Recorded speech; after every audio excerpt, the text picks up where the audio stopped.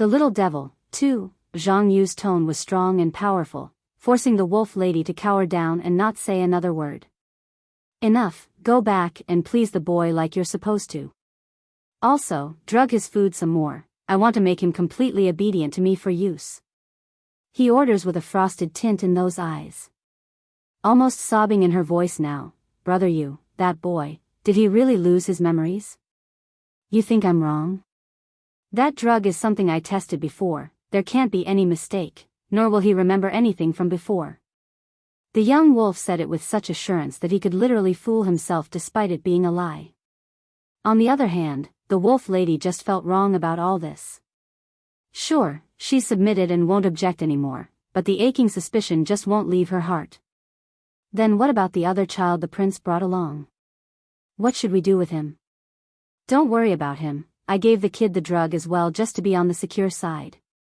He's not going to a hindrance. This left Cece rather puzzled, but why don't we just kill him then, why bother making him only have amnesia? Snickering deviously, did you not see the leopard kid's talent?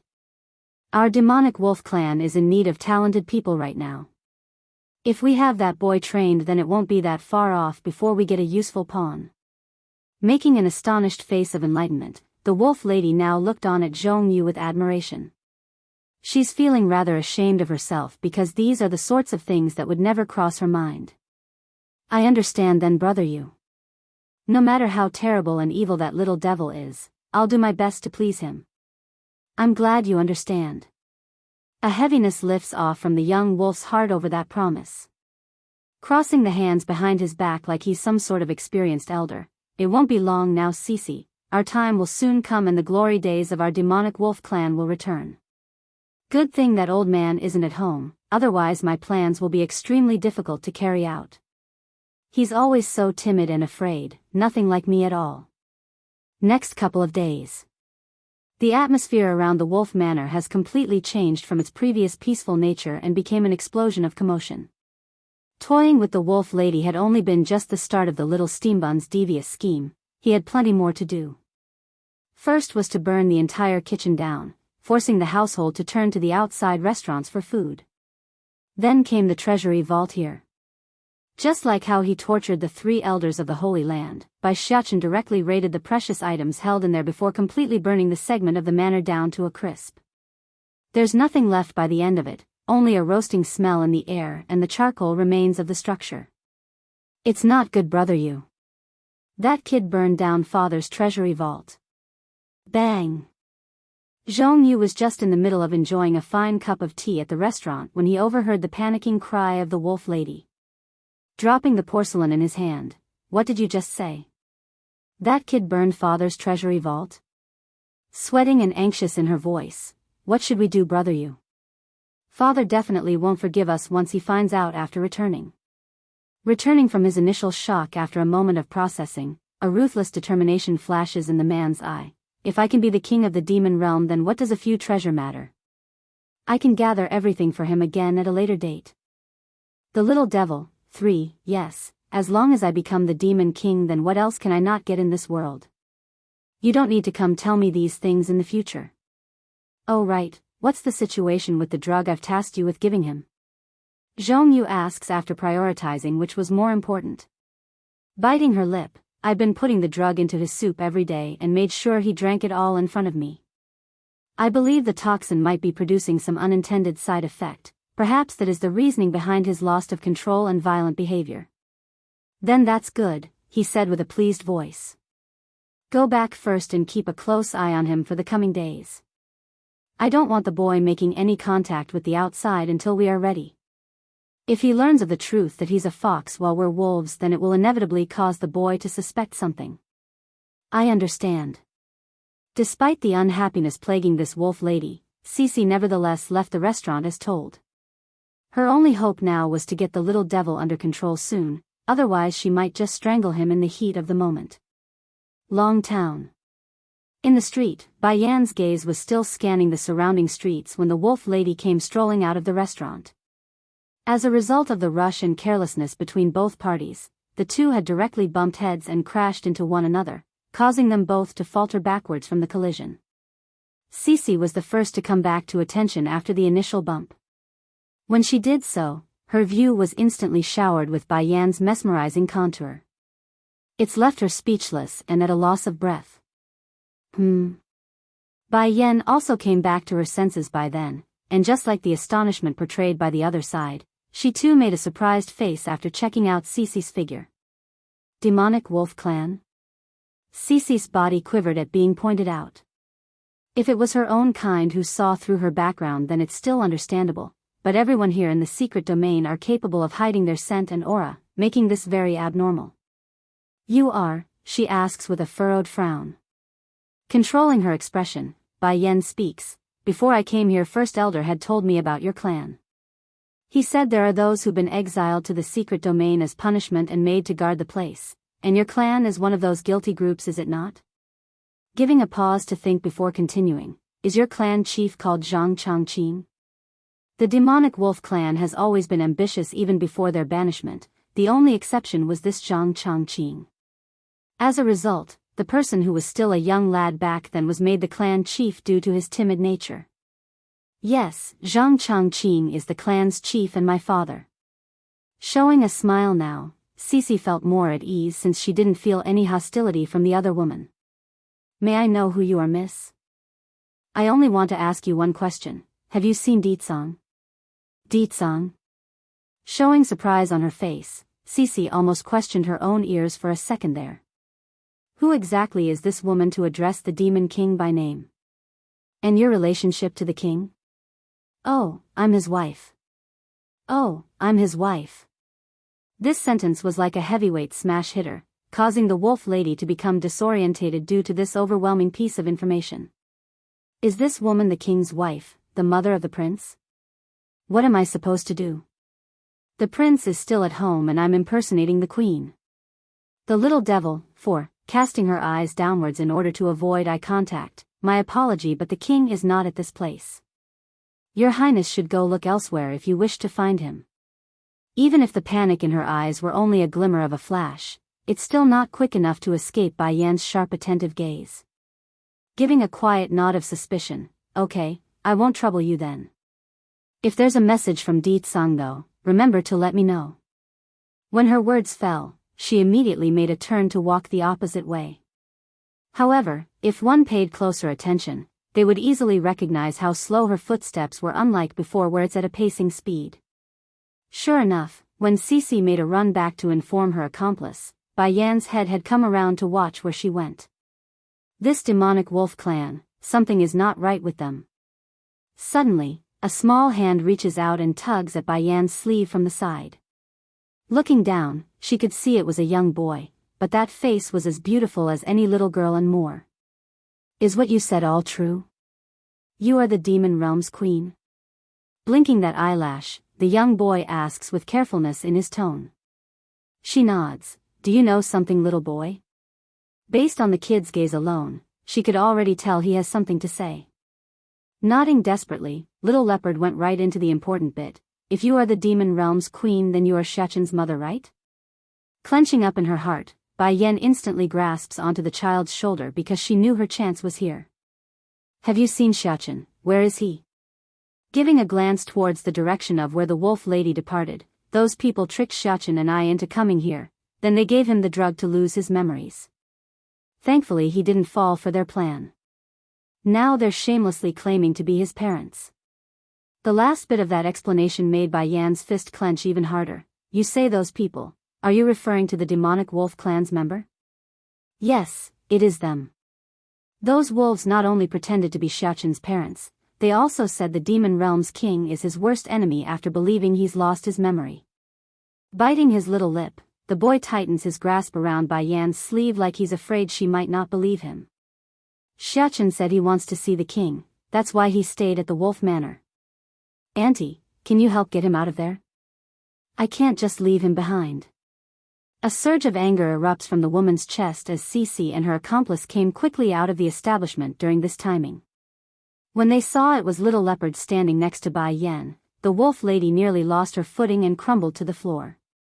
Zhang Yu didn't do so well either, but unlike the lady, he's more composed and hurried to drag the leopard boy back to his side before making a greeting. Your Highness has traveled far today, please forgive this boy's lack of manners. He's my son's playmate, so he might have done something he didn't mean to. Allow me to bring him back for further education if he's offended you in any way. As much as Bai Yan would love to tear these two scheming wolves apart right then and there, she nevertheless suppressed her inner anger to take the safe route. I disagree there. I find this boy very much to my liking, in fact. Zhang Yu was truly startled by that answer. First giving the teary boy in his hand a stare, then he furrowed his brow into a frown of confusion. This boy also lost his memory because of the drug, there's no way he could have anything to the Demon Queen. Perhaps it's really just that, they're compatible. Bai Yan's fury, 1. Since your Highness likes it, then I'll take him to visit you in person on another date. He hasn't completely taken control of that brat yet, so it's imperative that he not allow the two to meet. Flickering a meaningful light in the eyes over how the man was trying to hide the leopard boy away. No need, I am getting tired anyways, so why don't I come to your home for a visit, how about that? Dramatically changing in his complexion over that suggestion, Zhong Yu nearly gasped from the huge breath he took in. Queen, my father is not home right now, you coming? That doesn't seem to be right. Why don't we wait until he returns to receive you? Just give him a few more days and he would be able to completely control that little brat. By then not even this the king would be able to do anything, let alone this human woman. And if, narrowing her eyes in, a frosty curve forms around Bai Yan's lip, I must come? All white in the face, Zhang Yu gnashes his teeth and stands firm. Queen, I respect you because of your position. Do you really think the demon realm is controlled by you? Nothing but a human. Do you think your status will be there if it wasn't for the fact that you gave birth to the prince? Due to the demonic wolf clan's inability to leave this secret domain, their members have no way of knowing the true circumstances regarding the outside world, nor do they know of Di Tsang's edict from before. So you're implying that you're not allowing me to enter the wolf manor? Bai Yan sneered as she approached the two wolves with that dangerous figure of hers. Under that pressuring aura, Zhang Yu instinctively cowered and stepped back as well to keep distance.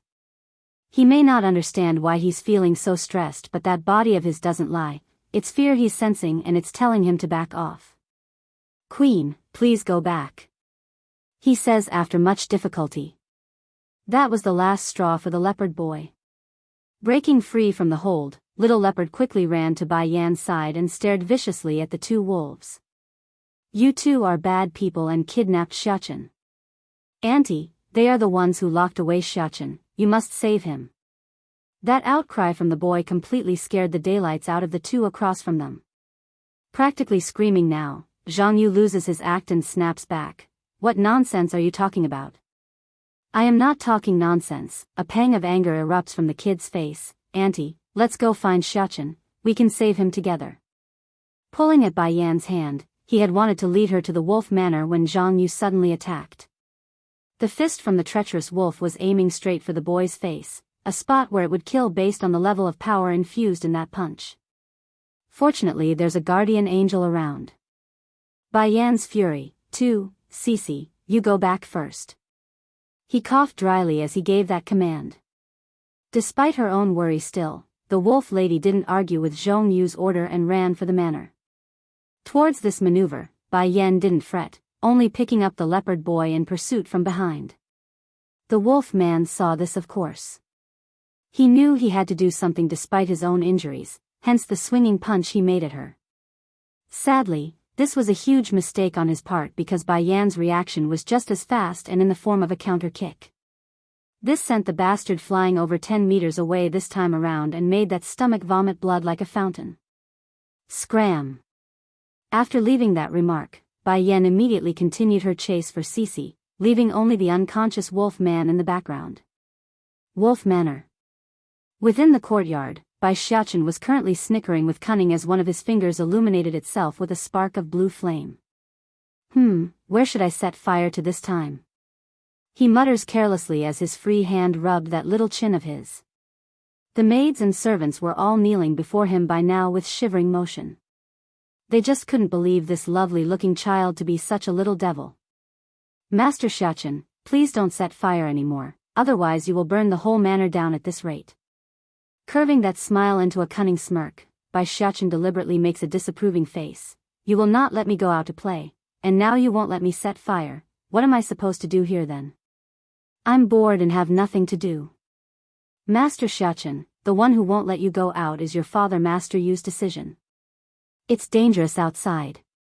If we let you run around, then those people who injured you will inevitably find you again.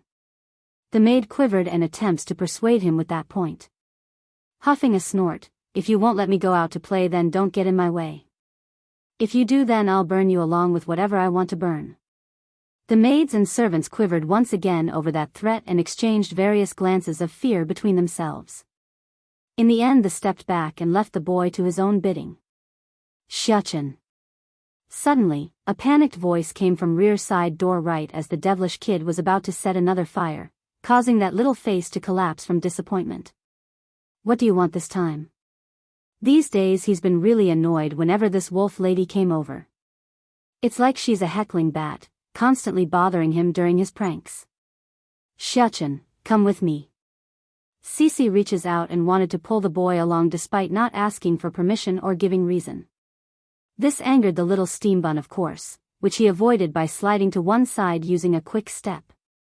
Normally the lady would question why the supposed amnesia kid would react this way, but time was urgent and she didn't have time to dwell on the matter. Not knowing what to do, Cici did what came to mind and tried again to no avail. Listen to me, Xiachen, those people who harmed you is coming. We must go into hiding to keep you safe. Now hurry and come with me. I am your mother, so I won't hurt you. She explains with panic showing all over that urgent face. Now that news wasn't bad at all. In fact, it made Xiachen light up with Li in the eyes, for he knew what's coming. Is Baddie father here? Pretending to be puzzled, you said those people harmed me, but there's no hatred between me and them, so why would they hurt me? Stumped by the logic, Cici began to ramble on the only idea that could sprout from that airhead brain of hers. That's because they found you cute and cuddly. They wanted to steal you away from me and your father, but we refused. How can we abandon you, Xiachen? That's when they got furious and attacked. They wanted to destroy you because they couldn't have you. Bai Yan's fury, 3, is it? Bai Xiachen's eyes were full of laughter after hearing that defensive excuse, but it didn't even compare to the beaming face he showed after catching a glimpse of that lovely red figure slowly descending from the air. Mother. Likely due to not being aware of the person that has landed behind herself, Cici actually believed the little rascal was calling out to herself and became warmed by the thought. It couldn't be helped, after this little devil came to their home things haven't been the same. It's downright chaotic and a mess. It looks like my efforts have paid off. This little guy now knows what's best for him and accepted me in his heart. Just when Cici was getting jubilant over that idea, Bai Xiachen had already shirked off her hands to run past towards the doorway. This left the wolf lady completely frozen there. Stiffly turning around with those fingers still hanging in the air, what came into her view was Bai Yan's gorgeous contour. Before either of the girls could say another word though, Bai Xiachen had already thrown himself into those arms. Mother, I miss you so much. How come you didn't come find me earlier? Is it because Baddie father won't let you come? Compared to his previous cunning appearance, the little steam bun was now portraying a pitiful and sad face, like he's been greatly wronged. It couldn't be helped. In the little guy's mind, it's always Di Tsang who's the bad person and the one trying to fight him for Bai Yan's attention. In retrospect, the doting mother here on the other hand was flabbergasted by the first comment coming out of her son's mouth. What did Di Tsang ever do to make our boy think like this? Am I not here now, sweetie? Tightly embracing the little guy, her face dons a warm smile. It's so nice having a son around. Back over at Cici's side, the wolf lady was frozen all over as an uncontrollable panic shook her entire existence due to the dismay growing from within. How can it be? Didn't he have amnesia? Why would this little thing remember his own mother? As reluctant as Bai Xiachen was about letting go, he did after a long hug. Turning around to face the deceitful witch, his lips had turned into a sarcastic snarl. Oh yeah, I forgot to tell you people. Mother's been feeding me various herbs and drugs since I was little, so I'm immune to most poison. The little drug you gave me have no effect. Faltering backwards over that bombshell of a truth, Cici kept shaking her head like this was some kind of lie. No, this can't be. Is he saying that everything is a lie? The amnesia is a lie? No. Why are you doing this, why? She finally understood why the kid's behavior was so abominably horrible. It's because it's all a act. Puckering his lip to one side like it's something obvious. Didn't you want to use me to deal with my batty father? If so, then why wouldn't I use you to my advantage? Instead of me going to look for him, it's easier to just sit around and wait. With her finger pointed at the rascal, Cece found her tongue tied there. She couldn't utter a word against him as tear and despair slowly filled those eyes. Son, be good and wait here for me. Leaning downward, Bai Yan gives her boy a peck on the forehead to seal the deal. Bai Yan's fury, under Bai Yan's oppressive and nerve-wracking stare, Cece instinctively cowered backwards and became too afraid to meet that gaze. Even worse, the lady had no more room to cower because there's a huge chunk of all behind her back. Exactly then, right as the wolf lady's lost on what to do, her eyes suddenly caught sight of the familiar contour. Brother, you, quickly save me, this boy has been faking it the entire time. What? Trembling in his already injured body, Zhongyu fell over backwards from the loss of balance. He's absolutely white right now as he stared at the little steam bun in incredulous and disbelief.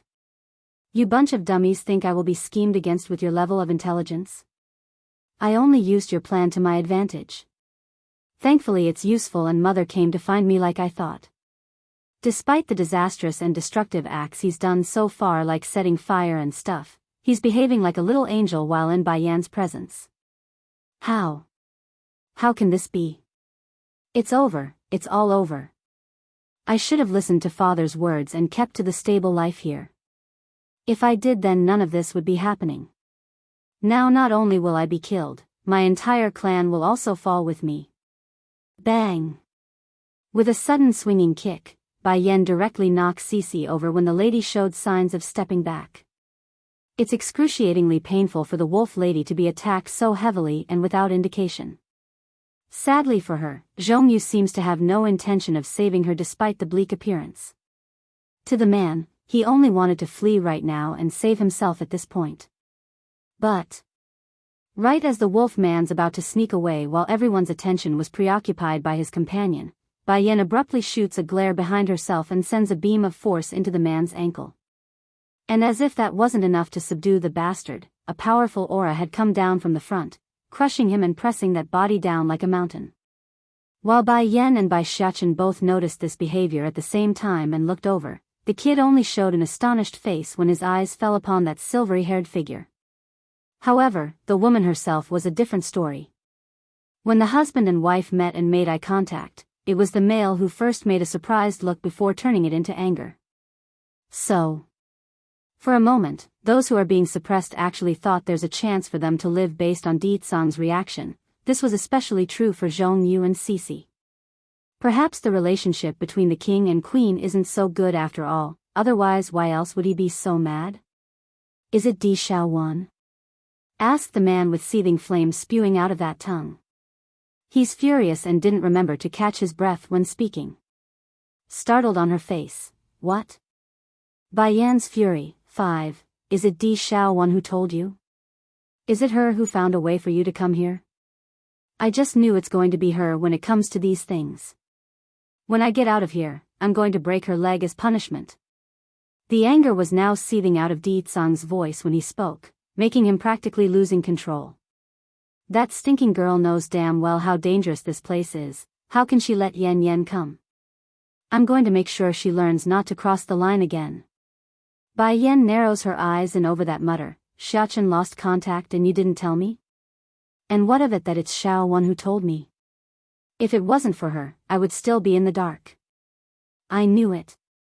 This time I will make sure to beat her till she learns. While the man grinds his teeth in frustration, Bai Yan only snickered a laugh at her husband's childish behavior and reached over to choke him by the collar. In this moment all of the demons and people were dumbfounded by what they saw. How noble is the king? He's someone who would beat the princess if he wants. How can this human woman be so daring to treat the king in this way? It couldn't be helped that they would be so shocked. These demons stationed inside the secret domain have never left their homes for a long time now. It's normal for them to lack the latest news regarding the relationship of this pair from the outside. Di Tsang. Bai Yan spoke with flair all over her face. Who did you say you were going to tie up and beat? By now Di Tsang's anger has mostly dissipated due to his wife's harsh voice. Then after some thought, he decides to answer honestly upon weighing the pros and cons of lying. Di Xiaowan. In response to that answer, Bai Yan only started to chuckle menacingly. It's nerve-wracking, making even Di Tsang feel uneasy. Yen, there's a lot of celestial rank people here in this secret domain. Out of worry for your safety, that's why I forbade Xiaowan from. You shut up. Bai Yan's yell instantly made the man shut up that lip. I'm going to ask you one last time. Who did you say you were going to hang up to beat? I only wanted to, but before he could finish that sentence with his sister's name, Bai Yan's expression had already turned dangerously dark, causing Di Tsang to change his wording right away. I want to hang myself to beat. Only then did Bai Yan smile and pat him on the shoulder. Now that's good. In front of you, I am always very good. May your hubby here know if you will reward me with a daughter?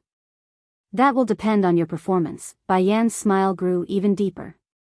Although she failed to keep the promise between her and the demon princess and allowed Di Tsang to know of the fact, but what's so hard about protecting that girl? I am always good. Do you want to see for yourself tonight, Yen? A rosy smile evokes out of the man's lip while his voice whispered into the woman's ear. Bai Yan's fury, 6, sweeping his eyes over to the wolf couple, Bai Shechen's mouth immediately puckered to one side like a little kid. These people lied to me and claimed to be my family. They also gave me some sort of drug that is supposed to make me lose my memories. If not for mother feeding me all sorts of medicine since I was little, they might have succeeded in their plot. Di Tsang's expression began to grow menacing and dark when listening to the whole story. It's not the same type of outcry he made when talking about the demon princess, rather it's the silent type that sends chills down anyone in the near vicinity. Naturally, the target of his ire was the wolf couple on the floor that's currently drenched in sweat due to the pressure they felt. Di Tsang, do you want to do the deed or should I do it myself? Bai Yan also chimes in with a menacing voice of her own just then. Of course I will handle these troublesome wolves. There's no need for you to deal with such small matters, Yen. The demon king glares down at the kneeling couple, his voice grim with the tone of a swinging bat at everyone's heart. The demonic wolf clan is wild with treasonous thoughts. Daring to threaten their prince is an unforgivable sin. From this day forward, I never want to see them around again. Yes, king. The demons that arrived with the man echoed their response like howling beasts, their voices loud and clear as it roared across the sky. Zhongyu became paralyzed through everything. He had wanted to seek his father for help after making his escape and abandoning his wife, but it seems even that little hope was now squashed. Yen, my subordinates will clean up this mess in our stead. Let's go home, shall we? Di Tsang suggests. Let's go home, shall we? Tightly holding her son's hand, Bai Yan finally reveals a laxed smile after coming to this domain. All right, let's go home. Mother, wait, Bai Shechen suddenly pushes the woman's hand away and ran over to the leopard boy's side. With a bright smile, little leopard, you come with us as well. The shy kid bit his own lip like he's uncertain, nevertheless he eventually spoke with carefulness in his voice. Can I? Yes, you can. There are many demons living in the demon realm, and no one will dare to hurt you there. I also have a cute little sister I want to introduce you. The little steam bun kept holding onto his friend's hand when he said all that. He's sincere and showed not a hint of lie on his outer appearance. Okay, little leopard finally nods. I want to leave with you. Ecstatic now in his mood, Bai Shechen drags his friend over to Bai Yan's location and began to sparkle in his big blue eyes. Mother, little leopard is a good friend I met while staying in this secret domain. I got injured and it was he who helped me. Can we take him away with us? Ruffling her boy's hair over how cute he's acting, Bai Yan just couldn't resist a chuckle. Of course, as long as you are happy, my son. That's great. Hugging the woman's leg after getting the approval. Mother, I miss you so much during these days. Let's not separate again. Okay, we won't separate again. How could Bai Yan not miss her boy during this period? If not to exercise and help improve this little fella's ability, this doting mother would have long came on her own. Meanwhile, to one side, Di Tsang was currently stretching his face downwards from displeasure. Why do I feel like I'm only an extra whenever this little rascal is around? Yen, I see your mental condition is not very good. Let me take you back so you can rest first, okay?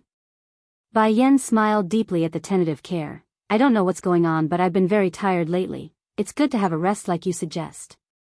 Bai Yan's fury, 7. Even if she's a celestial rank cultivator, Bai Yan still requires rest like any ordinary person if they're tired. Sure, going for several months as a practitioner wasn't a big deal if they absorbed the natural energy in the air, but that would only alleviate the body's hunger and fatigue for an undetermined period of time. In the end, everything in existence requires rest no matter their strength or power. It's been like that for a while already. Nervously grabbing his wife's hand, Di Tsang's expression was filled with unease. Are you sick? Do you want me to check your pulse for a checkup? Bai Yan couldn't take it anymore and bursts out a chuckle at that frantic appearance. Are you silly or something? Us cultivators are physically strong and would rarely get sick. Ever since I broke through to the king rank several years ago, I have never gotten sick again. Just like how she doesn't need to eat, any virus or bacteria would be incinerated as soon as they come into contact with Bai Yan's body. Hence the reason why ordinary folks would say cultivators look like gods because of the halo glow coming out of their pores.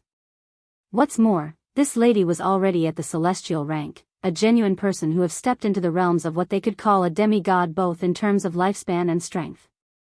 But, out of consideration for Di Tsang's worried heart, she nevertheless sighed and began to examine her own pulse. Next second later, her face froze like she's seen a ghost. What's wrong? Finding the increasingly tenseness in the air, the Demon King gulped and asked again like he couldn't control his own tongue. He's trembling and downright fearful of what the final answer would be. Please, Yen, are you okay? You must tell me if you are sick. Inhaling deeply, Bai Yan took a moment to gather her composure after closing those eyes. Then with a trembling voice of her own, I'm pregnant. Yes, during the recent days, she's been incapable of focusing entirely like how she used to in the past. Whether it be making a breakthrough, or refining the Dan pills back at the Holy Land, everything was done with a sense of reluctance due to her mood. Bai Yan assumed it was due to the fatigue, of course. She did run around a lot recently. What she didn't expect though was this news of herself being pregnant. To be clear, it's not that this woman was being careless about her own health. During the first pregnancy when she carried Bai Xiachen in her tummy, Bai Yan would always feel stuffy and with a loss of appetite. Now this time there's none of that, so of course she wouldn't think in that direction. What did you just say? Di Tsang didn't move, only standing there like a statue while his expression produced all sorts of colors like a rainbow. Ecstatic? Excitement? Disbelief? Regardless of what his emotions were over this explosive news, the Demon King only knew one thing, and that was he's going to be a father again. He couldn't be around during his wife's first pregnancy, but now he has a chance to make it for it. Bai Yan suddenly pats her own forehead with an upset face. I'm already 3 months into my pregnancy. If I match it up with the timing, it should be our first night together. Thank goodness I was able to withstand the lightning strikes when I made a breakthrough several days ago, otherwise this child would have been hurt. If she had known about her own pregnancy, then this lady would have made preparations ahead of time so the baby doesn't get affected. While the soon-to-be mother of a second child felt annoyed at her own carelessness, the father in this case only stood there with a goofy grin on that face. It's quite apparent this man still hasn't come back to his senses. Mother, it's then Bai Xiachen pokes his little head over. Am I going to have a little sister? Bai Yan knocks the boy's head with her knuckle. And how do you know it's going to be a sister? I've told you before already. I had a dream, mother. I dreamt about my little sister. Although I didn't get a good look, but I'm certain it's my sister, a lovely and sensible sister. She's going to be the most beautiful little princess in the world. Bai Yan's fury, 8, in Bai Xiachen's mind, his sister would naturally be the best. Even if he exhausted all the adjectives in the vocabulary, it would be far from sufficient to depict his sister's excellence. Yen yen. Not letting the mother and child to continue, Di Tsang suddenly exclaims after coming back to reality and firmly pulled his wife into his arms. Nearly trembling in his voice due to the overwhelming joy, "This is the best gift you could give me. From now on and into the future, me and our son will do everything to keep our daughter and you from any danger. We won't let any harm come your way." Like a good little supporter, the little steambun hurriedly nod in agreement. "I am a man now, I will protect mother and my little sister. I won't let anyone harm you." Raising a hand to rub her still flat belly, Baiyan's heart naturally melted away due to this pair of important males in her life. Back when she first gave birth to Xiachen, she was alone and up in the mountains with no one to help her during labor. At the time, she vowed to protect the newborn life no matter the circumstances, but now. Perhaps it's because of Di Tsang's presence, or her boy's promise, but she never felt so happy due to the strange feeling tingling inside. What's the phrase? She's not alone anymore? Yes. She's no longer alone. She has a family that would go through hardship and share in the happy moments with her. Congratulations, sire, congratulations to the future princess. Di Tsang's followers all kneeled again, their heads showing joy as well at the future baby that would come into this world. For the sake of our daughter, the attack on the celestial realm will need to be pushed forward. I will definitely give you and our daughter a peaceful world to live in, the proud man vows. I believe you. She believes in him, and believes that day wouldn't be too far off. Spirit Realm. Within a luxurious manner, Spirit Lord He Fei Xiang was currently staring down at a group of men whose strength are comparable to those of the celestial rank. However, the aura they gave off were somewhat unstable and odd in comparison to the real deal. Everyone, I'm sure you've all heard about my son's death at the hands of those animals in the human world not long ago. You're all gathered here today because I want to make an announcement. I've gotten word from a reliable source that Demon King Di Tsang is currently not inside the demon realm. Curving those lips into a dark menacing grin, without their king, those animals are not a threat. As for that demon princess, the girl only knows how to play and wouldn't be able to stand up against us, so. Narrowing his eyes in now, his voice grew cold and frosty. I've made my decision. Everyone is to follow me to attack the human world. I must get my hands on that miracle. By then, I won't even need the secret method in my possession to produce these fake celestial rank cultivators. Afterwards, that whatever demon king will fall like all the rest. Your subordinates will follow and obey. The crowd complied by making that answer like a booming speaker. Good. Chuckling like a snake, we will head out at the next light. I want the human world to be turned upside down. This time he won't just take the miracle, he's also going to get revenge for his boy that died out there. Regardless of those people being involved or not, it doesn't matter to this spirit lord, they are all going to die. Yes, my lord. Pleased by the loud response, He Fei Xiang didn't say more and turned for the room behind himself. However, unbeknownst to this arrogant man, a certain lady has been eavesdropping on the entire gathering event. It's Lu Qinyu, the spy sent by Bai Yan. Right now this lady of the spirit realm was looking terribly pale because this information must be passed on immediately. Once she figured no one was paying attention, the woman promptly made a run for the outside. Bai Yan's fury, 9, Elder June. Lu Qinyu cries out to her trusted follower as soon as she's made it to her residence. There's sweat pouring out of her forehead as she spoke. Things are not good. Miss, what's going on? Getting up from his chair, Elder June appears puzzled by the frantic appearance of the lady.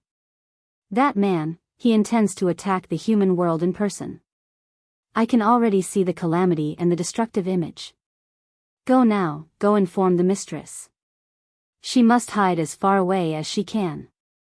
Father's strength has reached the middle level of the celestial rank, so no one is his enemy now. If he really is set on a person, then there's no escape. The most urgent task is to let Bai Yan find refuge in the demon realm, only there will she have a chance. I understand then, milady, I will make a trip to the human world right away. Elder June didn't delay and began to walk towards the main exiting passage. However, right as the senior finished opening the door, he was shocked to find 2 guards already standing outside blocking his path. "Elder June, miss, we've been ordered by the Spirit Lord that none is allowed to go outside. Please return to your residence." "No one is allowed to go outside?" Getting cold in her tone, Lu Qingyu lashes out by raising her voice, outrageous. "I'm sending Elder June out to buy me some goods for me, why are you not allowing him to go outside?" "Miss, this is the Spirit Lord's order, please forgive us." Despite the guard taking to the knee when explaining, the tone they gave was neither humble nor respectful. Now she's starting to sweat due to the panic she felt. Grinding her teeth in frustration, "I said it already, I'm only sending him out to buy me some goods, he will be back very soon. Now move aside and make way." Sadly, the mildly veiled threat in the lady's voice didn't make these 2 guards budge and remained like a mountain. It's no secret that Fei Xiang had recently given this lady great commanding power, but the Spirit Lord remains to be the head of this realm. The man's order comes first before everyone else, including the man's own children. "Miss." Seeing how Lu Qingyu's about to lose control on the suppressed anger, Elder June knew he must intervene. Pulling at her arm, he spoke just loud enough so the 2 men could hear. "It's only a small thing, we can buy it later anyways." That done, he immediately gave a signaling wink indicating they should move out of sight before further discussing the issue. It's definitely a smart move by the senior. If they had forced the matter and demanded to leave, then it would surely arouse the suspicion of the Spirit Lord. By then, not only would it not help the problem, it would only draw unwanted attention. "Fine," huffing a long breath, the lady turns without looking back, "We're going back inside." While the 2 occupants left of their own volition and didn't show any indication worthy of suspicion, the 2 guards still gave a distrustful stare in that direction. Then with a wave, they called for a 3rd person to come over and muttered something secretive into the newcomer's ear before running off again. Back inside her room again, Lu Qingyu paces back and forth. "What should we do now, Elder June? If something happens to the mistress, then no one can help us." At the beginning she was still unwilling to submit due to her own proud nature, but now, she has long understood the only one that could help in her mission of taking down that man was none other than Bai Yan. Bai Yan's fury, 10, what's more, Lu Qingyu's voice stalled for a moment, "If she dies, we won't be able to live either." After returning to the spirit realm, this lady had more than once tried to remove the poison in her own system. Sadly, regardless of her effort, she couldn't lift it. This also proves that their life was now firmly tied to Bai Yan as a person. If she lives, they live, if she dies, they die. This won't do. I must save her. "Miss, we'll try to leave the spirit realm again during the night. However, if we leave this time, then we won't be able to come back again." The senior sighs over their own future. It's exactly as Elder June claims. If they leave now, then it's indicative of their crime, meaning they would become wanted throughout the spirit realm. Returning would be a death sentence. Lu Qinyu didn't speak as her body quivered so slightly at the thought. She's contemplating what to do right now, for the final decision lies with herself. Undeniably, the lady doesn't hold much affection for this spirit realm and would love to see it perish. However, this place, there are too many memories of her and her mother together. Elder June, a bittersweet smile comes out, but what choice do we have other than that? If mother was alive, then I'm sure she would also hope for me to leave this wretched place. To be free and to be not bound by the restraints provided by this forsaken realm. Closing her eyes, a pang of pain surfaces from the girl's appearance. "Miss," the senior's expression also showed pain after hearing that. "Do you want to visit the madam again?" Shaking her head, "No, that will only arouse the man's suspicion even further. We will leave tonight as you suggested." Raising her head, she then looks upward to the open blue sky. "Maybe this will be the last time I see this picture again." Night time. Dressed in a clad of black, Lu Qinyu and her accomplice were silently running through the courtyard until they reached the exit again like this morning. Giving Elder June a signal, they swiftly came behind and attacked, removing the 2 guards without any sound or struggle. However, right as the 2 issued a breath of relief at their own success to remove the obstacle, countless torches instantly lit up around them, surrounding the pair and cornering them to the spot. Lu Qinyu froze over in that moment. Stiffly turning her head around, the picture of Hu Feixiang immediately came into view. Father. Trembling in her voice, there's white all over that face as the sweat soaked the lady's dark clothing. My good daughter, where are you going when it's this late? Asked the spirit lord in a calm manner. Twitching nervously in the corner of her mouth, I noticed a jade hairpin the other day and didn't bring enough money. Then when I sent Elder June to go get it for me this morning, these guards forbade us from leaving, that's why I won't sneak out tonight to buy it. Are you going to buy a hairpin or to go give those humans word of our invasion? He Feixiang sneered and approached his daughter with dangerous air. I've been thinking about it ever since the last assault. Do we have a traitor among our mix? But you know, our spirit realm isn't a place where ordinary people can leave and go as they please. That leaves you as the main suspect. Cackling now like an evil overlord, you know why I called a meeting out in the open today? It's to set you up. I wanted to see if you will really fall for the bait I set. Elder June's death. 1. He Feixiang stopped coming closer. Instead he now made a disappointed look on his face. Whether or not it's genuine was another story though. Oh, how I wish none of this is real. Your brother and sister were both killed by those demons, now you are my only daughter. What are you not satisfied with? In the future this spirit realm will be yours, yet you would betray me for those inferior insects? The more he spoke, the gloomier his mood became until it's hit rock bottom. The man won't deny he's been giving this daughter of his the cold shoulder over the years and neglected the girl's mother during the final moment, but he's never hit or scolded the girl at all. What reason does she have to hate him as so? It just didn't make any sense to this spirit lord. By this point Lu Qingyu had already recovered from her initial stiff appearance. Instead of panicking or begging for mercy, this spy only showed a bleak smile of pain when she snapped back. And did you forget how my mother died? It was because of you. She was killed by you. Do you think she would have fallen into depression and died from a broken heart if it hadn't been for your heartless cruelty? Eventually tears began to swell out of the lady's eye and trickle down that flushed face. Even in death you still won't see her. And me, you won't even allow me to take on your surname after I was alone. I hated you for what sort of cruelty you've shown me and my mother. Is it because my mother got that incurable disease and became ugly? Is that it? Because she's not beautiful anymore that you would abandon her and me?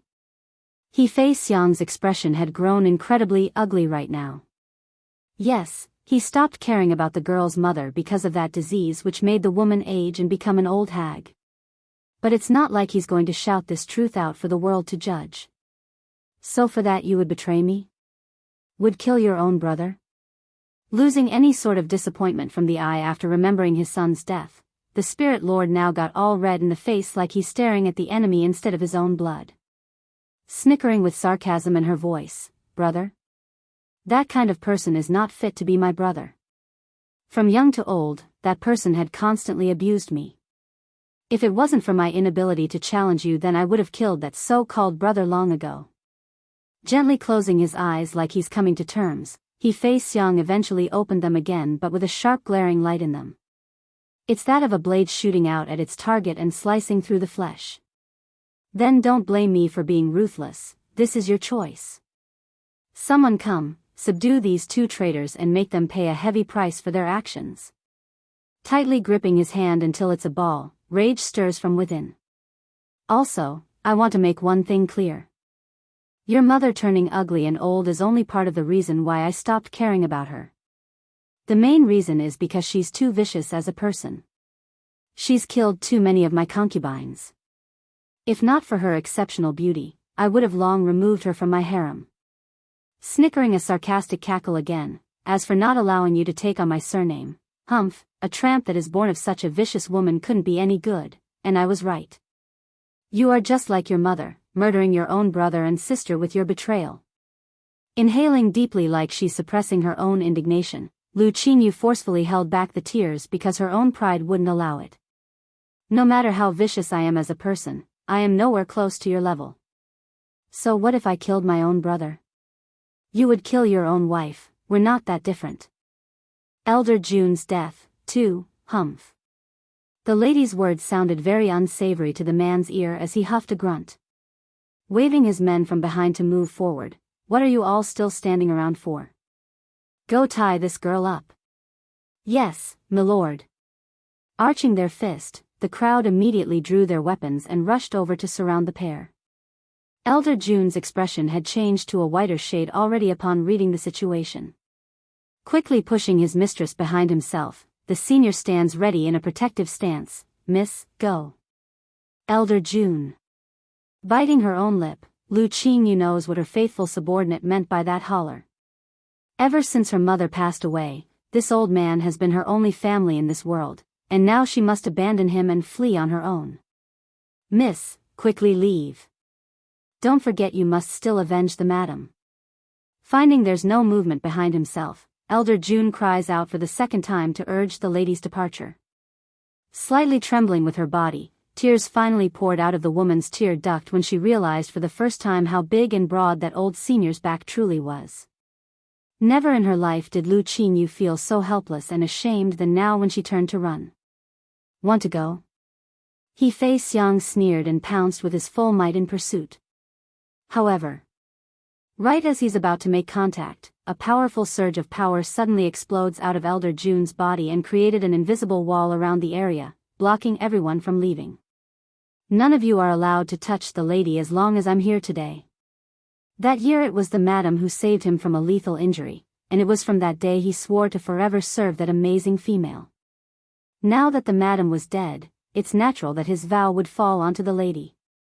Regardless of his own fate, he must uphold his own oath and protect the madam's blood.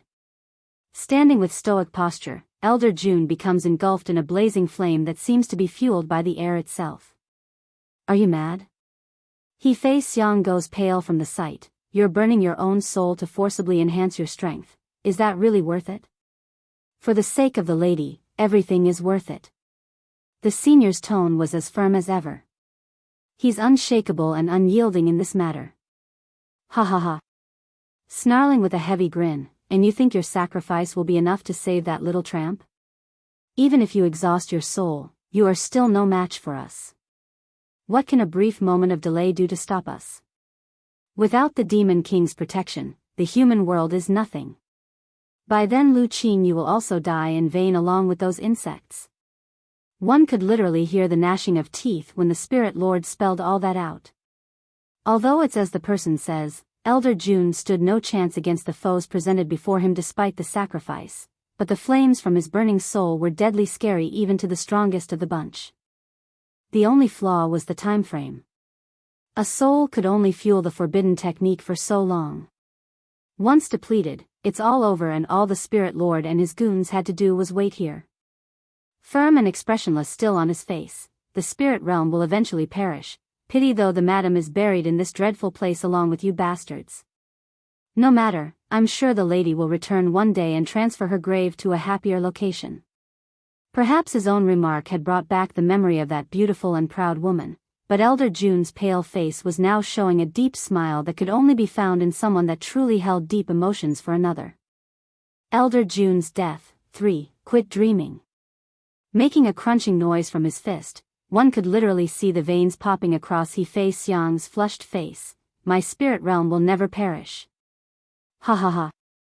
Breaking out into hysterical laughter, Elder June's madness reverberates across the darkness as the tears slowly trickle down his cheek. The reasoning? It's because the old man could already see the person whom he longed for all these years. It's his former mistress. She's beckoning him to cross over to the other side with that smile. A clear sign his life has come to an end. Sadly, before this faithful follower could reach out with his old hand to grasp onto that illusionary shadow, it was too late. Right before those fingers could make contact, his body began to disintegrate and wash away by the bristling breeze of this cold night. Before anyone knew, his entire existence was gone. It's as if he never existed in this world. Back over at Lu Qingyu's side, the lady was still the middle of fleeing through the thick forest when her heart felt something snap and made her stop on the spot.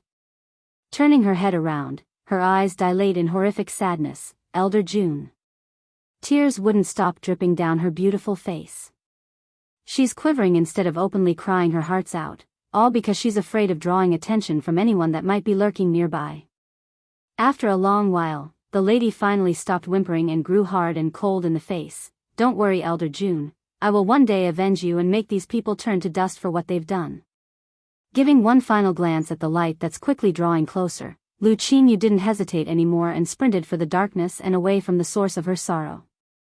Moments after the girl fled, several celestial rank masters promptly landed on the spot, their gaze sharp as they scanned the area. If we're not wrong, the mist should have fled in this direction. The Lord's order, her ladyship must be exterminated on sight. Despite her will and effort, it didn't take long for Lu Qingyu to notice the powerful auras that's rapidly closing in on herself.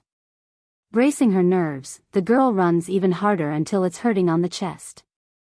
"I'm almost there, just a little bit more and I will be at the border of the demon realm. I will be saved once I get there." Finally, the sight of the huge gates signaling her salvation was in sight. Flashing a joyous look, the lady decides for who knows whatever reason to turn around again to take another peek behind her back. That's when her soul felt like it's been ripped out of her flesh. The reasoning? It's because the pursuers are now firmly right at her back and only needed several more leaps to overtake herself. The shock of discovering how close her pursuers are definitely affecting the lady here. Right before contact, Baiyan's dainty fingers had clamped down at that fist, causing the torrent of energy to disperse and left Zhang Yu flabbergasted at the suddenly dispersal. The wolf man looks up in shock. Isn't she a human? Human beings are weak, how can she? Zhang Yu tried several more times to muster up his powers then, but it's to no avail. He's been firmly locked away by Baiyan's control. And then, boom! In an explosion of force, Baiyan directly sends a punch of her own as retaliation to the wolf man. This resulted in Zhang Yu shooting outwards like a soccer ball until he lands on the passing crowd. Though he didn't suffer any major damage from the fall, but the punch definitely left a heavy dent in his chest. Cece on the other hand was now gasping from the side. She's horrified by what she saw and didn't know what to do. Elder June's death, for Lu Qingyu was on her last leg at this point. She still hasn't managed to make those people pay the price, nor has she been able to avenge Elder June's death yet, so how could she die here? Bang! Striking preemptively, she didn't want to die here today. Sadly, before the lady's fist could connect with the old man's chest that was coming at herself, the person had caught the strike mid-flight. Then almost immediately, a soft palm taps against her own belly and sent Lu Qingyu flying several meters back away.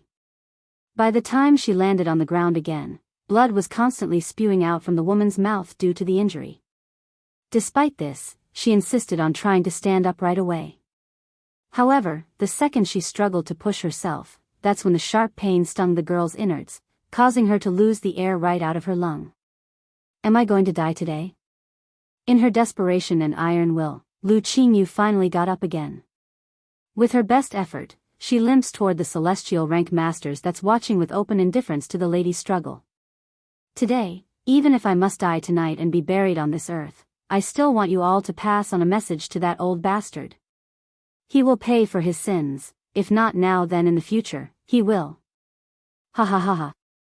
He will pay for his own sins. When crying out the last part of her sentence, the lady had already fallen into a maddening laugh that could raise a person's hair. It's very eerie and creepy. Once she was done with her antics, Lu Qingyu did not intend to run anymore and made a sarcastic smile on that bleak face in anticipation for the oncoming attack. Against this behavior, the pursuers didn't say much, only exchanging a glance among themselves before releasing a glow of green around their fists. They know very well what this girl could do or what she couldn't do. If they so much as slapped her with their current strength, it's still more than enough to kill her on the spot at this point. Who is so bold to fight at the demon realm's gate?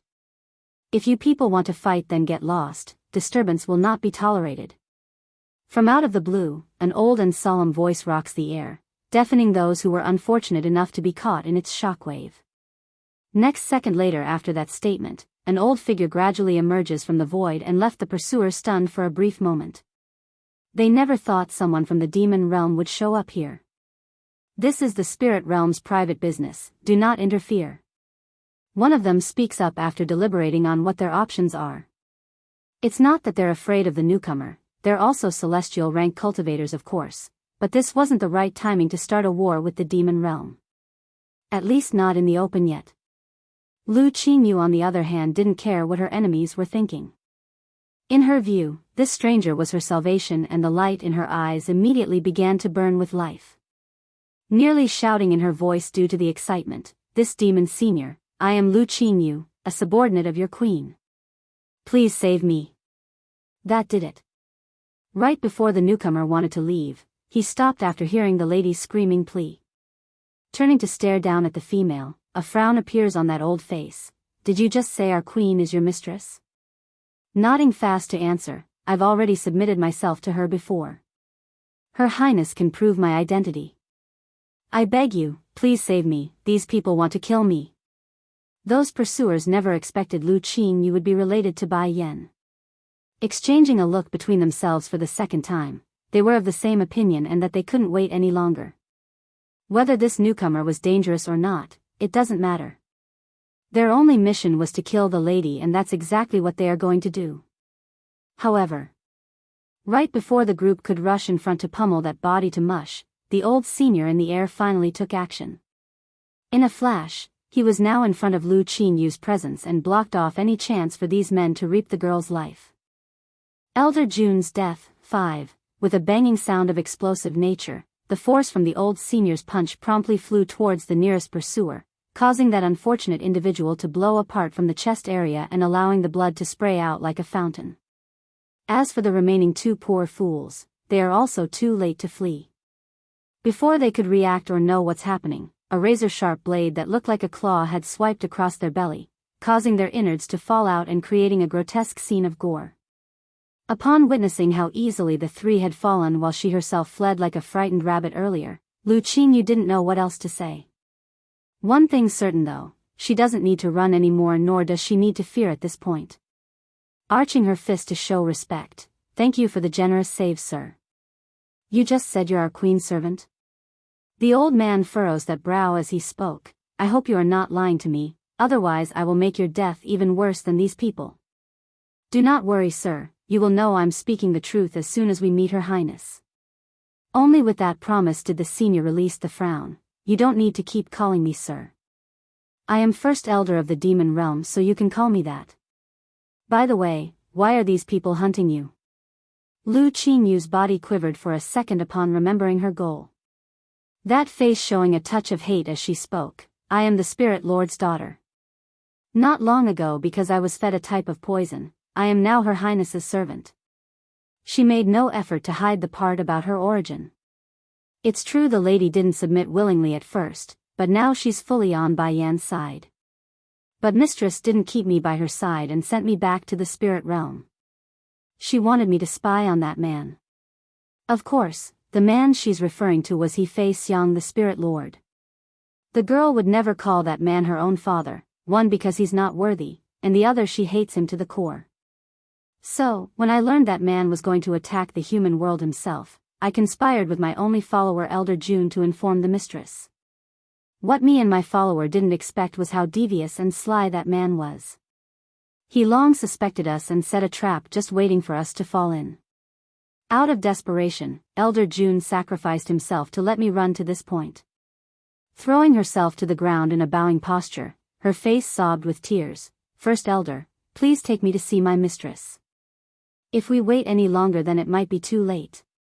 Raising the girl from the floor with his own hands, First Elder didn't rush and explain the issue here. "Her Highness is not here in the demon realm, nor is she in the human world, so you won't be able to see her for now. But you can follow me back to the palace and wait for the queen."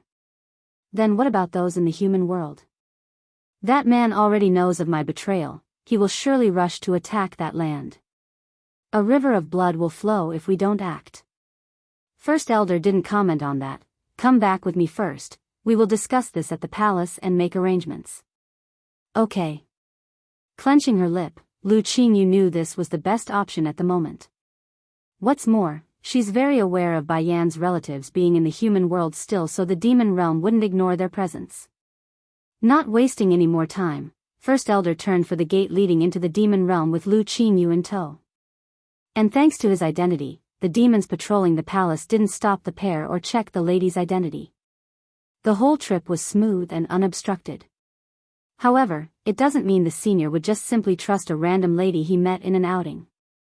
Right after he left the girl to her own bidding in the room he arranged for her, First Elder immediately called for a palace guard and muttered something into the other person's ear. Keep a close eye on her.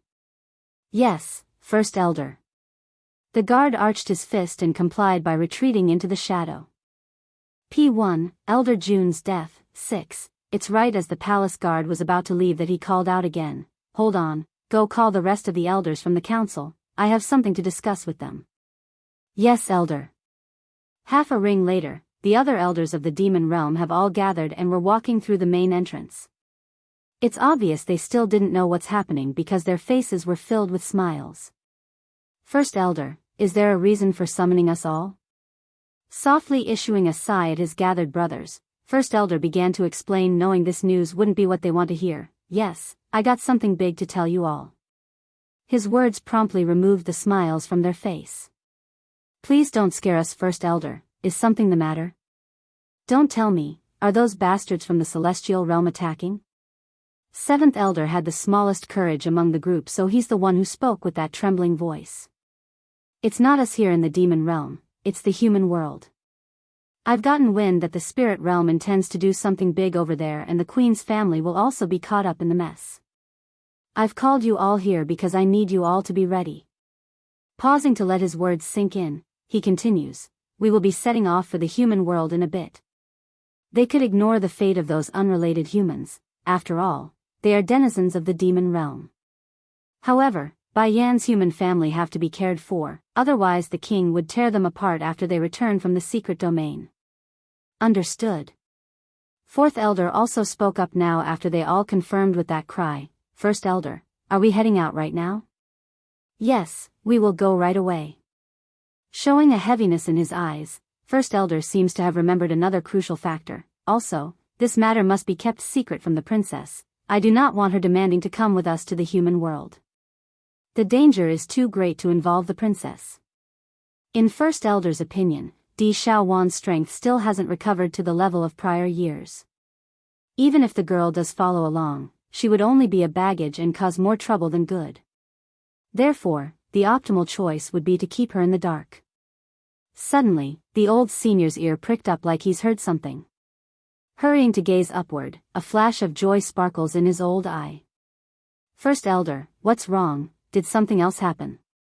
The gathered crowd did not understand the change in their brother's mood and asked in haste. The entrance to the secret domain is open again, His Majesty is likely back. In this demon realm, the only ones capable of opening the domain other than himself would be Ditsang and State Teacher. Since the entrance was being opened from the other side, it could only mean one thing. That's great, His Majesty is back. The rest of the elders also raised a smile on their faces.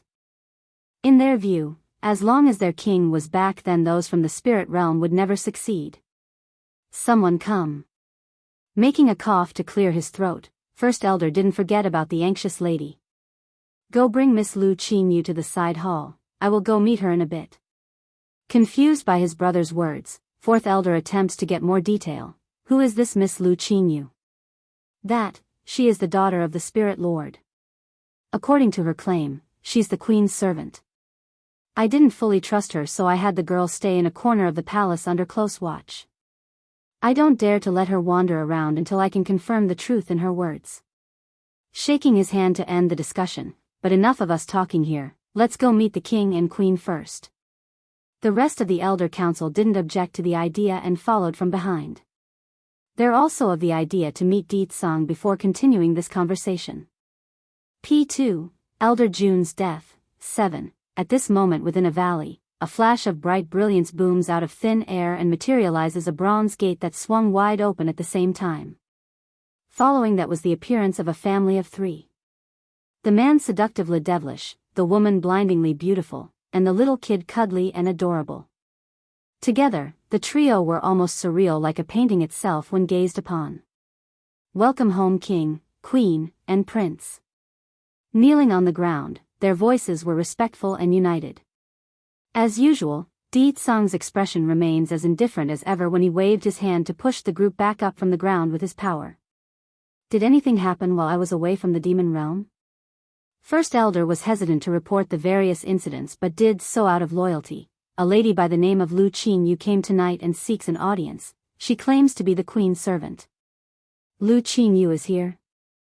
Bai Yan sounded surprised and startled by the news. Did something happen in the spirit realm? Go, bring me to her. Yes, queen. Now that he's confirmed the two ladies' connection, First Elder's last bit of unease finally dissipated. He's afraid of bringing a spy or assassin into the fold. If anything happens to the king or queen, then it would be him who's the cause. He would become a sinner. While Bai Yan and Di Tsong headed out to conduct their business, Bai Xiachen and his little friend was left behind to do their own thing for now. Don't worry, little leopard, there's nothing to be afraid here.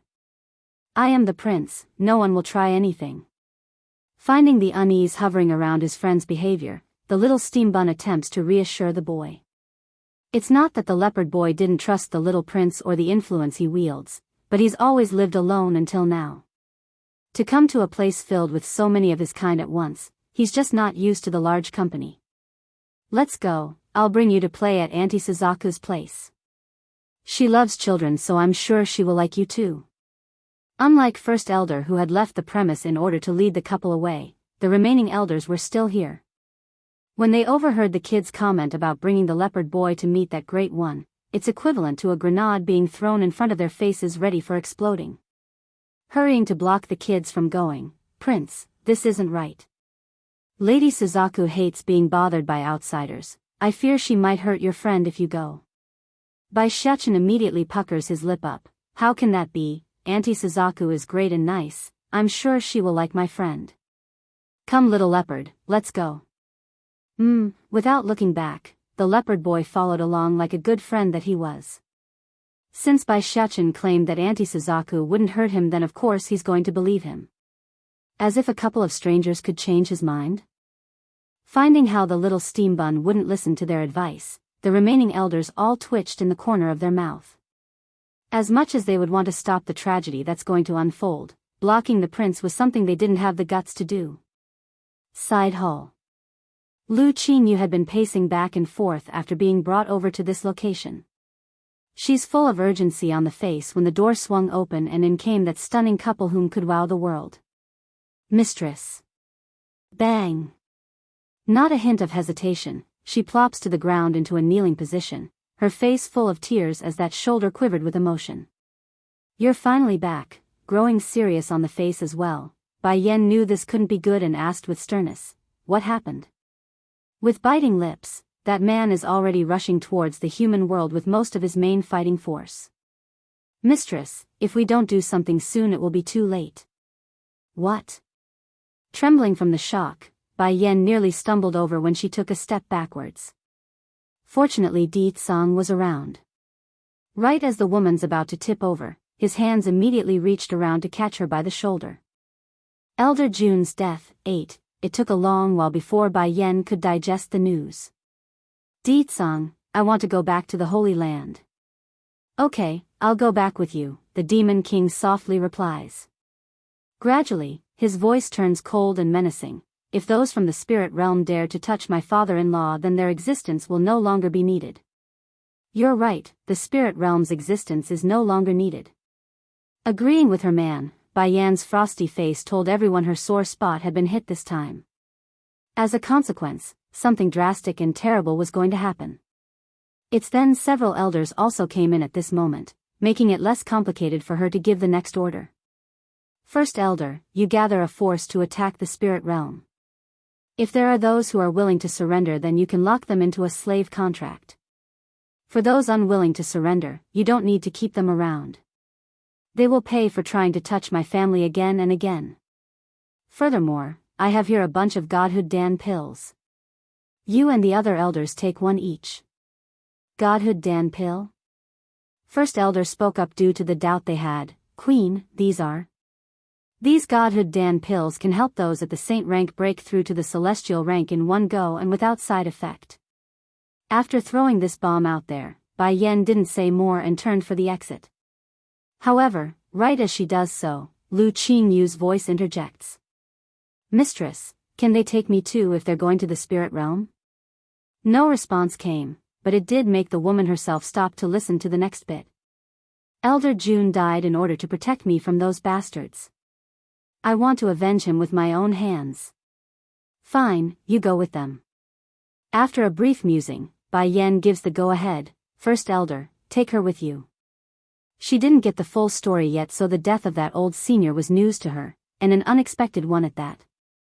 It's true they had been in a dispute when their connection started, but Bai Yan didn't hold any bad feelings for that old man. And undeniably, Bai Yan holds a certain level of responsibility for Elder June's death since they only ran for it in order to bring news of the attack. Di-tsang, let's go. After dropping this sentence, Bai Yan completely removes herself from the side hall. Ever since Bai Yan left the human world to rescue her own boy, the Holy Land has been at peace for a while now. Even so, the occupants here didn't relax. Their emotions were still tense, fearing who knows when the people from the spirit realm would attack again. Sure enough, on this bright sunny day, a dragon flying through the sky had shattered this calm with his outcry. Not good. Not good. Those people from the spirit realm are coming again. Everyone hide. Just like the huge fella, the rest of the demons patrolling the Holy Land's grounds promptly broke through the main gateway and scrambled to find a hiding spot. They didn't want to die in vain. How many of them came this time? Lord Chu Ran goes white as well when inquiring for more detail. It's estimated to be about 20 or so. 20 or so? Then that's good. The number isn't too large, we still have a chance to handle this. But, the dragon remains worried, those people are very strong, stronger than the last batch of celestial rank cultivators. What? Chu Ran shuddered from that. What do you mean by that? The 20 or so are all celestial rank cultivators? Elder June's death, 9. The dragon nodded while his tone remains unsure. How can we resist with that many celestial rank cultivators? Even if there are Sir Little Rice and Lady Tsing-yi here, we still wouldn't be able to fend off that many. Lord Chu Ran remained silent for a while. Turning to Bai Chang Feng of the medicine sect and the rest, he finally spoke. Since we are all at the celestial rank now, we must shoulder the responsibility. Later when the enemies come, let us go confront them until Bai Yan's return. Maybe we will still have a chance at salvation if that lass comes back. Okay. Bai Chang Feng then turns to the crowd behind himself after giving that confirmation. You all wait here, no matter what happens next, do not come out. After throwing that order down, he left for where the Holy Lord stood without any regret in his behavior. Against this picture, Little Rice could only shake his head in acceptance. Tsing-yi, get on my back, we will also go stop those people. The dragoness didn't object to the idea. In a smooth flip, she was now up on the tiger's back and off they went like the wind itself. Meanwhile over at the main gateway, the two doorkeepers were still standing in their post. Despite the shivering appearance, they didn't leave. One for a sense of duty, the other being Lord Chu Ran still hasn't given them permission.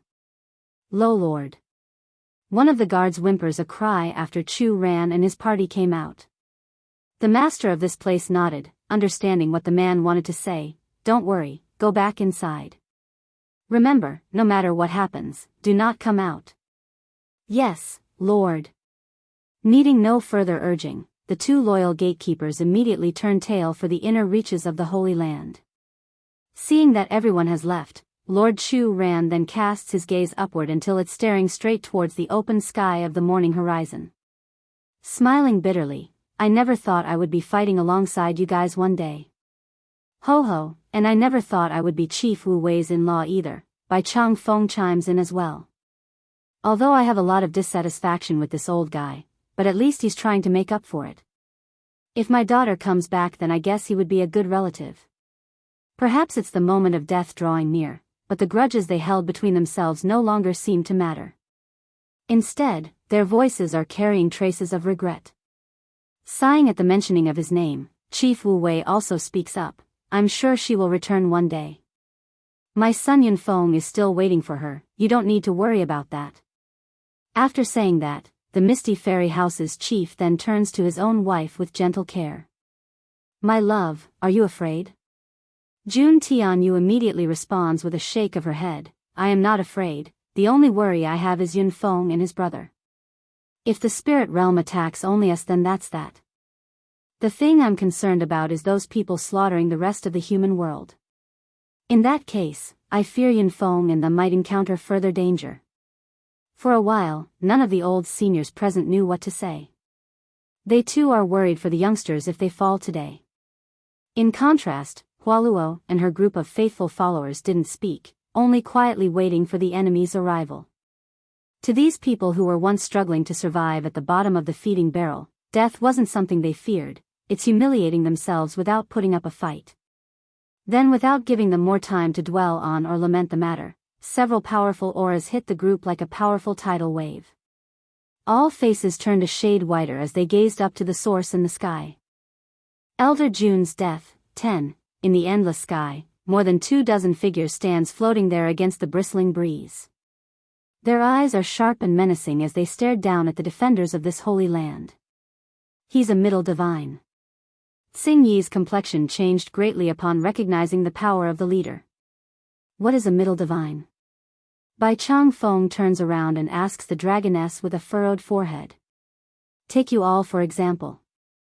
Since you only recently broke into the celestial rank, you would be considered bottom divine. Then there are the middle divine, high divine, demi-divine lords, and true celestials afterwards in that order. Bai Chang Feng and his peers were all stunned by this news. They did not expect there to be so many variations within a single rank which was non-existent in the previous levels prior. Furthermore, how are they supposed to fight someone that's a whole tier higher than themselves? So it's you insects down there who killed my boy? He Fei Xiang glares down at the group below on the ground, his eyes slowly narrowing into a sharp slit that could shoot daggers if he tried. Little Rice was the first to step forward. I am the one who killed your son, what about it? That bastard dared to cross my mistress and her family, he deserves to die. Boom! Exploding with power, He Fei Xiang completely releases his aura to press down at the tiger. As a result of this feat, Little Rice nearly crumbled into the dirt due to the mountainous pressure. Despite his bones being nearly crushed and making a creaking sound, the stubborn tiger didn't relent and forcefully pushed himself back up through gritted teeth. Little Rice. Going white from this, Xing Yi exclaims and hurried over to her companion's side to help support him. Then with fierceness in her own eyes, glares right back up to the Spirit Lord in retaliation. Humph. He Fei Xiang huffs a grunt upon seeing the resistance. What wrong did my son do? You insects took his life and is still unrepenting, now I will make you all pay for his death. But surprisingly enough, having this many celestial rank cultivators gathered in one place did catch the Spirit Lord off guard. Now it made sense on why his son would perish during the first assault. It looks like I really did underestimate these people. If I had known there are so many variables involved, I never would have sent him along. Your son killed so many innocent people, and he wanted to slaughter the entire continent of its occupants. You're telling me that's not wrong?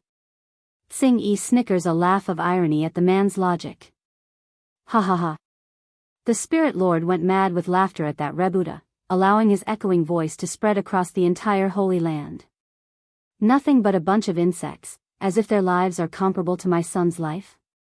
He came at my order, he did no wrong. On the contrary, you bunch here are unforgivable. How dare they compare my boy's value to themselves? He's hundreds if not thousands of times more important. Spirit Lord, one of the old elderly attackers spoke up then, I get the sense that they're trying to stall for time. We shouldn't waste any more effort with their nonsense, so let's just kill them. He Fei Xiang nods with indifference at the idea, his bloodshot eyes sweeping through the group beneath. Today this world will know my wrath. I will use the blood of all your lives to honor my son. Lord Shu Ran of the Holy Land knew a battle was inevitable at this point. Taking a deep breath, he draws his long sword and charged for the group of attackers that's also moving for his position after they got permission to begin. Chu Yifeng's return, 1, foolish pig. He Fei Xiang didn't even need to move while up in the air. While he snickered a laugh, a huge shockwave suddenly explodes out of his body and smacks right into Lord Chu Ran's chest, sending the other fella falling right back down to the dirt. Chu Ran. Bai Chang Feng and the others exclaimed with great fright at this scene. The poor man was puking blood like a fountain and they feared he might die at any second. Thankfully the group still had the healing pills Bai Yen left for them and that stabilized Chu Ran's condition after taking one. Not going to bother with the fool who dared to challenge his might, He Fei Xiang returns his gaze over to the tiger. This white tiger killed my son, he will be the first to suffer. As for the rest of you here, I will personally deal with you all afterwards. Wiping the blood from the mouth, Lord Chu Ran forces his own aching body up to put up a stand. Even if we all die together today, someone will eventually come avenge us. When that happens, I will have nothing to complain, ha ha ha. Besides, your son's death is inseparably related to me. Said the Holy Lord with a sarcastic tone, if you have the ability then come kill me first, I have never cowered before anyone. The provocation infuriated the Spirit Lord and definitely irked the man's ego. Did you not say you're going to avenge your son? Come on, I'm right here. If you got the ability then come kill me. Chu Ran. Going white in the face, Bai Chang Feng hurries to pull at his peer's arm. Whispering, have you gone crazy? This is not the time to be getting rash and running out on your own. Furthermore, what's with the provocation, you don't want to live or something? Chu Ran smiled bitterly in response, last time my holy land got lucky and the reinforcements from the demon realm came in time, but it's obvious we won't have such luck today. It's as the Holy Lord says. The last time they only managed to bide for time due to the island's barrier. Without that option available, what other choice do they have besides hard resistance? Sure enough, the medicine lord releases his grip around the man's arm and made a bittersweet smile of his own. To Bai Chang Feng, he's experienced many dangers over his long lifetime, but to be taken down like this was just sad for him. Turning back up to the old man in the air, Chu Ran continues to make his stand. Come then, I can bear anything you can throw. To this lord and master of the Holy Land, he's never feared death. However, if he had anything to say he couldn't let go, it would be his two children. Closing those eyes to reminiscent Chu Yifeng and Chu Yi's face in his mind, the man immediately shoots them back open with absolute determination. Ho ho. The Spirit Lord bit the bait as expected. Snickering with anger, you want to die? Fine, I will oblige your request in full. Boom. In an instant, the man's body transformed into a gushing storm as he swooped downwards for Chu Ran's head. However, despite the Holy Lord not moving and having his eyes closed to anticipate the oncoming punches, nothing came. Seconds later. Finding it to be quite off, Chu Ran slowly opened his eyes again to an unbelievable scene. Chu Yifeng's return, too, despite having only that back facing himself, Chu Ran could still immediately recognize who that pristinely white figure was. Yifeng, he's back. The new entry didn't respond to the name, only staring up to the foe using those frosty eyes that could slice a person if they crossed his path. Bang! Giving a slight shove of force, He Fei Xiang was promptly repelled backwards by several meters in length due to the act. Who are you? The Spirit Lord asks with shock apparent all over that face. This land still has people who can resist my attack. Chu Yifeng. His answer was bland and indifferent, just like someone believing it's a waste of energy to even respond. Chu Yifeng. He is Chu Yifeng. Chief Wu Wei nearly popped his eyes out over that name. He's lived his life out inside the isolated misty fairy house, so it's no surprise that this chief never seen the young man before. So this man in white is that very young man? I've heard he's a real talented person, but isn't this a little too much for mere talent? I don't care who you are, anyone who crosses me today must die. There's fire spewing out of the Spirit Lord's eyes right now when he made another swing at Chu Yifeng's body. Sadly for him though, it was a mistake because the attack did not connect. Instead his punch was firmly caught by the young man's own hands. I don't care who you are either, those who trespass onto the Holy Land dies. Following every word from the young man's mouth, He Fei Xiang would feel increasingly more uncomfortable, like blood's going to gurgle out of his throat. Next thing the spirit lord knew was a sudden sharp rise in the gripping pressure around his own fist. Clack. That's the sound of bone breaking, and it was his. Little Rice didn't miss this at all and sparkled with deviousness. Young lord, these assholes are here to steal my mistress's miracle. They want to hurt my mistress. Boom. A huge surge instantly seeped out of Chu Yifeng's body, causing his whole existence to become dangerously cold. You people are here for Yenner? This time He Fei Xiang couldn't hide the panic that's come to grip his heart. The reasoning? It's because this spirit lord could tell for certainty this new individual was at least in the middle divine tier or higher. Speak, are you here for Yenner? Chu Yifeng reiterates his question, that tone freezing even to the coldest of terrains.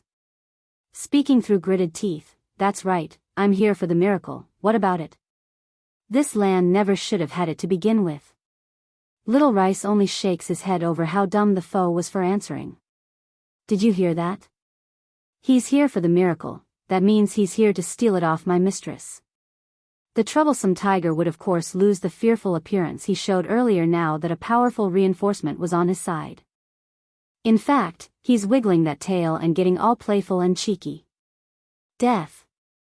One punch, that's all it took for Chu Yifeng to blast the spirit lord right back out. The other celestial rank cultivators from the spirit realm naturally wanted to attack after seeing their lord being injured, but Little Rice already expected as such and blocked the men from joining in with his massive size. At the same time, Tsing Yi and the others also began to move because... well, truth was these people aren't all that much stronger than the last batch of attackers if He Fei Xiang didn't stand at the forefront. It's quite plausible to come out on top at this rate with Chu Yifeng suppressing the spirit lord. Chu Yifeng's return, 3. Chu Yifeng's arrival has completely turned the tide in the Holy Land's favor. Staring down at the old ignorant man below himself, the young man's eyes were full of killing intent as he brandished his long sword for use. I will make sure you regret ever going after her, now die. With a cry, he stabs the blade straight into the spirit lord's right eye, causing the foe to let out an excruciating scream of agony. Chu Ren almost cried out as well to the side after watching his son's outburst. He's very sour right now, this stinking boy only knows how to chase after a girl's skirt. What about his old man here? I am the father. I should be the first order of concern. At the same time over at the outskirts of the Holy Land, Bai Yan and Bai Xiaochen was hurrying over to the epicenter when they overheard the sharp screeching cry of the spirit lord. It's painful and eerie to even their ears from afar. Startled at first, Bai Yan immediately turned to her own husband that's tailing her but, Di Tsang, take me over there right now, I need to go. Okay. Without objection, Di Tsang immediately whisks his wife and son away and flew off in a flash of red light. When they eventually arrived due to the incredible speed produced by the Demon King, the scene that came into view completely left the woman stunned on the feet. Godfather. Breaking free from his mother's arm, Bai Xiaochen throws his tiny little body at the handsome man wearing the white silky robe. Due to the heat of the moment from the fighting, Chu Yifeng's sword had wanted to slash down again at the unexpected entry. However, the familiarity of that cuddly voice promptly stopped the act mid-track and allowed the kid to throw himself into his stomach. Godfather, I miss you so very much. Hugging that thigh, the little steam bun had stars shining in his eyes when staring up to the man's still unreadable face.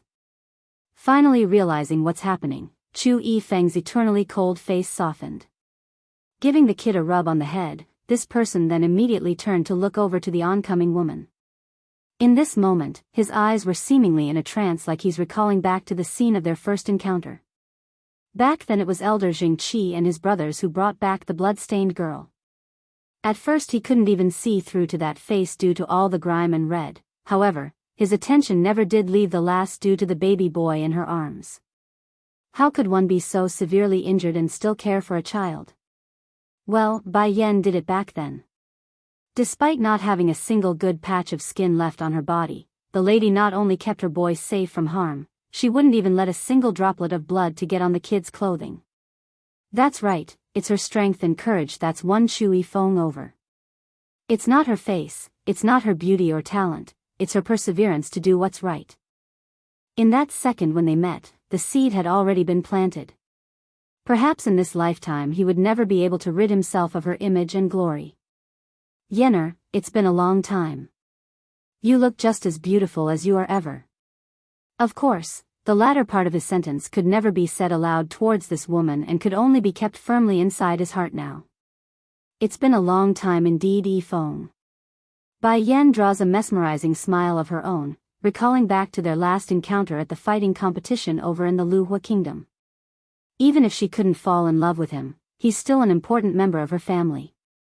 That fact won't change no matter what. Has he been good to you? After musing over his response, Chu Yifeng still ends up throwing this nonsensical word out there.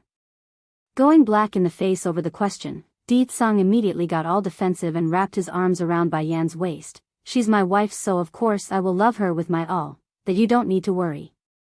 Chu Yifeng's return, as if he's unable to hear the Demon King's words, Chu Yifeng's focus remains entirely on Bai Yan's body. To him, it's as if the world doesn't exist and only this woman does. Not minding the extra attention, Bai Yan knew she must first appease Di Tsang's hand before turning back to the kind man. Smiling on the face, Yifeng, you don't need to worry about me, he's been very good so far. Also, I'm pregnant with another child again. The news instantly made Chu Yifeng's hand tightly grasp into a ball. This should have been a joyous occasion, but to him, this only felt like a hand was ruthlessly ripping at his heart and causing excruciating pain. But in order to not make the woman in front of himself worry, his handsome and pristine face only showed a gentle smile. Then I am happy for you. In this life, I only want you to live well, and that's all I want. Hearing this from the sideline, Lord Chu Ran could only sigh at the pair's relationship. He's a father, so of course he would want his son to have happiness. Sadly, love mustn't be forced, and he knows that much. What a shame this is. Yenner, what did you just say? You're pregnant again? Bai Changfeng apparently forgot the situation they're all in and stepped out to ask, his voice trembling with excitement. It wouldn't be that you are deceiving us old guys, right? Bai Yan chuckled at her grandfather's outburst.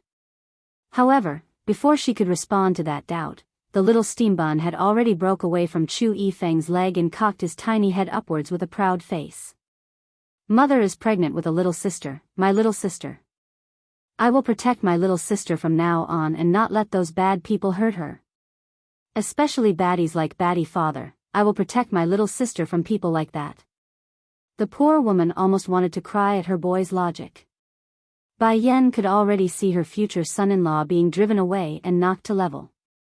An overbearing father-in-law, a brother-in-law with a little sister complex, who could handle such a relationship? In the end, the one to suffer would be her own daughter, the future baby that's going to come into this world. Lord Chu Ran, grandfathers, grandmother, and my Shifus, are any of you injured? Asked Bai Yan with an apologetic face for coming late. Bai Changfeng shakes his head at the inquiry. It's thanks to young Yifeng over there who came in time. Thanks to him, none of us is hurt. He didn't need to elaborate on what comes next because everyone knew the other outcome would only be negative. They really need to give thanks to the young man afterwards, they owe him their life. Eased by the confirmation, Bai Yan figured it's time she dealt with the one who caused all this. Smirking at the injured He Fei Xiang, so you're the spirit lord? The old man shuddered at being their focus. He Fei Xiang had already recognized Di Tsang's identity as soon as the Demon King made his appearance, so he didn't say nothing. Di Tsang, help me abolish his strength and then have someone send him back to the spirit realm. Bai Yan spells out her wish, leaving her grandfather and the rest confused as to what she intends to accomplish by doing so. Contrary to the confusion felt by the others, He Fei Xiang on the other hand only felt a ray of light shining down on his injured self that was missing an eye. Is this woman going to let me go? Bai Yan didn't explain though, despite all the looks coming her way. Making a lazy stretch, I am tired, so I'll go rest first. Xiachen, let's go. Okay. The little steambun didn't delay and hurried back to his mother's side, that face showing innocence and joy at being able to share a bed with Bai Yan again. As for the remaining celestial ranks here, grandfather, you and the rest can handle them. This is a good chance for you all to test your strength for consolidation.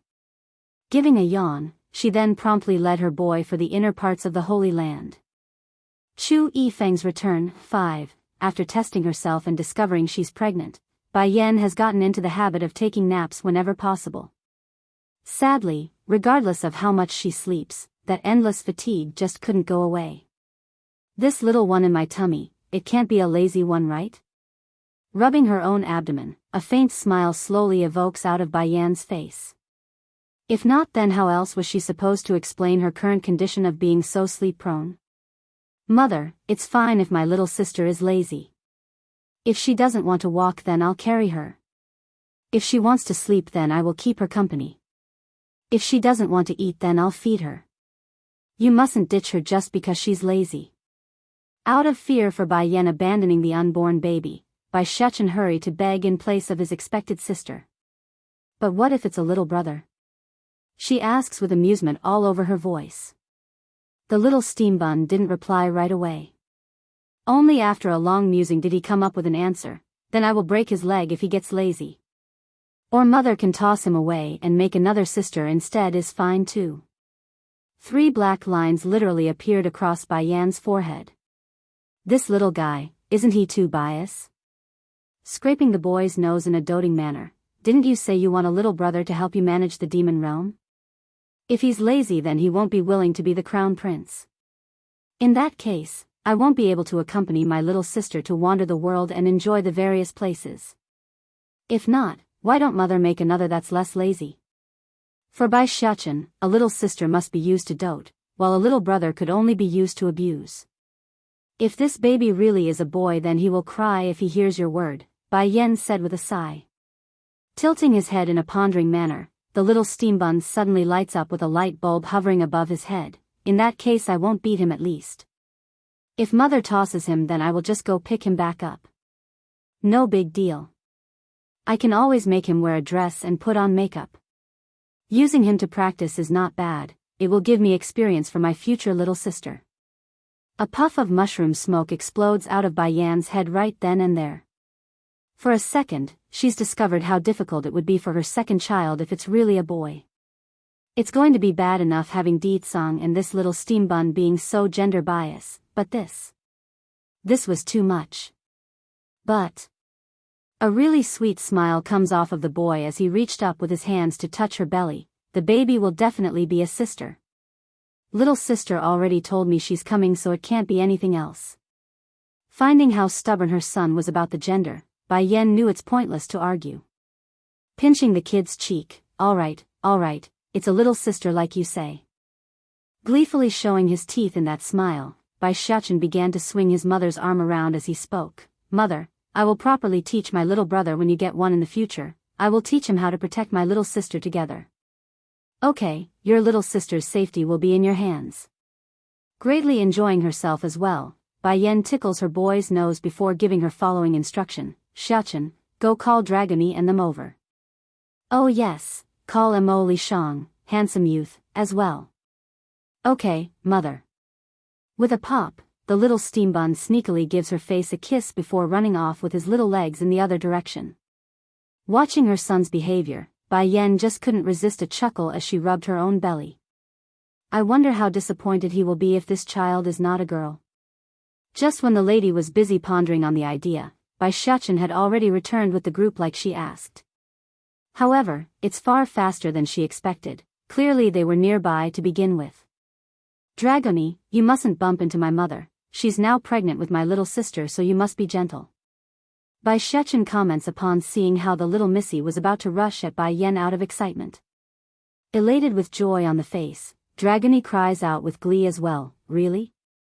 Mother, you really have a baby? Chu Yifeng's return. 6. That's my sister, not your sister, and this is my mother.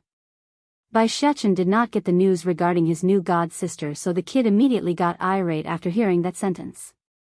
Shuchen, intervening since it's her fault for not bringing the topic up earlier, Bai Yan attempts to explain. Not long ago I had taken Dragony as my goddaughter, I just didn't have time to tell you. Originally the boy was still steaming on his cuddly face when he heard that. Turning from grumpy to surprise, a big, "oh," was what became the shape of the boy's mouth when he turned to apologize. "Dragony, I am sorry, I did not know mother took you in as her goddaughter. I was too impulsive, I'm sorry." "It's all right, I don't blame you." Dragony shakes her head with a broad smile of her own. "Dragony, Shan, I still have here a few Godhood Dan pills. Take them." Handing out the extra pills she reserved for the group. "As for the extras, Dragony, you can give them to the ones from the border city. Remember, only those at the saint rank can use them." Godhood Dan pill? Wuxiong and the other slaves behind the little missy were all showing incredulous looks on their faces. "Great lady, when I arrived here I found that there are many who are at the celestial rank. It can't be, is it because of these Godhood Dan pill?" Wuxiong nervously asks without blinking at all, afraid the act might turn this into an illusion or whatnot. Boom! Like a lightning baton, the news smacks everyone right in the face and left a huge imprint. It wasn't all that long ago this woman was being chased by them from the border city, and now she's able to produce celestial ranks at will? "Oh mistress, you mean, we are also included?"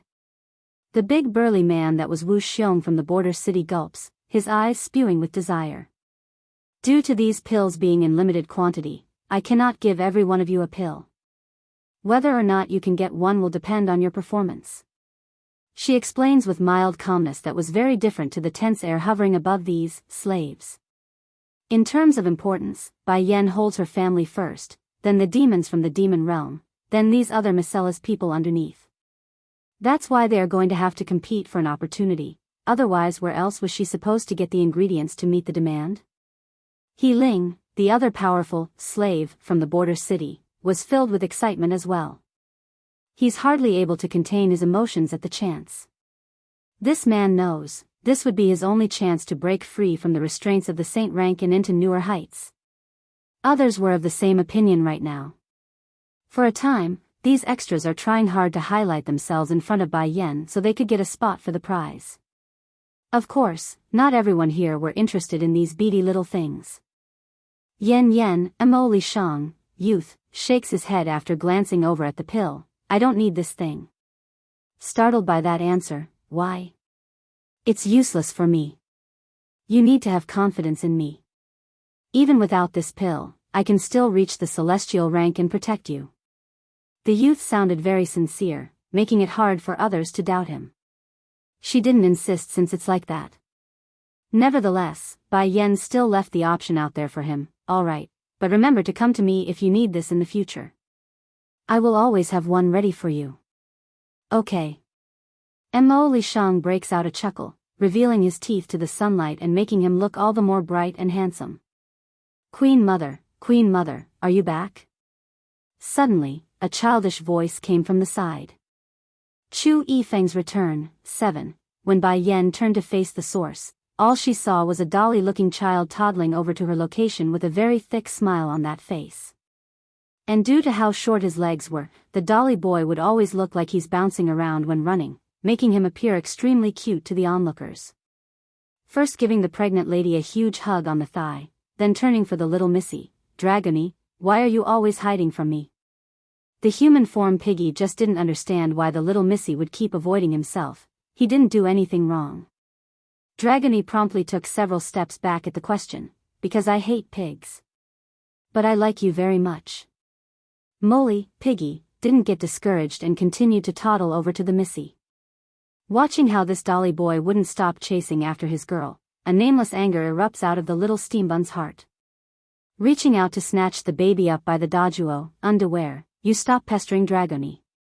Originally the dolly boy wanted to refute the request without a second thought, but the intimidating air coming off of the demon prince had caused him to give pause and shrink that head inwards. "He's so sad right now. But I want to be with Sister Dragony."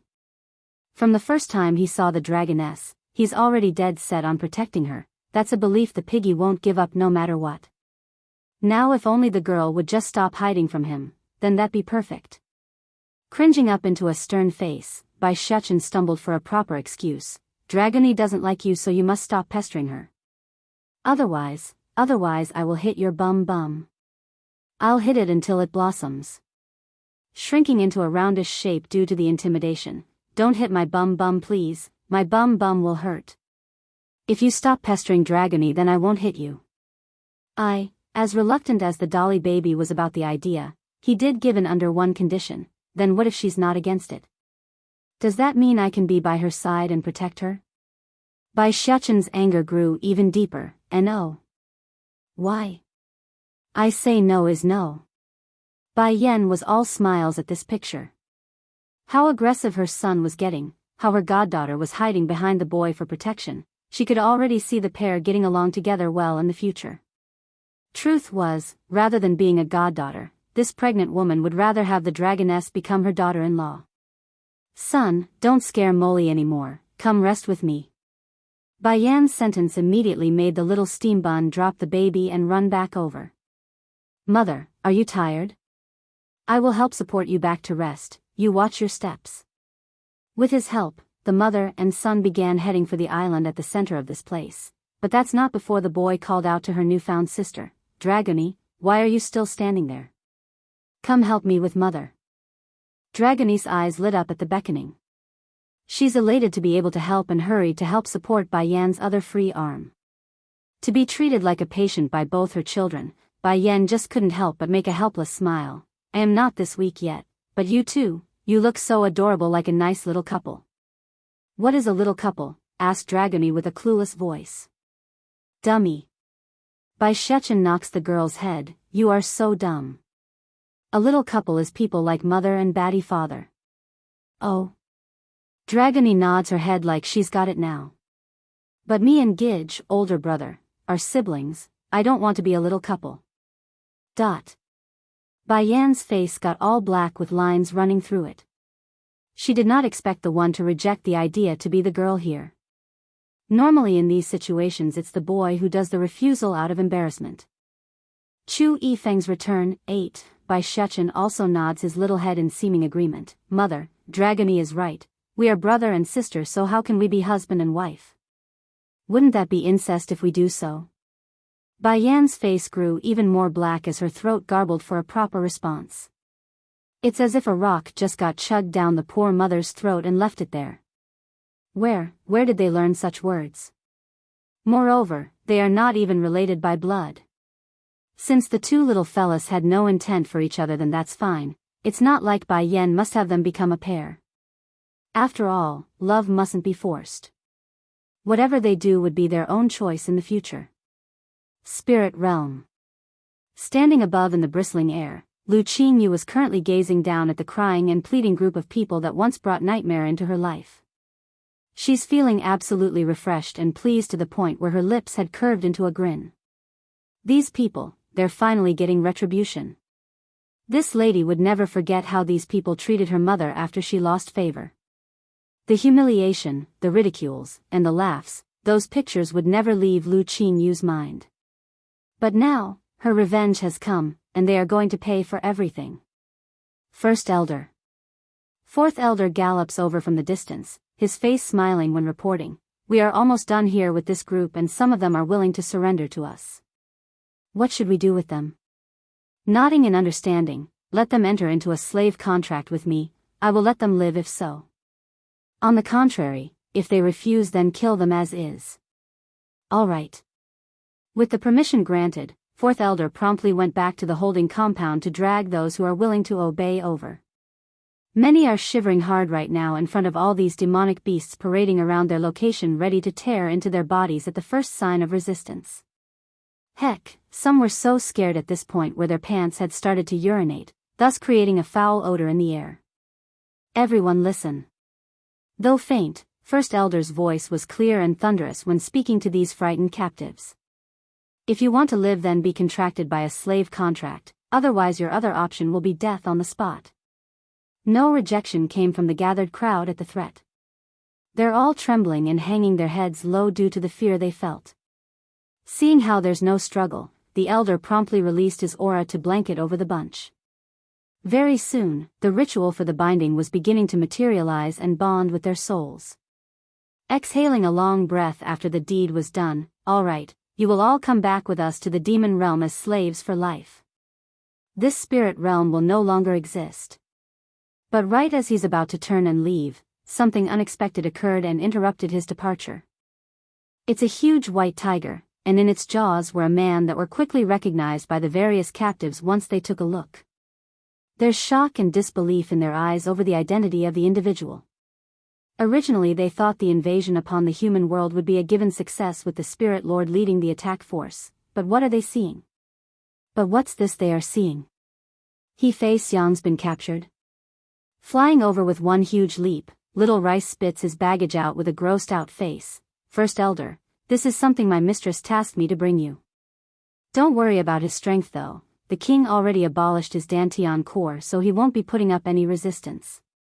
Since the moment of He Fei Xiang's appearance here, the man's daughter Lu Qingyu could no longer hold back her excited emotion. Covering those lips with both hands, tears came boiling out from those eyes. He Fei Xiang finally has his day. Ha ha ha. Talk about retribution and karma, he finally got what he deserves. Look mother, this man finally got retribution for what he did to us. Chu Yifeng's return, 9, you are alive? He Fei Xiang's gaze promptly revealed a look of dismay and panic as soon as his eyes met with his daughter's. He just couldn't believe Lu Qingyu was alive and well because he had sent several celestial rank cultivators after her that night. There's just no way in his opinion for the girl to flee under such pursuit. Snickering a cold laugh, a dagger instantly flashes into existence around the woman's hand. Are you disappointed that I'm alive? I am your father Qingyu, what are you doing? Father? Lu Qingyu seems to have heard something hilarious and bursts out into a hysterical cackle. If you really thought of yourself as my father, then would you send someone to kill me? Not only did you cause my mother's death, you also caused Elder June's death. Once again, the image of her mother's desperation and Elder June's unyielding determination flashes across her mind again, causing her hand to grip tightly and eyes turning red from hatred and resentment. Don't you always want to know why I went to the human world before? I can tell you now. It's because I accidentally overheard your talk about the miracle there, that's why I went. I wanted to get it before you do. Turning a taunting smirk at the crippled man, but I didn't get it as you can see. I was caught by Bai Yan after failing to do so, and then I willingly submitted myself to her. Regardless of their first encounter, or the fact that she's now a slave to another, just the part that Bai Yan could deliver this dreaded man to her face for judgment was more than enough to earn Lu Qinyu's loyalty. He Fei Xiang's heart started to shake hard. He finally knows why the woman back in the human world didn't finish him right then and there. It's for this moment. That woman is truly ruthless. Even at death she won't let me have my dignity. I am your father Qingyu, that fact won't change because my blood runs through your veins. If you kill me then it's a crime against the heavens. In the future fate will definitely punish you and lay judgment in the afterlife. A stream of seething mockery filled the lady's voice. What about the heavens? What about my afterlife? As long as I can kill you then I am satisfied. Regardless of the consequences, I am willing to bear it. Swoosh. The dagger in her hand has sprang into action and directly stabbed into He Fei Xiang's chest. As she jerked the blade back and forth to make the pain as high as possible, the blood came pouring out and splattering across the lady's face and making her look incredibly frightening like a mass killer. Perhaps this world really does have karma. But right away thunder began to boom from above and the rain hammered the ground like it's just escaped from a long drought. This sudden downpour washed away the blood while also masking the trickling tears from the lady's cheek. As He Fei Xiang stared wide in disbelief, he cried out using the last of his strength, I should have killed you in the cradle back then, I should have strangled you when I had the chance. Sadly for this once lord and master of the spirit realm, the blood has almost run dry through his body at this point, causing him to lose the last of his voice. In the end, he just suddenly dropped backwards in the rain and gradually. He breathed his last breath in resentful silence. Clank. Dropping the dagger in her hand over this picture, Lu Qingyu suddenly shouts out towards the sky as she knelt there. The cry was endless, filled with emotions, and even contagious to those around because it was clear to everyone how much suffering was in that voice. Mother, Elder June, do you? I killed this man by myself, I've avenged you. Unfortunately, you'll never be able to see this. Chu Yifeng's return. 10. Elder June. Recalling that determined face of the senior in her mind again, I've succeeded, but you're no longer by my side anymore. I've waited a long time for this day to come, yet when I succeeded, the last of my family has already left me. Slowly standing up from the ground, Lu Qingyu began to wander through the rain like a zombie towards the back mountain. First elder. Fourth elder decides to speak up after getting worried from the terrible state the lady was in. Shouldn't we follow her? This girl, she seems to have suffered quite a shock there. Shaking his head over the suggestion, no need, just let her go. These sort of stuff needs to be solved by herself, we can't do anything for her now. Oh yes, remember to go examine the treasury hall here. Those items are to be offered to Her Highness the Queen after we leave this place in a bit. Understanding the first elder was right, fourth elder immediately clambered up and began the cleaning process for this chaotic battlefield. As for the rest of the survivors of this spirit realm, what else could they do when their leader has died before their very eyes? Aside from regret, they didn't show much sorrow for the dead man because they are worried about themselves and what awaited themselves in the future. A while later, Lu Qingyu returns again from the back mountain. But unlike before, she was holding an ash urn in both arms and giving off an air of lonely sadness. First elder, can I go back to the demon realm with you all? She eventually asks after a long while of silence. Answering after a brief deliberation, you belong to the Her Highness, so of course you can return with us. Moving those lips in haste at the agreement, then can I take my mother's ash with me too? I do not want to come back to this place ever again in this lifetime. That's not a problem. Alright, I will also task those underneath me to help your mother find a suitable burial ground. This way she can rest in peace. This girl was Bai Yan's subordinate, so it's reasonable for him to do this small favor.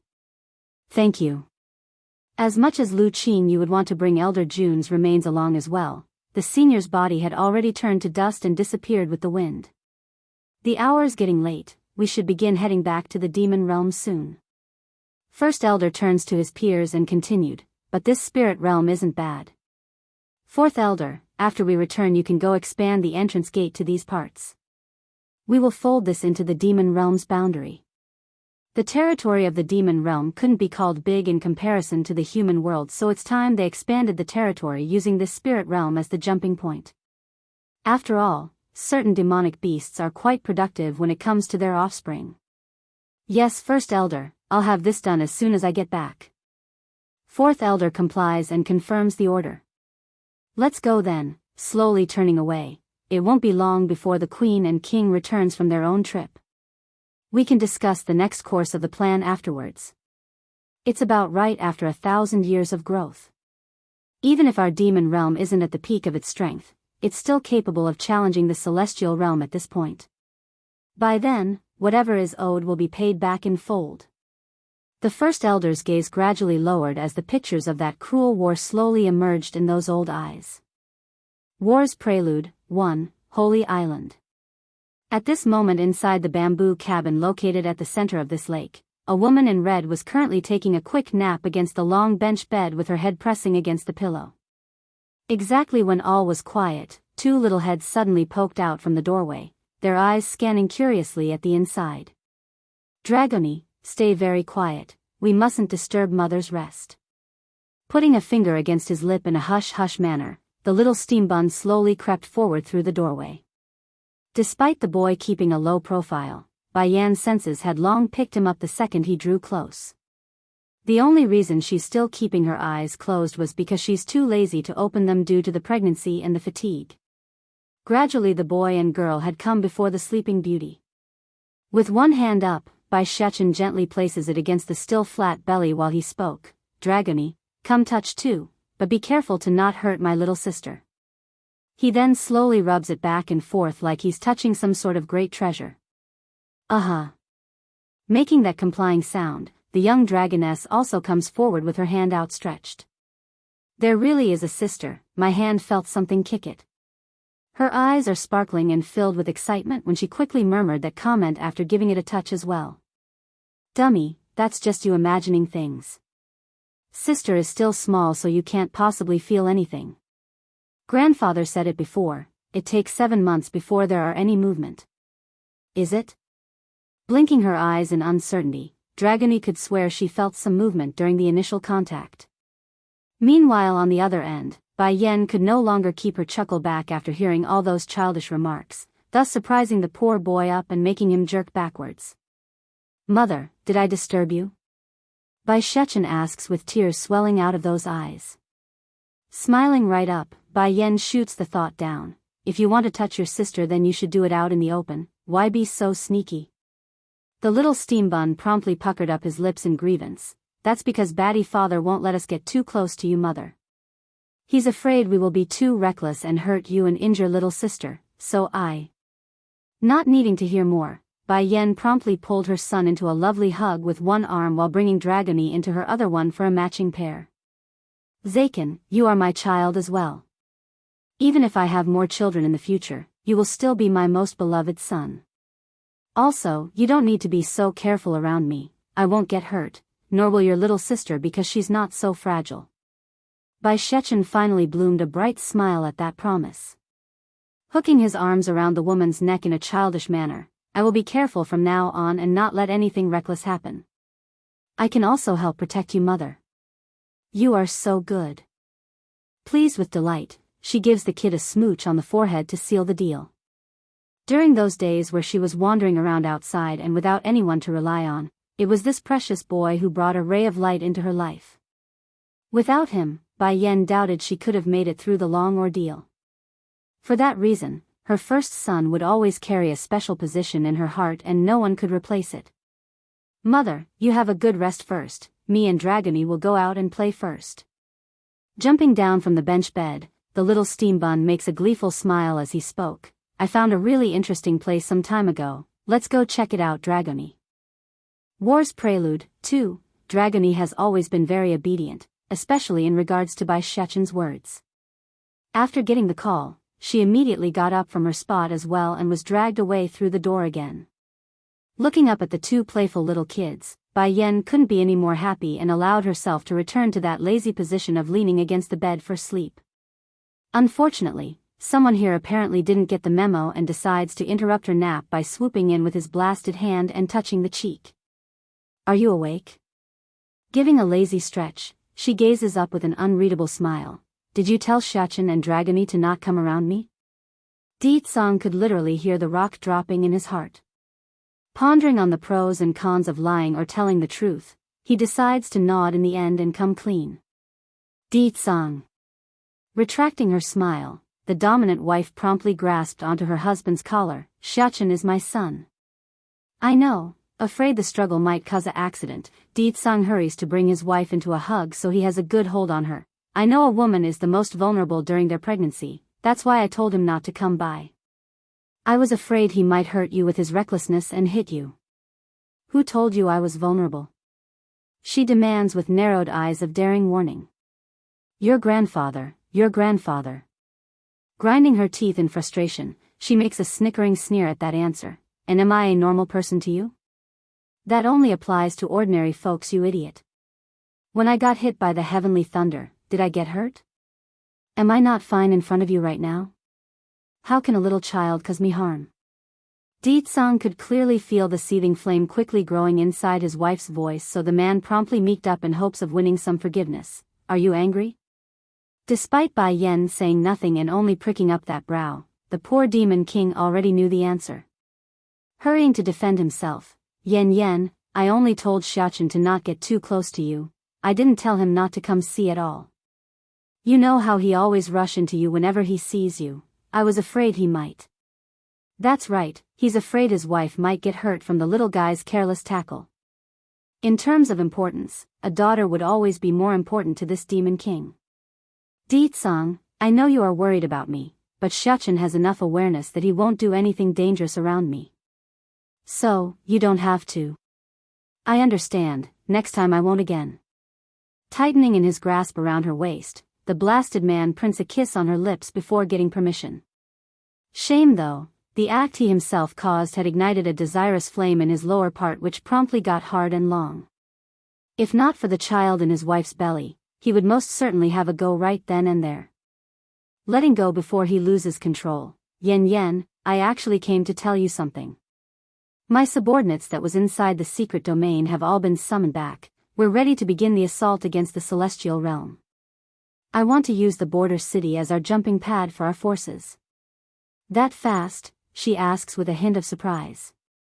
Because I want to give you and our children a secure and safe place to live. Combing his long fingers through her silky hair, his behavior was full of gentle care. I want to go with you. Pursing her lip, Bai Yan couldn't allow this. No, I can't trust you in behaving. You and the kids stay at home and wait for me. I am not as fragile as you imagine me to be. Also, I believe my children aren't that fragile either. Holding her man's hand to reassure him, Bai Yan puts on the most seductive yet clean voice she has ever mustered by whispering into his ear, "Did you not promise to never leave me behind? I want to stand beside you. I want to fight alongside you in the battlefield." Looking at the woman's determined face and his own increasingly painful crotch due to that voice, Di-tsang submits and finally nodded, "All right." War's Prelude, 3, Yen, can I? Di-tsang casts his gaze downward towards the woman's alluring body. Due to how she was sleeping earlier, Bai Yan's clothing had partially been loosened, allowing part of her snowy white breasts to vaguely show through around the collar. As a result, the man had become very dry in the throat like he's parched and stuck in a desert.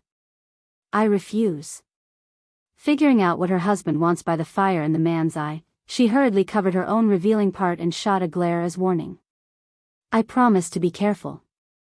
The man doesn't give up and began to bite at her senses due to his whispering voice into her ear. In kind, Bai Yan also began to redden up in the cheeks due to the hot puffing breath. It's making her all uncomfortable. Not yet, lowering her eyes until the focus lands on her still flat belly, a maternal glow comes forward from her existence. For her sake, you must hold back. However, before she could say more, Di-tsang had already sealed her lip with his own and shot that ill-behaving tongue inside. It's rough, strong, and overpowering in what it's doing inside her own mouth.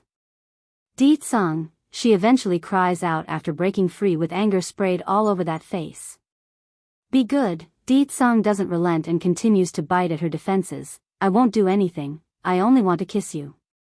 Seeing how her husband doesn't intend to force the matter based on where those hands were touching, mostly only her waist and back, she figured it couldn't hurt since it's only the exchange of lips and saliva. Gently closing those eyes, Bai Yan allows the man to do as he please. Precisely then, a maid carrying a tray with a bowl of chicken soup had arrived on the scene. But instead of acting all flustered over the couple's intimacy, the girl only halted for a second to conclude she's not intruding before coming straight in with casual grace to place the food down. Apparently this sort of behavior has become so commonplace that the maids and servants in the Holy Land didn't even find it strange anymore. To them, it's just another day and another scene of a couple kissing. Half a ring later after the maid left, Di-tsang eventually releases his grip around the lady's mouth. Scooping a spoonful of soup up, he attempts to feed her. I can do it myself. I know, but I am your husband, so let me feed you. I can't do anything besides this because you are the one carrying our child. Let me do this much at least. Bai Yan's body literally quivered from the emotion she felt in that moment. Staring down at the spoonful of soup, she no longer resisted and opened up her mouth for pampering. Di-tsang, when do you intend to start? After a long thought, she decides to ask. Placing the kitchen utensils down, Di-tsang didn't reply right away. Instead, he showed a complex face like he's deliberating on the matter. Actually, after the demon realm was sealed back then, not every demon managed to make it back to our side. Take the Abyss Forest for example, those demonic beasts are the offspring of those stayed behind, and in the celestial realm are of the same. So what do you intend to do with them? Standing up from the spot, Bai Yan asks with increased interest. Those demonic beasts, their treatment under the rule of the celestial realm is worse than being slaves. Snickering a sneer, and those of my demon realm can only be punished by me. In other words, whether it be demons or demonic beasts, they are only permitted to be punished by he and he alone. If anyone dares to touch his underlings, then they are going to be punished for the insolence. Bai Yan's gaze actually fell into a trance for the first time when staring at her husband. Even though it's widely known around that Di Tsang could be quite scary at times, but the fact that his followers are so loyal wasn't without its reasoning. War's Prelude, 4, Yen Yen. Di Tsang's expression weren't as cold as before, but the sharp look remains when he spoke. The demon realm is second only to you and our children in my heart, so I can never let them go for hurting the denizens of my realm. In particular, those people also harmed you, the greatest weakness of my heart. I will make them pay for ever touching you in the previous life, and they will pay dearly. Border City. Ever since the great seal around the demon realm was shattered by Di Tsang a while back, the barrier in traveling between the various realms have mostly disappeared. And as the nexus between them all, this small city was detrimental for any attacking force from a logistical standpoint. As a result, the mood hovering in the air here have grown increasingly more tense in recent days due to all the demons arriving on the site. Right now, inside a majestic palace inside the celestial realm, several old figures were sitting silently around a long table when the door to their meeting were interrupted. A guard partially takes to the knee when speaking. Esteemed ones, we still haven't heard from the Celestial Lord yet. The news immediately made the occupants all show an ugly face. It's been 1,000 years already, the Celestial Lord still haven't come out of the shadows of that event?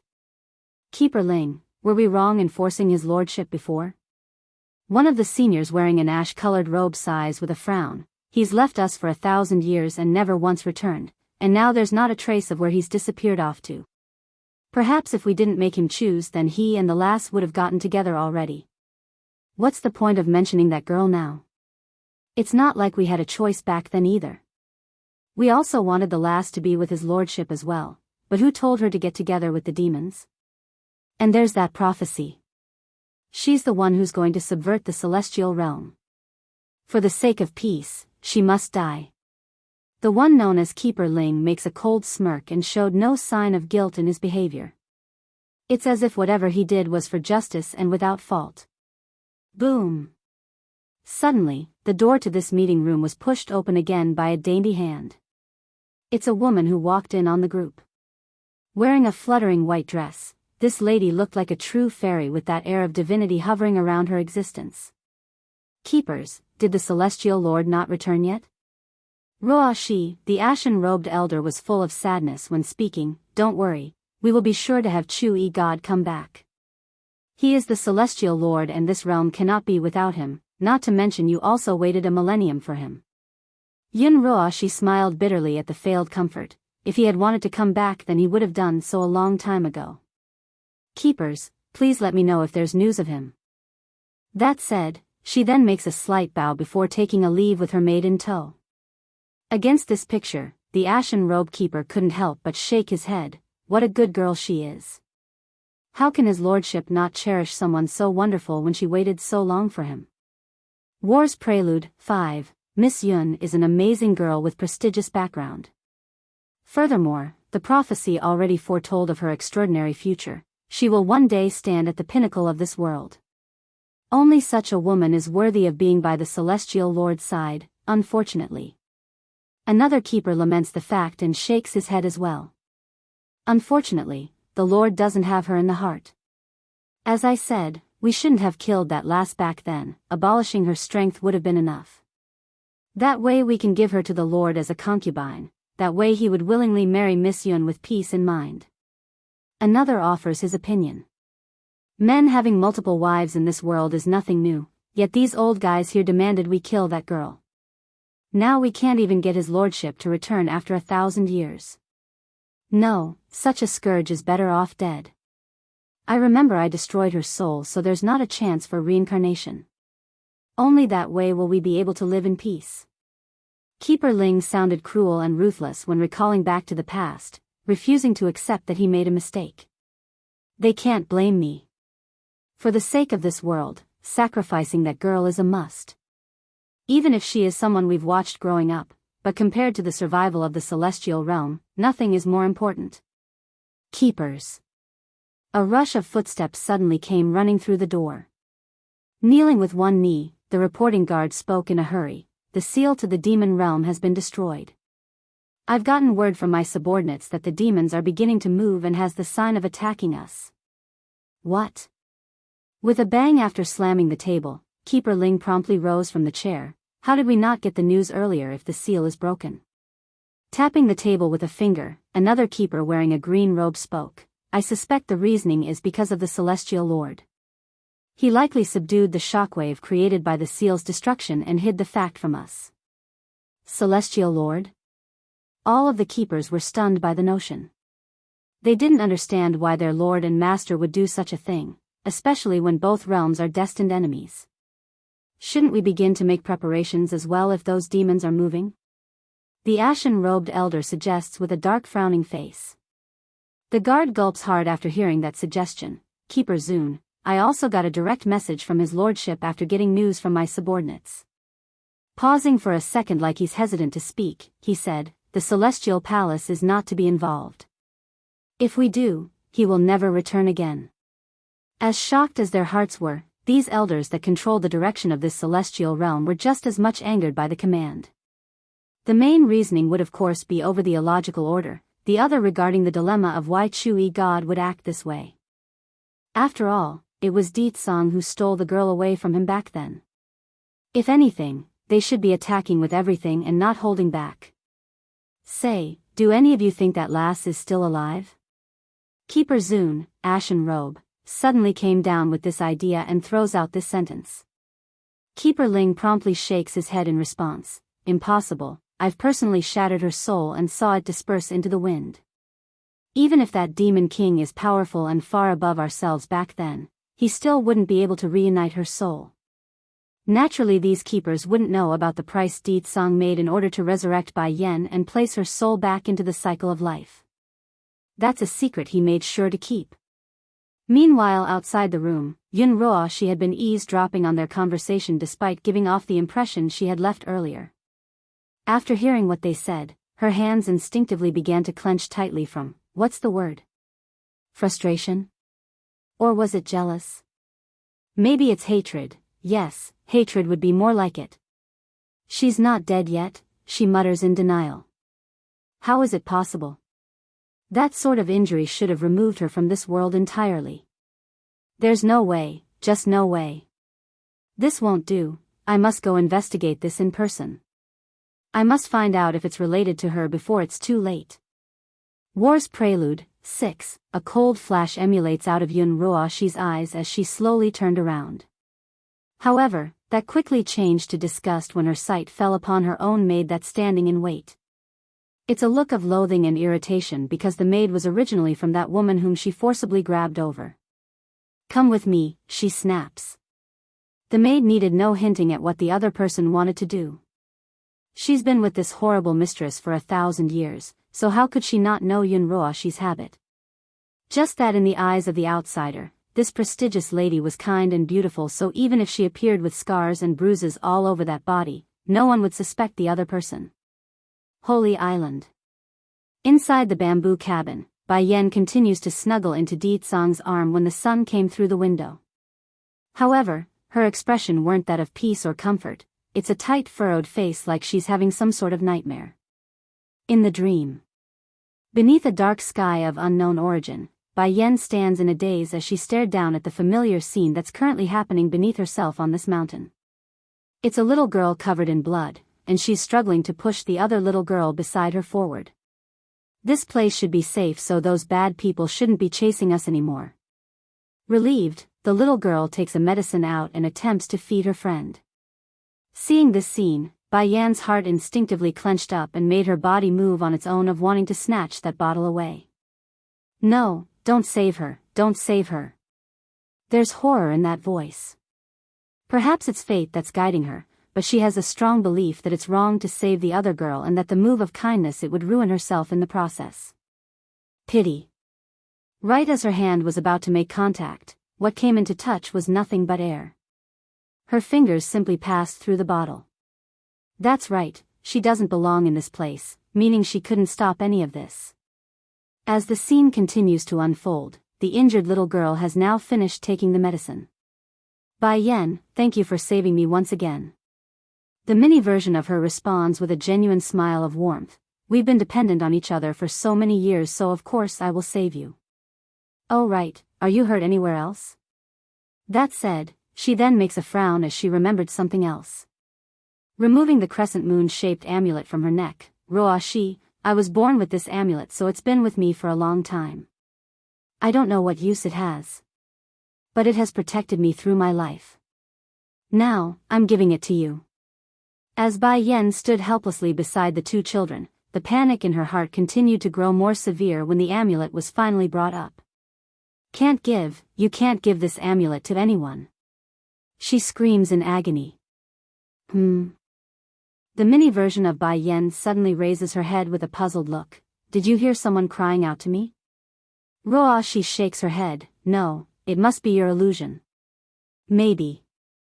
War's Prelude, 7, with a smile on her face, Mini Bai Yen helps lift the mini Roashi up from the ground. This place still isn't the safest, so let's go. We need to find a better location.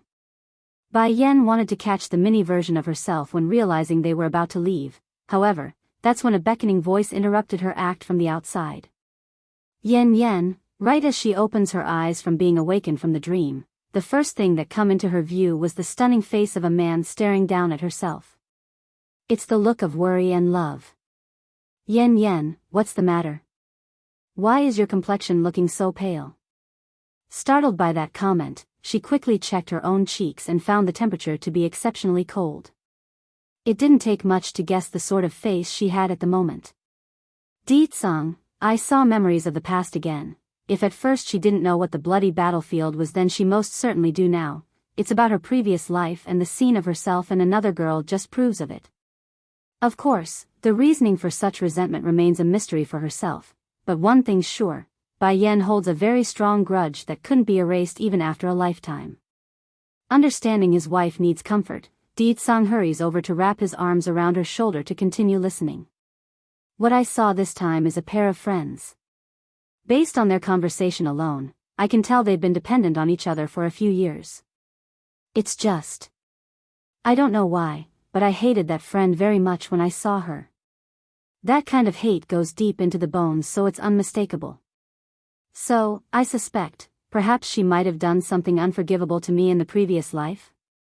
Bai Yen looks up to her husband, hoping for some kind of support in that theory. Hugging that body even tighter, don't overthink this anymore, I won't let anyone that hurt you before go. Bai Yen did not object to the idea.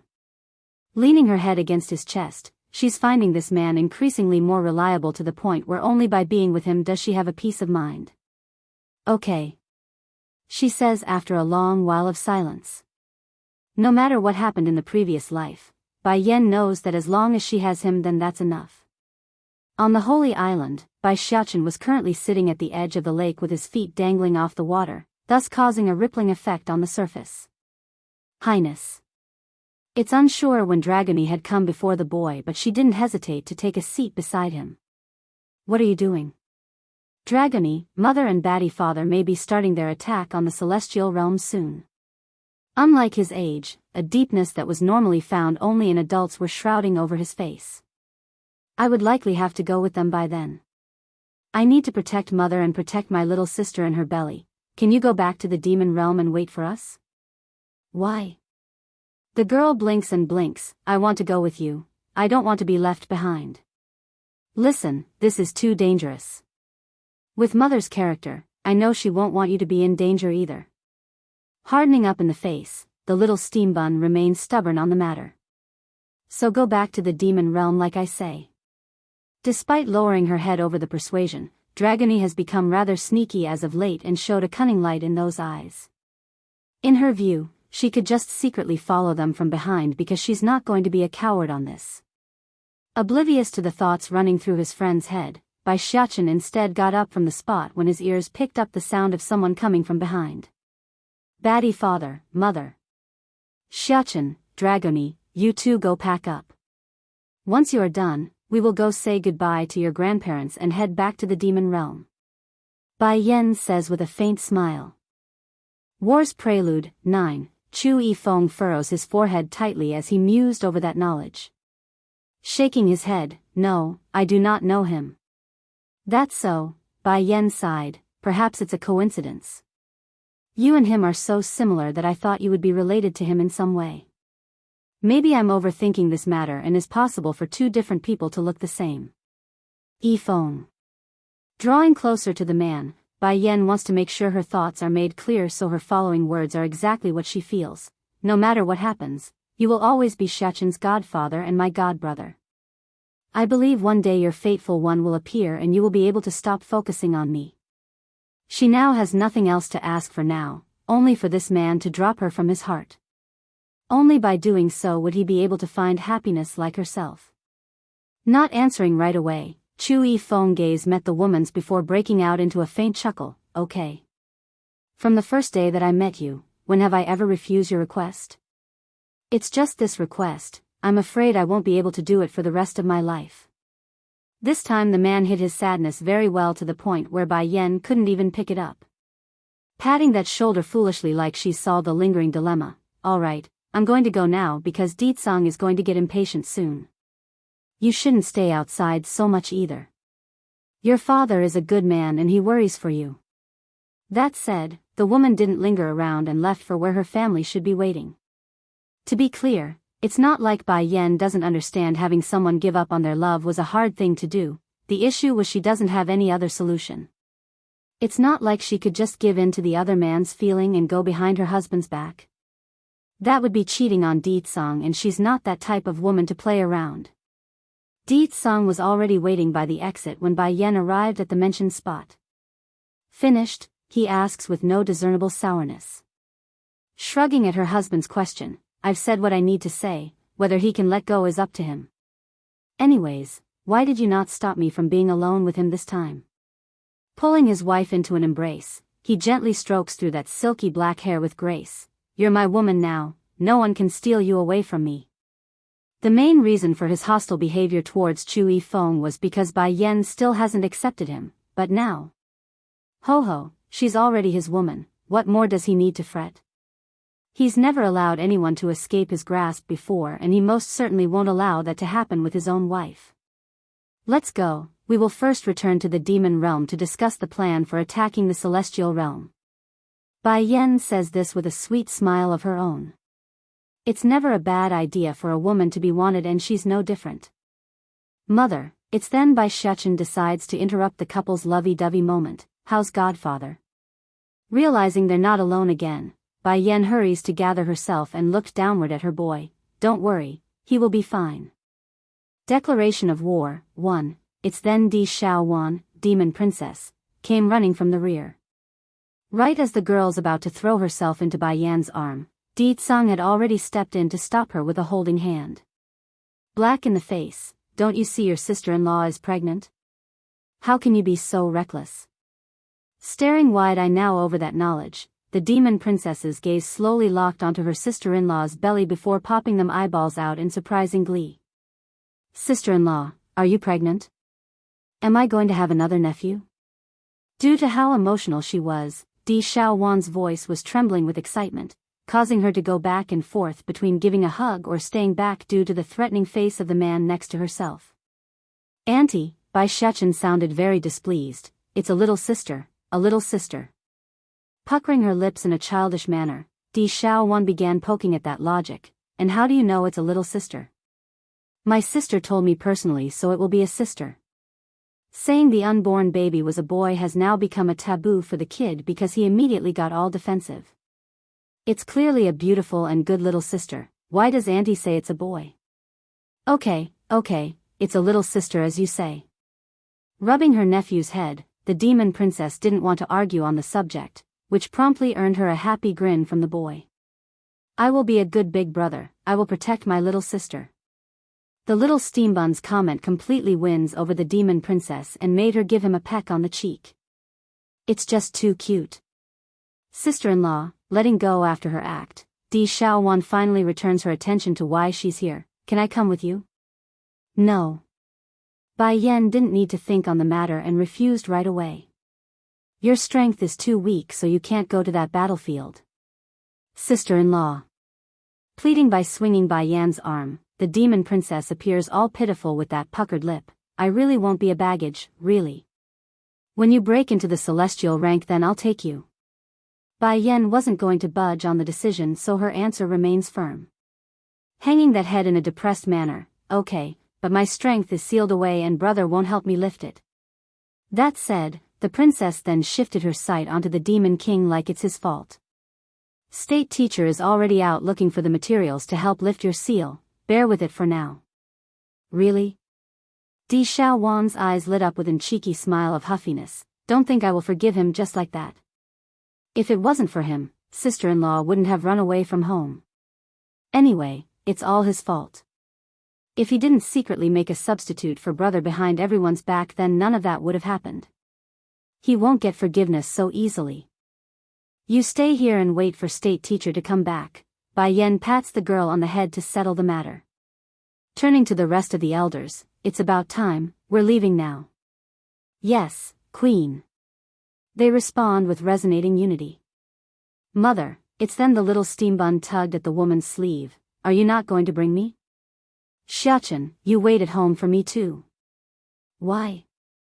Getting teary red in the eye, I went into the secret domain so that I can protect you, mother. Why won't you let me follow? Declaration of war, too, pained at her boy's tearful face. Bai Yan almost crumbled if not for her motherly instinct to protect the baby.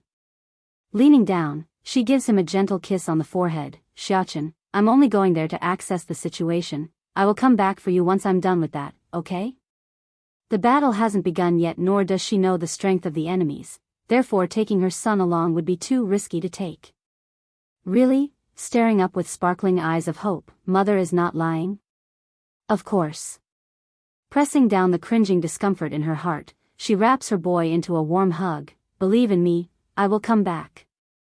Okay. Lowering his little head in thought, it took a moment for him to respond. I will believe you, mother. I will wait here for you to come pick me up. As reluctant as she was, Bai Yan finally releases herself from the kid and turns to her husband. Let's go, Ditsang.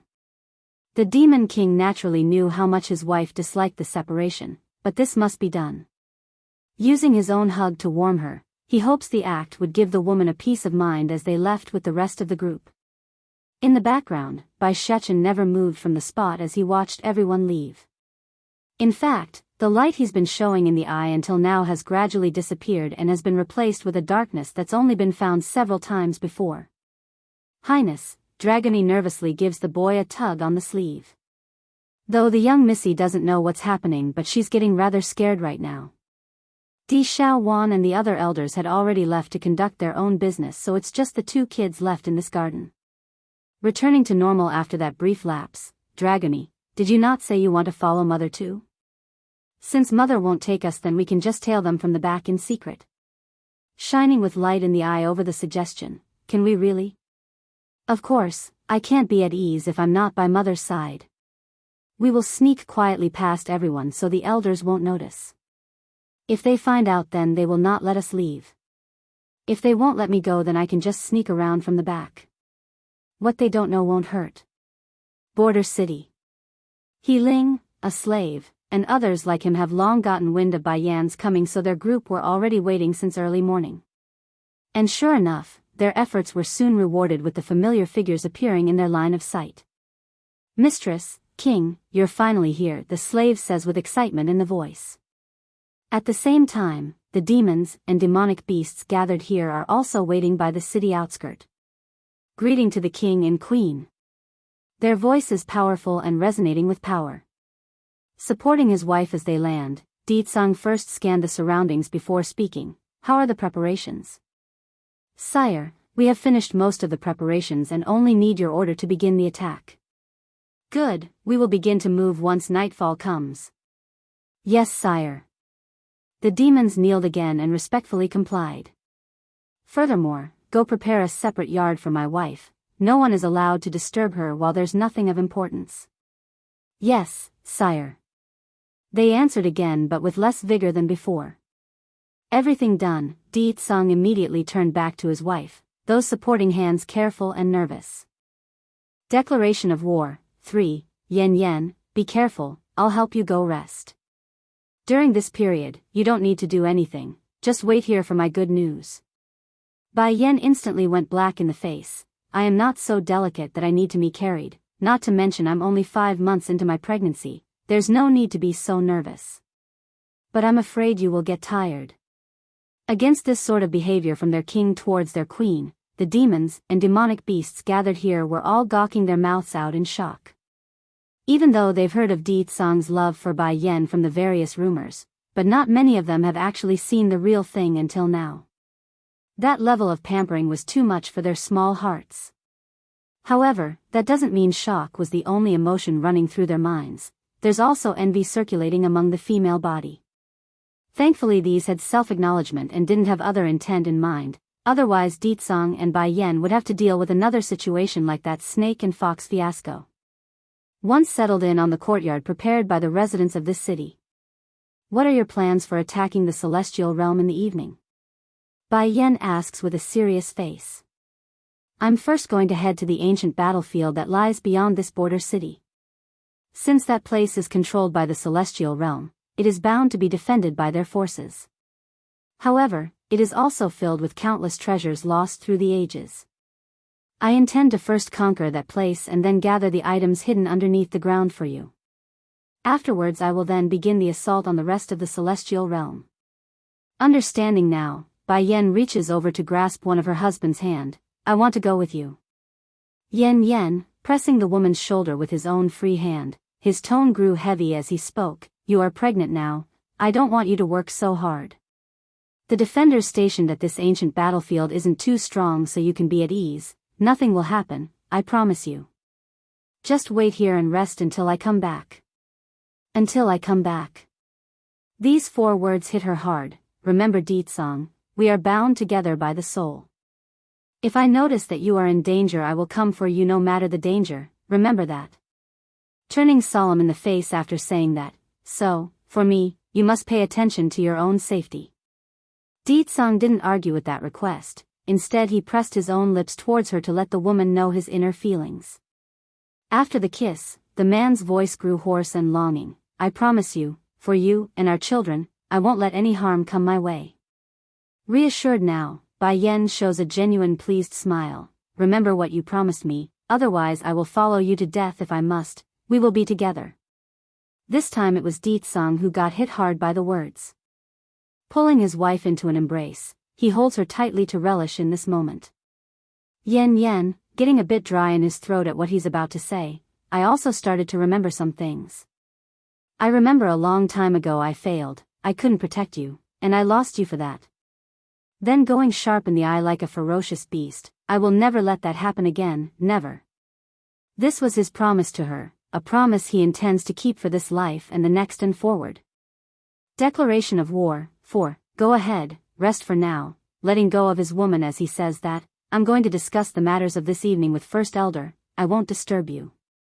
Staring up to the man's gaze, Bai Yan eventually nodded and allowed her man to give a peck on the forehead before their separation. In the study, several elders had already been waiting for their king when he arrived on scene. Majesty, they arched their fists in respect as the man took a seat on the main chair. First Elder, give me the report to this ancient battlefield. Yes, sire, taking a step forward, the senior goes over what he knows. The enemy troops stationed at the battlefield are all celestial rank warriors, most are bottom divine with a few that has barely stepped into the middle divine stage. Gently tapping the table over this information, and what about the treasure lost in the ancient battlefield, do you have any information regarding those? We're unable to locate any relics so far because our people still haven't been able to examine the region, but we are able to confirm there are a lot of rare medicinal herbs growing on the land. The soil there is rich with nutrients so it's quite abundant. Squinting his eyes, herbs. That's good, very good, I can take those and give it to my wife for use. In any case, this ancient battlefield will be mine. First Elder's mouth twitched at that statement. He could already guess why their king specifically picked the ancient battlefield as the first stage for the invasion. It's probably for the herbs and treasures to give to the queen. Also, go pick several powerful demons out there to protect my wife. Di Tsang still doesn't feel completely at ease for leaving so he wants to make an insurance. Yes, sire. First Elder arches his fist in compliance. Even after all these years, the king's love for the queen is still deep into the bone, no one can match. A moment later, Di Tsang speaks again, this battle on the ancient battlefield, First Elder, you don't need to participate. I will bring 10 other bottom divines with me and that's it. Taken aback by the order, the senior promptly protested, but why, sire? Sneering coldly, this battle will inevitably raise the attention of those in the celestial realm. I don't want them to know our full strength, so 10 is enough. Truth was, he alone was more than enough to wipe out the forces stationed at the battlefield. However, he's not going to waste time mopping up the weaker ones, so the 10 demons were for that, to handle the ones he couldn't care less to fight. First Elder naturally understood what his king was intending to do, and it made perfect sense. It's never a good idea to reveal all the cards before the final clash. Okay, I'll make the arrangements. Not delaying, the senior immediately went out the door to carry out the command and left Third Elder and Fifth Elder exchanging looks among themselves to one side. What are you two still doing here?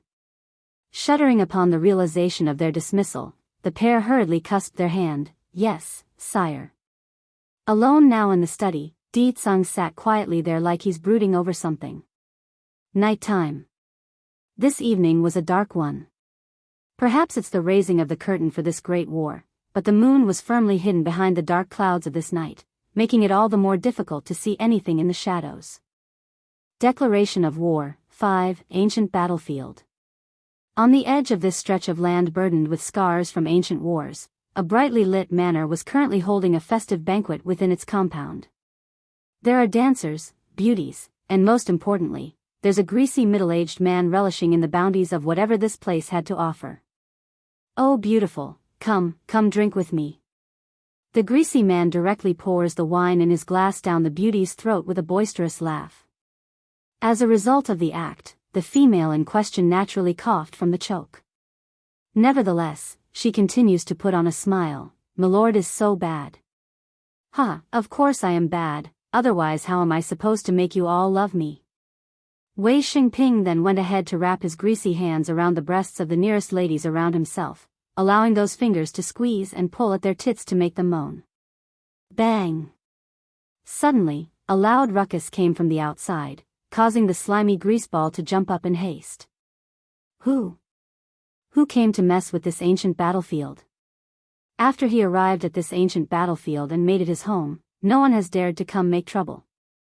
As such, he's been much less interested in guarding his position as the dominant overlord here and grew lazier as he enjoyed the fine things of life. For example, playing with these fine women at night and letting his fitness go due to all the food he's been consuming. Not good, milord, it's a big deal. Perhaps it's due to how frantic he was. The guard in question ends up running over some of the dancer girls and making a mess of things when he tumbled over to Wei Xingping's spot. Milord, the demons are coming. What? The greaseball became shocked. Demons? What crap are you going on about? Demons are the lowest of the low in the celestial realm. What trouble can they cause to make you so frantic? How many came, 1 or is it 2? Although there are indeed demons living in the celestial realm, but due to the level of poaching by the various forces here, the numbers are always on the small side. It's within reason for Wei Xingping to assume it's only 1 or 2. It's 11. 11, the greaseball repeats the number with a frown. That's actually a pretty high number, but it shouldn't be enough to make you panic, right? The guard gulped hard. The leading demon, he seems to be very powerful. Humph. Sneering in his voice, isn't it just a demon? How powerful can he be? How about this? If he's more powerful than me, then I'll betroth my beloved daughter to him, ha ha ha. The last bit was obviously full of sarcasm, like the idea was impossible. The gifted demons have mostly been tamed over the years, so there's only the weak ones left out in the wild. Now for the disobedient ones, they've obviously been wiped out, so it's within reason for this man to assume that logic. Unlike his lord's belittling opinion about the attackers, the guard on the other hand was shuddering with fear just remembering the powerful image of the demons. As such, he knew the only way was to make the greaseball see for himself.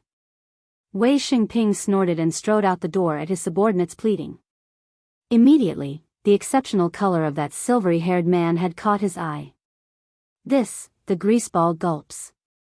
This demon, isn't he too beautiful for a man? What a shame, if only he's a female. Declaration of War, 6, the greasy fatso laments on the face. if only this demon is a woman, I would love to take this one into my harem. You demons are getting more and more courageous lately, daring to come make trouble on my territory. Wei Xingping starts rolling his fat greasy self towards Ditsang as he says that, but I can make a deal with you. If you lose, then you must surrender and submit to me. If I lose, then I will marry my daughter to you, how about that? Ha ha ha ha. However, unlike the boisterous laugh of the fat greaseball who's lost in his own humor, Ditsang's expression had become more and more dark. This is a great deal for you. My daughter is peerless in both beauty and talent, giving you a chance to marry her is your greatest gift. Of course, that's only if you can defeat me. That was the last straw for Ditsang. Flashing a cold murderous glint in those eyes, this great demon king didn't even want to spend a single word answering this clown that's flaunting in front of himself. It's as if the very act was a humiliation in itself. So, he directly attacked. Boom! In an instant, the mountainous aura shot out by Ditsang's body completely overwhelms the greasy fatso. The poor guy didn't even know what happened when he got sent flying and crashed into a nearby wall. If it wasn't for the extreme pain along the front, he might have just kept staring out shock. How can this be? Didn't the strongest of those in the demon realm get exterminated thousands of years ago? How can there be such a strong demon here right now? Wei Xingping wanted to climb back up after realizing the extreme danger he's in, however, it's too late because that dashing figure was already in front of his face. Perhaps the air coming out of Ditsang was just too frightening, but the fat greaseball didn't dare to move an inch anymore. It finally dawned on him why the guard would spout those words earlier. It's not them exaggerating, it's he himself underestimating the foe. With another loud bang, Ditsang's foot stomps down at the person's chest, causing his body to make a huge human-shaped dent on the ground. Who are you? Wei Xingping shakily asks. Resistance? Forget about that, he's lost all will to fight at this point. Aside from the blood leaking from the corner of his mouth, this greasy fatso didn't want to do anything else aside from saving his own hide. Sneering, Ditsang shows a sly smirk. Those who are here to rob you. The demons who came with the man were all showing dumbfounded faces with dark lines running across them. To rob you? In other words, what difference are we from bandits? Although our current behavior is the same as bandits, but still. Oomph. The greasy fatso struggles to speak as blood came pouring out of his mouth. Please, I will give you anything you want, please don't kill me, I don't want to die. Finally releasing his leg from the man's chest, Ditsang pulls the human out from the dented ground and stabbed his sword right into Wei Xingping's left eye. Ah! There's no need to act because the pain from losing his eye was excruciating. Now all that remains in the right eye were that of fear and horror. This man, he's not a demon, he's a monster. Declaration of War, 7. If you look at me again, then I will poke your other eye out and turn you into a blind man. Ditsang's intimidating existence felt like he could kill from mere words alone. Furthermore, if you say another word, then I will slice off your tongue. Wei Xingping trembled profusely at the threat. Keeping his head low, he's too afraid to bring the threat to test with his own life. I will wait here, go bring your treasures over. Releasing the captive in his hand, Ditsang wasn't worried at all about the person trying to escape because all these people are already rats in a cage, there's no escape. Shuddering hard at the command, Wei Xingping didn't dare to delay and rushed for the treasury vault like a second of slowness would warrant his own beheading. Go gather everyone that's left on this ancient battlefield. Capture those who doesn't resist and slay those who rebel. Ditsang then turns to his subordinates to give this order. Yes, sire. Unlike the happy laughter and dancing from before, this manor has now become a very different place altogether. It's filled with a tense air of unease that's making the dancers and songstresses all curl up around the corner in shivering fear. Then again, it did make sense as to why the females here were so scared of Ditsang and his men. Who does that? A few words and you would poke another's eye out, that's downright barbaric. Back over at Wei Xingping's side, the greasy slimeball was currently rummaging through his prized possessions like instructed. It pains him to lose everything of value, but it's far better than losing his own life. What sort of bad luck is this? It's been so quiet around this place for so long. How did such a demon suddenly come barging in here? Right as the man had finished packing away the stuff he spent so many years gathering into his personal storage ring, a loud feministic cry suddenly boomed out from the rear and made him jerk. Father. This lady was like a shining example of what it means to inherit a parent's gene pool. She's extremely chubby and literally shook the ground whenever she walked, but more importantly, it's that eyebrow which she inherited from her old man that gave her lineage away. It's a straight line like a single brow. Aside from the white skin, there's hardly anything worthy of note that could be called beautiful. Aya, my sweet daughter, why did you come out? Hurrying to pull at his daughter's arm so she would go back. You need to find a place to hide until those people leave. I can't afford to let those savages get any funny ideas once they get a look at your beauty. If Ditsang and those demons that came with him were to hear the Wei Xingping's comment there, then they would surely throw everything out from their stomach right then and there. If such a woman could be called beautiful, then there wouldn't be an ugly woman in this world. However, due to Wei Qingqing never having left this ancient battlefield, plus her father's men were always complimenting about her face, this lady has now become delusional to the lies of being the #1 beauty of this ancient battlefield. As a result, confidence in her own face wasn't an issue. You can't go back on your words. Twisting her hair in a shy manner, Wei Qingqing mutters under her breath like she's too embarrassed to look up. She's never seen a man look so good. Naturally this lady wouldn't want to miss out on being Ditsang's wife. Now this time Wei Xingping didn't know what to do anymore. He's stiff as a rock because that remark about marrying his daughter was nothing more than a joke, it wasn't real. Furthermore, he's not stupid enough to believe his own daughter was a real beauty, he's only saying that to not hurt his precious girl's heart. Declaration of War 8, Qing, that guy is not your fated man. He is too cruel and ruthless, but most importantly, he's a demon. Said the greaseball with exasperation in his voice. Making a humping sound with her voice, Wei Qingqing clearly didn't think so. He beat you as soon as you mentioned me. I'm sure it's because of my fame as the #1 beauty here in this ancient battlefield. He specifically came to marry me. Qing. He cries out in a panic. Although he has a lot of concubines to service himself, but he only has this one daughter, that's why he doesn't want her to go die in vain. Father, are you planning to send him one of your concubines instead of me? Is that what you are planning? It has to be mentioned, Wei Xingping does have such an idea in mind.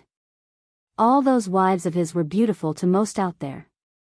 If he could use one to win the favor of such a powerful demon, then why not?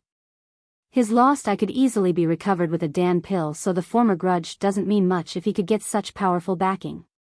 That man's strength is so strong. Do you think your little concubines are going to be able to endure at night? Only with my body can I bear his manliness, not to mention I am the #1 beauty in this ancient battlefield. Which part of me is not worthy of him? Wei Qingqing waves her own hand up into the air like the act would showcase the strength in her arms. However, no reaction ever came from her old man, which causes her to start shaking the poor guy's shoulder instead. I don't care, father, I'm going to marry that handsome guy, I must marry him. But what if he already has a wife? That's even simpler. All men have multiple wives, I only need him to demote his current one to a concubine and make me the main wife. Cocking her chin up like an egotistic peacock, Wei Qingqing proudly and generously states this like it's a given. The idea didn't sound so bad to the greasy fatso at all actually.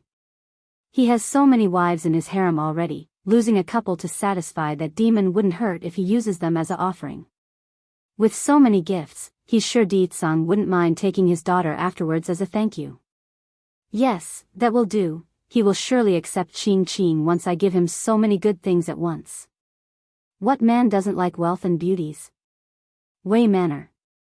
In this gathering hall, Ditsang props against the main seating chair with a bored expression as he gazed down at the group of unimportant flies huddling together for protection.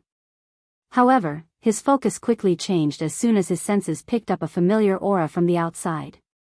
Didn't I say you don't need to come out tonight? Why are you here? He asks after rushing out the door. Under the darkness of this night, the woman's eye-catching dress of red were hypnotically mesmerizing when matched with the owner's peerless contour. It's breathtaking just seeing this level of perfection. Majesty, I wanted to stop Her Highness, but your orders are to put the Queen's command above all else. I didn't have any other option but to follow. Reporting this was First Elder, who also tagged along from behind. He's making a wry expression like someone that's both troubled and blaming because this really wasn't his fault. Bai Yan chuckled at the Elder's swift explanation. Don't blame him, I was the one who wanted to come out. I couldn't feel at ease, that's why I came. Since his wife was already getting on the defensive, then he had no reason to press the issue. Holding Bai Yan's hand in a careful and gentle manner, he leads her away for the main chair to sit in. Just sit here and rest, Yan Yan, I will handle everything, you don't need to do anything. Bai Yan nodded and didn't object to the request. They're already at the edge of the celestial realm, a place where there are numerous powerful beings. Regardless of how she thinks, worrying has become an undeniable fact of life for her at this point. Only by being by her husband's side would this wife be at ease. Exactly right when she's about to take a seat like suggested, Wei Xingping has returned from the treasury vault, and behind him was the huge thick walking ball that was Wei Qingqing.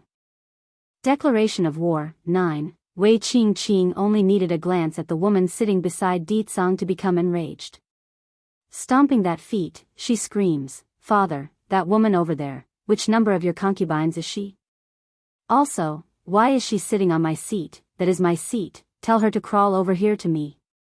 For a moment, everyone's attention was now firmly plastered on the ugly fat woman.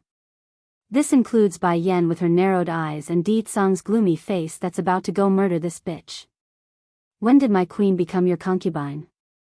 The Demon King's voice sounded like it came from the depths of hell, strangling and choking everyone inside the hall. Stuttering to speak, the fat greaseball hurries to correct his own daughter. Qing, you mustn't misunderstand, this is not my concubine, quickly go admit your mistake. Admit my mistake, why should I do that? Locking onto Di Tsang with her love-struck eyes, Wei Qingqing apparently didn't have the brain to process anything at this point aside from ogling the man of her dream. Didn't you come here to marry me, the number one beauty on this ancient battlefield? What's the deal with that woman? Due to being so spoiled by her family and the lack of interaction with those from the outside, Wei Qingqing continues to believe she's the main reason for all this fuss. Really, doesn't he know how to show some sincerity? Why would he bring another woman with him if he wants to marry me? But Di Tsang was done listening to the nonsense of this bitch at this point. Before another word could come forward from that foul mouth, the cup in his hand had already shot out and smashed into Wei Qingqing's forehead, causing the girl to start bleeding profusely from the wound. Why is he attacking me? Why is this man hurting me? Shocked beyond belief, the fat bitch didn't know what to make of this and just stood there with wide eyes. Outrageous. First Elder finally snaps after watching this nonsensical show. Who do you think you are to speak about our queen in this manner? Also, how dare you have thoughts about our king with your ugly appearance? Queen. Plopping to the ground, Wei Xingping nervously looks upward at the two with great fear in his voice. You are from the demon realm? And the king and queen at that? Yes, apart from the demon realm's rulers, who else can defeat me so easily? This time I'm really screwed. Ignoring her old man's blatant display of submission, Wei Qingqing instead grew mad from being called out as ugly. I am the number one beauty on this ancient battlefield, how dare you say I'm ugly? Only someone like I can withstand his strength in bed. Furthermore, look at that woman, she's so weak looking that I bet the child in her stomach won't even make it out alive. At first Bai Yan could care less about this clown that's flaunting in front of herself, but bringing her unborn child into the conversation was another matter. In a flick of her hand, the teacup in her possession also flies out like Di Tsang's and smashes directly into the girl's face. How dare you jinx my child? She slams the table and exudes a menacing aura of murder. For the demons that came with the lady, especially First Elder, they're all horrified by what they've just heard. It's no secret their king cared deeply for his wife, and the children was the big sore spot for the queen here. Hurrying to get up to soothe Bai Yan's mood with a rub on the shoulder, Yan, let me handle this matter, you mustn't stress yourself from being so angry. It's not worth it for someone like that. Declaration of War, 10. This Wei Qingqing's previous behavior has already challenged his bottom line earlier. If not for his attention being divided by deciding on what sort of punishment to use, Deetsang would have long smashed that face up to stop her from getting any closer. First Elder, drag this woman away. Deetsang's gaze gradually fell upon his target, those eyes no longer showing the warmth he made to his wife earlier. Let her experience what it means to have 1,000 knives got through her body. If I find that she's still alive after being bled dry, then you will all be held accountable. Stumbling backwards in shock, didn't you come here to marry me? Why are you doing this to me? No, I don't want to die. Father, save me. Idiot. First Elder snorts derisively, you are dirt in comparison to our queen. How dare you say the king is here to marry you? Where do you even get such confidence to think such a thing? No, I didn't lie, he clearly admitted it when he bested my father. They made a deal to offer me as the bride if he wins, and he never vetoed the idea. If that's not agreeing, then what else? Seeing the two demons drawing increasingly closer to herself, the fat bitch grew more and more flustered as she backed off. That's because he's not qualified to have me respond to him. Deetsang's answer was like a slap across the face for the foolish bitch. How did this happen? Her eyes have changed from the initial panic to despair at this point, and even as she was being dragged away she never once stopped staring up at the handsome demon king. Wait. Bai Yan's sudden call made the two demons stop. What's the matter, Yen? Deetsang hurries to ask with concern in his voice. Taking in a deep breath, Bai Yan looked like she's suppressing some sort of fire in her chest. If you do that, then she will die from the pain first. As a result of that remark, Wei Qingqing's despairing eyes were once again alit with hope. Can it be? This woman is going to let me go? Or is she going to let me have a quick ending? Not bothering to look at the fat bitch, Bai Yan instead turns to First Elder as she continued, I have here some medicine. It can make her unable to die from the extreme pain of having 1,000 knives stabbed into her body, nor can she faint during the process. Take it and put it to good use. And this is the price of jinxing my child. Wei Qingqing's eyes once again grew dim and started to struggle. Father, help me. You vicious woman, you. Too afraid to let any more curses to come out of that mouth, the two demons hurried to draw their swords and slash down. Immediately, a huge chunk of flesh came flying off of the fat bitch's arm. Ah! Wei Qingqing screamed out in agonizing pain. Whatever curses she had in mind evaporated on the spot because it's too intense for her senses. Throughout the entire exchange, the girl's father Wei Xingping never once stepped in or pleaded for mercy. Sure, the fat bitch may be his own child, but when it comes to shove, you never know what one might do in the end. Where's the treasure? Deetsang's voice once again rang out after the screaming stopped, his gaze looming over the fat greaseball's existence. Bandit Deetsang, 1, frantically rummaging through himself for the storage ring. Wei Xingping then carefully presents it before Deetsang's face to show he's not trying anything funny. The treasures are here. Here Yen, tossing it to his wife without any care for the ring, see if you like anything in there. If you find nothing you like, then I'll just finish these people off first before looking elsewhere to rob. Wei Xingping could start peeing himself at this point after that comment. He's dreadfully afraid he would lose his head the next second if he moved. If I had known this ancient battlefield is so dangerous, then I never would have come here to guard this place. Rubbing her chin after scanning the content with her senses, Bai Yan spoke with a pleased smile. I will take some of the herbs inside, they're what I need to refine some more Godhood Dan pill. As for the others, I don't need them. Pricking his brow like he's not amused by what he's heard, Deetsang promptly turned back to the fat greaseball. Are you hiding anything else? Pale as a ghost at the added attention, of course not, absolutely not. This is already everything I have in my home. Then, alright, out of consideration for the herbs you've presented, I will leave your body intact. Deetsang spoke with a sinister smirk and causes the other person to collapse entirely to the floor. The poor greaseball didn't expect he would still be killed after he handed everything over. However, that frightened mindset of his did have a brain because his attention swiftly turned to the concubines huddling in the corner of the room. Grabbing several of the dancers and songstresses, he pulls them to Deetsang's location. "Oh great king of the demons, please let me go. If you do, these beauties are all yours." Hurrying to push one of the dancers beside himself to go forward. "What are you all waiting for? Quickly go serve this great one." As frightened as the lady was based on that shivering appearance, she nevertheless plucked up her courage and walked towards Ditsang. However, scram! Before she could even get in front of the man, Ditsang's aura had exploded outwards and sent the lady flying and crashing into the nearest wall.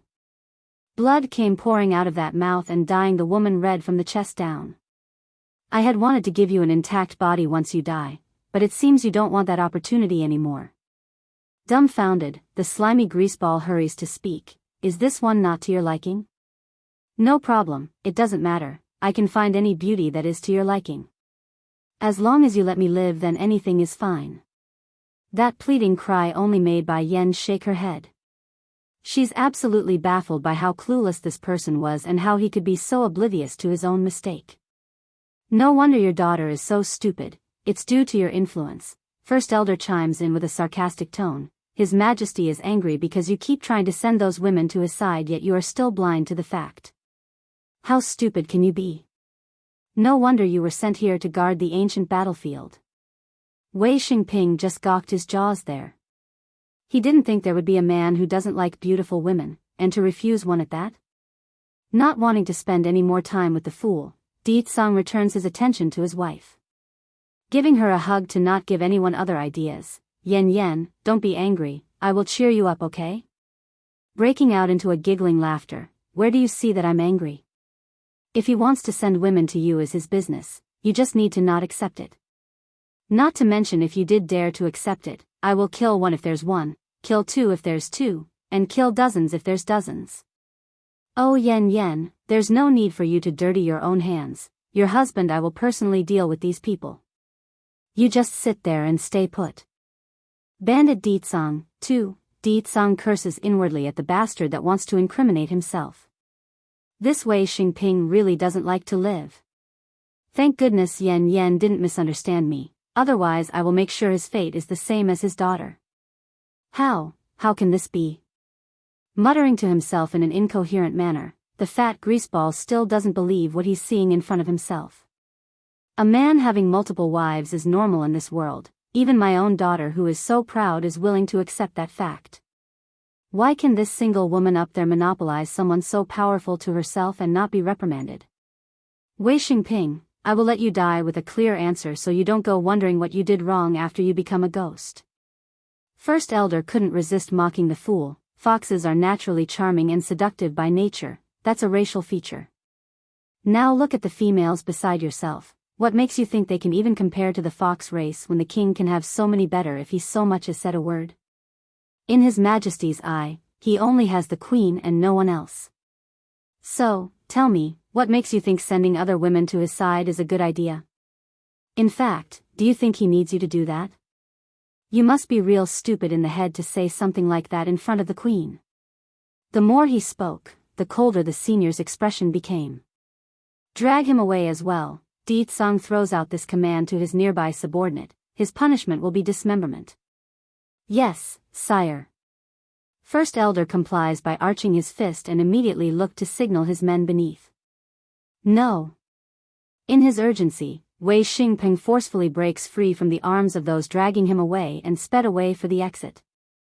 However, before he could even take a single step outside, an old figure had already blocked his path. Want to leave? With a cold snarl, First Elder roars out a punch at the person and sent him flying across the hall, thus allowing the two demons to do their work of dragging the sack of meat away.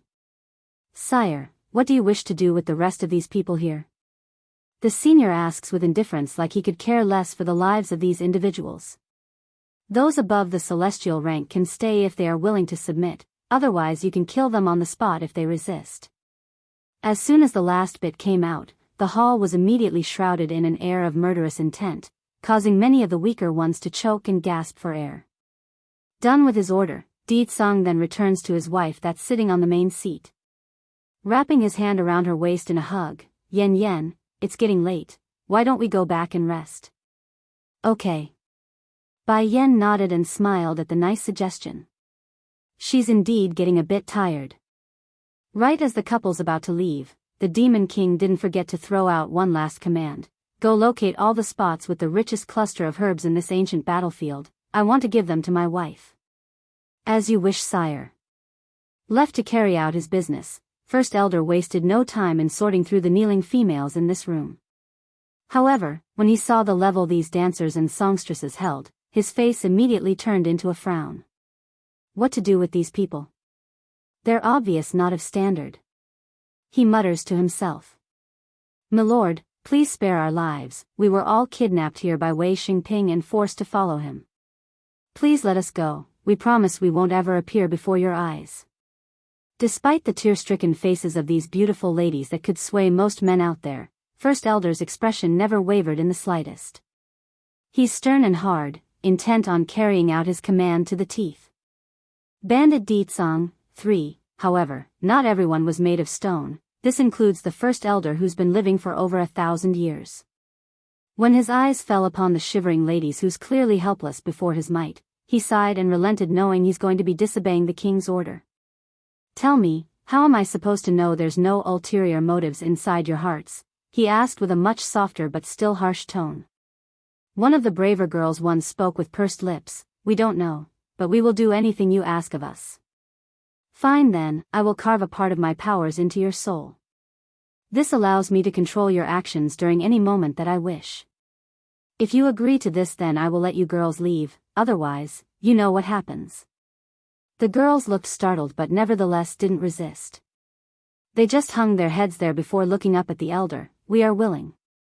To be in control by another is still better than losing our lives here today." Since it has come to this, First Elder didn't say more. Pulling forward his powers, he forcefully imprints his mark onto their soul. "You can go now. Remember, nothing here is to be revealed to the outside." "We understand," the girls became delighted. They didn't lie about being kidnapped here to serve the fat greaseball. Now that they are free to leave, it's natural they couldn't be happier. So, the group didn't waste any time at all before rushing out the door and disappearing from sight under the cover of darkness. Celestial Palace. Several old men were sitting in the conference room discussing certain matters when a guard hurriedly barged in through the main entrance. "Honorable keepers, those people from the demon realm have invaded the ancient battlefield and Wei Xingping, who is charged with its protection, has been killed." "What?" Keeper Ling, arrogant, became stunned. Jumping from the chair, he snaps with seething rage. "How dare they attack the celestial realm? What do we do now, keepers?" asked the guard that's kneeling on the ground. Keeper Zun, ashen robe, and others turned quiet instead of arguing. "We can't let this stand. That Demon King's potential is limitless. If we allow him to grow, then it will surely endanger the celestial realm. But if we leave the palace, then the Lord will become aware of it. He won't let us interfere, so it's useless even if we went." Another keeper frowned and sighed. The power of this demon realm is not to be underestimated. Even after all these years of our suppression, they are still capable of breaking through to the celestial rank. So, we must not allow this to continue. My dear keepers, allow me to handle this matter. Just then a soft voice came from the rear and causes the seniors present in the room to turn their heads. What they saw was a woman that's as pristine as a fairy and gave off an almost halo effect with the light coming off of her body. "Ruoshi, you are an important daughter of this world, we can't risk having anything happen to you." Keeper Zun, ashen robe, frowns as he said that. "Keepers, I have been in your care for all these years, for that, I am extremely grateful. However, I believe it's time I did something for the celestial realm. As long as this world is safe, then I don't mind paying for it with my life." Showing a pained smile like she's running off to meet her end, Yun Ruoshi's appearance was difficult to find fault in there. Sure enough, the seniors here were all moved by her words. What a good girl she is. The celestial lord did not return for 1,000 years and she is still willing to take such risks for this world. "Ruoshi, you must take your amulet with you." Keeper Ling, arrogant, softens up in his voice after the earlier outburst. "A certain person told us years ago that your crescent-shaped amulet is the key to saving this world in the future. You must firmly keep it on your body and never lose it.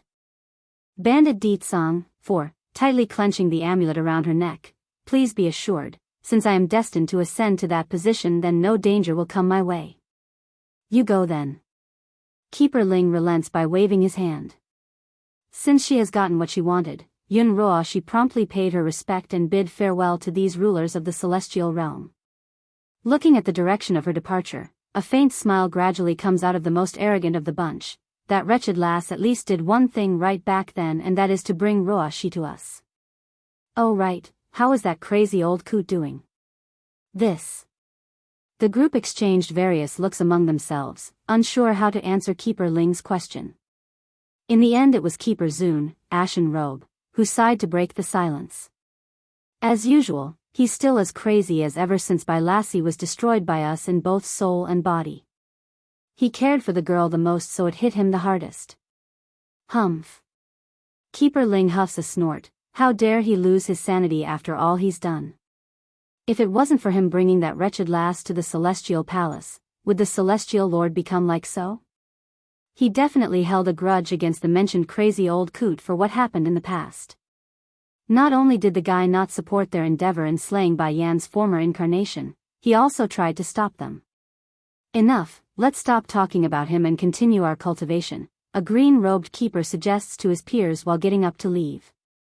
Since one of them was intent on going, then the others weren't going to linger around either. Very soon, all the others were getting up to disperse as well. It's just that. Right as they were out the door, the group were stopped by the mentioned crazy old man that was rushing over to their location.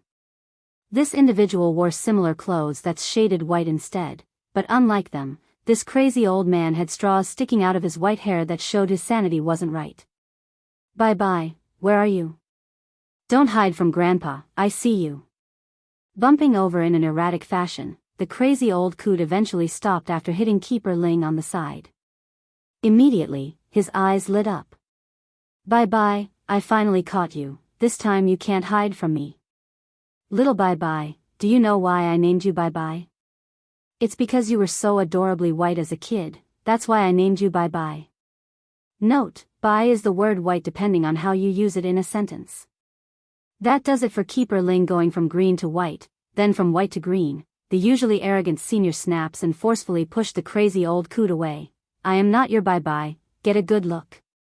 Stumbling backwards from the shove, the poor fella that's being alienated turns into a daze like he's seeing something from the past. My Bye-bye, where my little Bye-bye?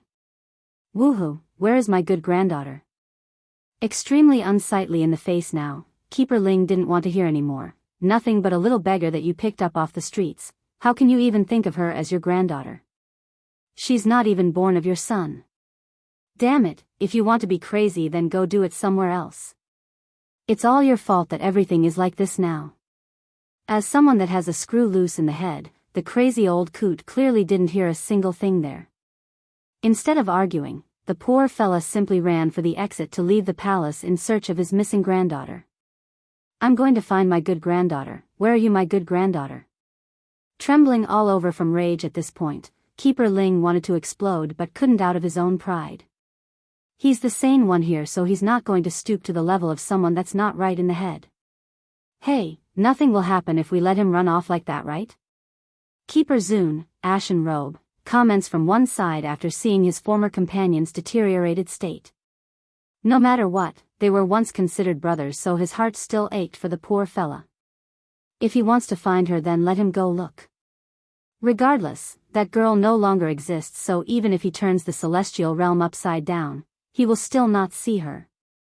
Making a heavy flick of his sleeve, Keeper Ling did not want to spare another glance in the general direction of where the old coot went and turned for the back mountain.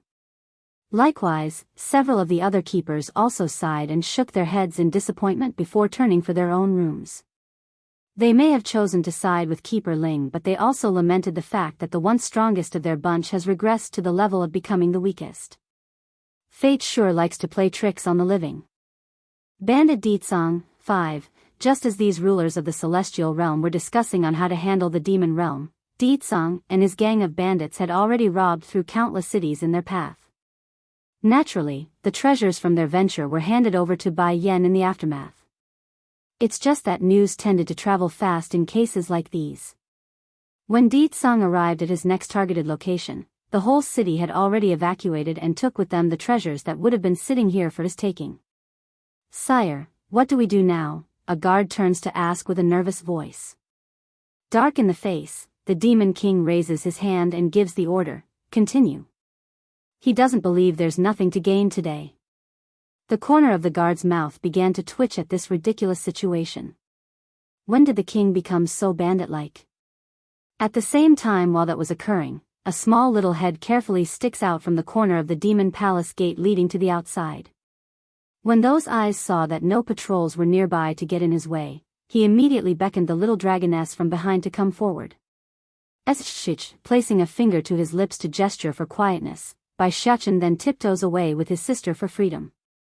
However, before he could even make it out of the palace grounds, a familiar scent had suddenly appeared in front of himself and blocking his path. Stiffly raising his head to confront the beautiful face, he greets her with an awkward grin. "Auntie, what a coincidence." "Xiaochen, where are you going with Dragoni?" Di Xiaowan pricks her brow. "Ugh," shifting his eyes left and right in order to come up with an excuse, "Me and Dragoni are going out to play, we will be back soon." "Is that so?" said the demon princess with bemusement. "Is your little outing to go look for your parents?" Turning into a rock at being caught, when did this sweet dumbaklutz of a auntie become so clever? "Auntie." Not giving up, he tugs at the girl's arm in a pleading manner. "I miss mother a lot, can you let me go find her?" "Your mother said not to let you go out. If she finds out that it was I who allowed you to leave, then she's going to be very angry once she gets back." "Auntie, I know you care about me a lot, but I really do miss mother." Getting all teary in the eyes, he decides to use the best skill in his arsenal, and, "I am very strong now, I can protect mother."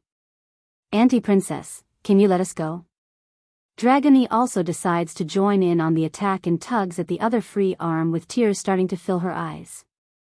"It's not impossible for you two to go." Di Xiaowan starts showing a cunning light in her beautiful eyes. "Then, I can go with you, that will be fine." Biyao just stared at the girl, unable to take in what he's heard for a good moment. "But your strength, auntie." "What?" The demon princess gives a heavy knock at the boy's head to show her disgruntlement. "Are you saying my strength is low that you're afraid?" "Just so you know, my strength is only weak because it's sealed away by that bastard, once it's released. But that's only if you can release the seal first."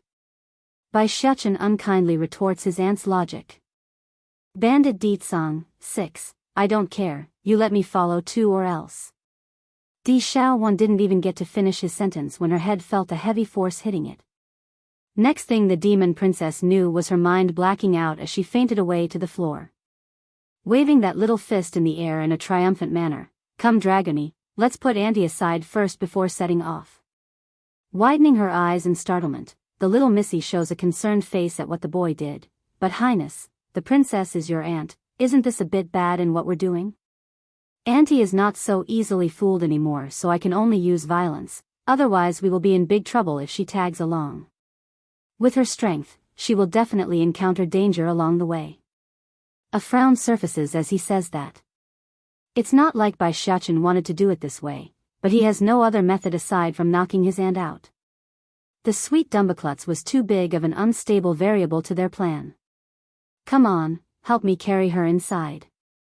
He lowered his body to lift the demon princess up. However, the boy quickly discovered how heavy the girl was compared to her relatively thin body shape. "Okay," Dragoni obediently ran to Biyao side to help. When the two kids said they are bringing Di Xiaowan back inside, they didn't exactly mean carrying like in the traditional sense, because the next second later, a noticeable thud could be heard after they literally threw the girl right across the air like some sort of throwaway baggage. "Run!" After finishing their deed, the little steambun hurries to grab onto the little missy's hand to run for the outside. Who? Inside the palace, the patrolling guards had heard the commotion by this point and came running for the noise.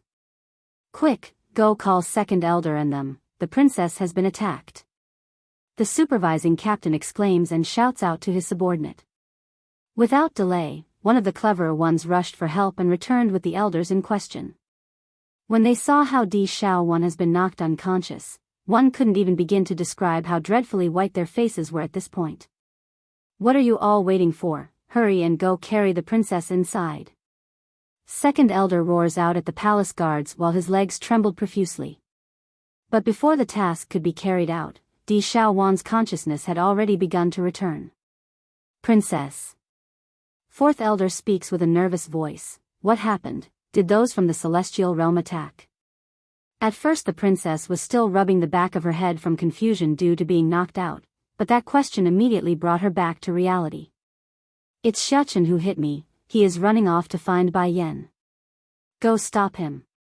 What? Fourth elder shuddered from the realization of that news. Due to the intense shock, he nearly fell backwards when his legs stumbled backwards. I will go find His Highness. You bunch here take care of the princess. It only took a blink of an eye after he said that to disappear from the spot. The man didn't want to waste another second here because he's afraid he won't catch up to the boy. Princess, how are you? The remaining elders honestly didn't expect the culprit to be Bai Xiachen himself. Now not only do they have to worry about the princess's health here, they also have to worry about their prince encountering danger while not under their watch. Likewise, Di Xiaowan also felt guilty at being so careless. It's true she wanted to go with them, but this has gone far beyond what she wanted and it's all her fault. In the valley not far from the palace, Bai Xiachen's ears had picked up some movement from the rear. In his haste, he pulls the little missy into the bushes to hide. Bandit Di Tsang, 7. Here, eat this. He takes out a bottle and hands it to Dragoni. What is this? The little missy asks. This is a medicine that can mask your scent and aura. I took it from mother a while back. When I was at the Holy Land I would often go out with Sister Yi to do bad things, so this medicine was essential for us. Unlike all the other Dan pills in his possession, Bai Xiachen could only recognize this one because of the frequent use. After taking the pill, both kids made sure to stay still while huddling inside the bushes as they hid. Thankfully their bodies are so small, thus allowing the leaves to cover their bodies very well and giving them ample opening to see fourth elder speeding right past their spot. How strange, the senior eventually came to a halt after noticing something was wrong. I clearly followed His Highness's scent. Why did it suddenly disappear after I've come this far? After a thought, he didn't hesitate and continued to chase. In fourth elder's mind, he only needs to continue the pursuit and he would find the prince. Seeing the figure disappear from his view, Bai Xiachen became relieved and jumped out of the bushes. Let's go Dragoni, he's gone now. We will take another road to avoid him. However, right as the boy's about to leave with the little missy, he stopped again and turned around to rummage through his storage bag for some ink and pen. I need to leave a message for fourth elder lest he continue to search for me. I can't have others getting into danger because of us.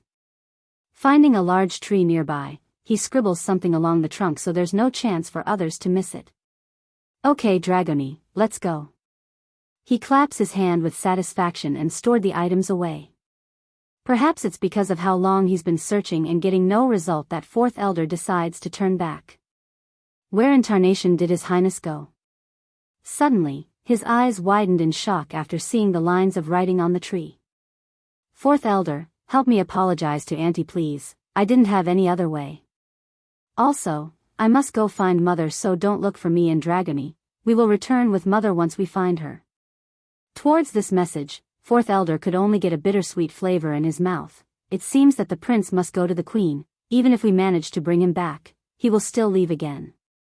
Making a long sigh, he didn't continue his fruitless chase anymore and turned for the palace. How did it go? Di Xiaowan was anxiously waiting at the palace gate when she saw the man's return.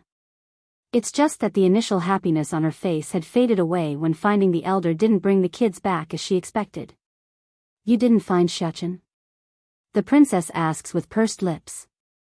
Fourth elder nods slowly. His Highness was too cunning and escaped my pursuit. He left a message for you and that he's sorry, but he will go search for the queen regardless of what we do. Freezing up in her posture, but the celestial realm is too dangerous. Bandit Di Tsang, 8, Princess, we have no solution to the prince's decision. Furthermore, I don't think we can bring him back even if we tried. The effects of a demon's blood lineage held a lot over those of inferior quality. If Bai Shechen truly doesn't want to return, he could simply use his control over these demons to order them not to interfere. Di Shaowan knew what the fourth elder said there was very reasonable and held no lies. Nevertheless, her heart couldn't stop worrying. Shechen is still only a child, I can't let him go to the celestial realm alone, I must find him. That said, the demon princess then pushes the elder aside to chase after the boy herself. Princess! Fourth elder exclaims and hurried to stop this. You let me go, I must find Shechen, you, bonk. Finding how stubborn the girl was, the poor elder did the only thing that came to his mind, and that was to knock the princess out with a karate chop. Sighing, we absolutely can't let the princess run off by herself. She's been tricked by the prince already and she still fell for the hit by me, there's no way she will survive on her own out there. In comparison to the prince, these demons are more concerned with this sweet Dumbaklutz than anything else. What's more, it's well known by now that Bai Shechen had gone through the training inside the secret domain and gained immense strength in doing so. Adding that with his cunning personality, it's reasonable to assume the boy would be fine even if he's alone. Fourth elder, aren't you afraid the princess will raise a fuss after she comes to? Crossing his arms around the chest, sixth elder asks with a bemused face. Shrugging, other than knocking her out, do you have any other plan? You know as well as I do that the princess is the type to be sold and then go count the money for the seller. After he said that, the elder didn't dally around and picked the girl up around the waist to carry back inside the palace. Once again, peace has returned to the demon realm for the time being after this little twist of event. Once they finished ditching their pursuers, Bai Shechen and Dragony's first destination would of course be the border city. However, he was quickly disappointed when he discovered that Bai Yan had already left by the time they arrived. As such, the two kids also snuck into the celestial realm on their own after learning that. Against the new and interesting things, Dragony have always been the curious one among the pair. Therefore, when they arrived at the closest settlement, her eyes immediately began to wander left and right at the new environment. Damn beggar, how dare you come steal from our restaurant? Someone come, help me throw this beggar out of here. This was what Bai Shechen heard when he was frowning at what to do next. Turning his head around for the source, he could see several people dragging a dirty old man out of an establishment. The senior's hair appeared very messy, just like a chicken's coop, but the worst was the odor coming out of that body, it stinks. But the group apparently wasn't done after they kicked out the beggar, instead they began to start beating the old man with their sticks to vent their anger. Oddly enough, the dirty senior didn't even flinch at the assault and continued to gnaw away at the chicken in his hand. Clearly the food was the reason why he went inside the restaurant. This scene made the boy frown even harder. Unable to bear it, he starts walking over. Stop.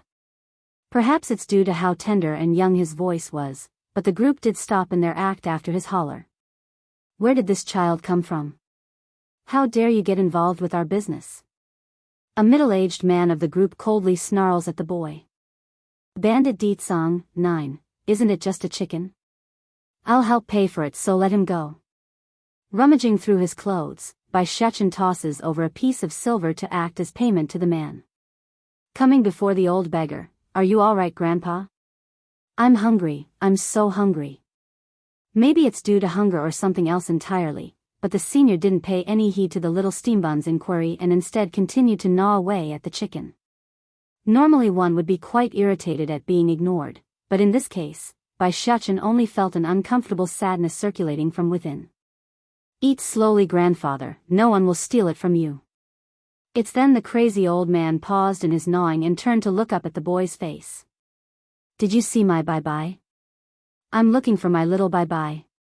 Taken aback by the question, the boy's lovely brow furrowed up. Grandpa, who is bye-bye? If you tell me I will help you look for that person. Bye-bye is bye-bye, she is my good granddaughter.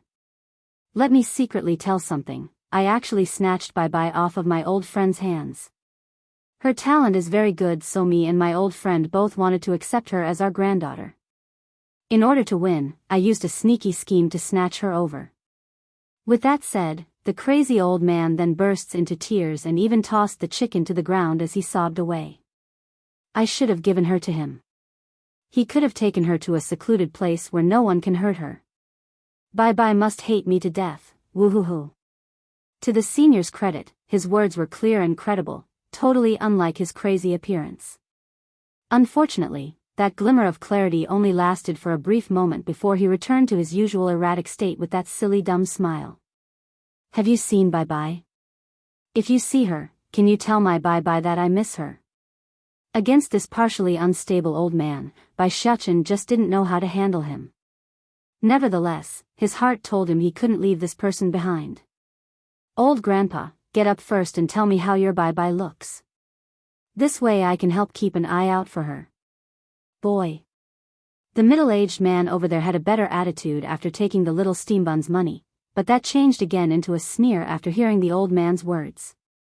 Don't blame me for not warning you. This old beggar is a liar. He's been here for a few days already and has done nothing but freeload off others. Don't be fooled by him.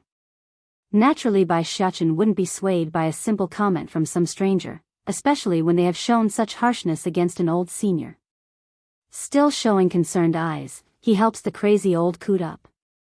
My Bye is all pearly and white, oh yes, she's also extremely talented, and...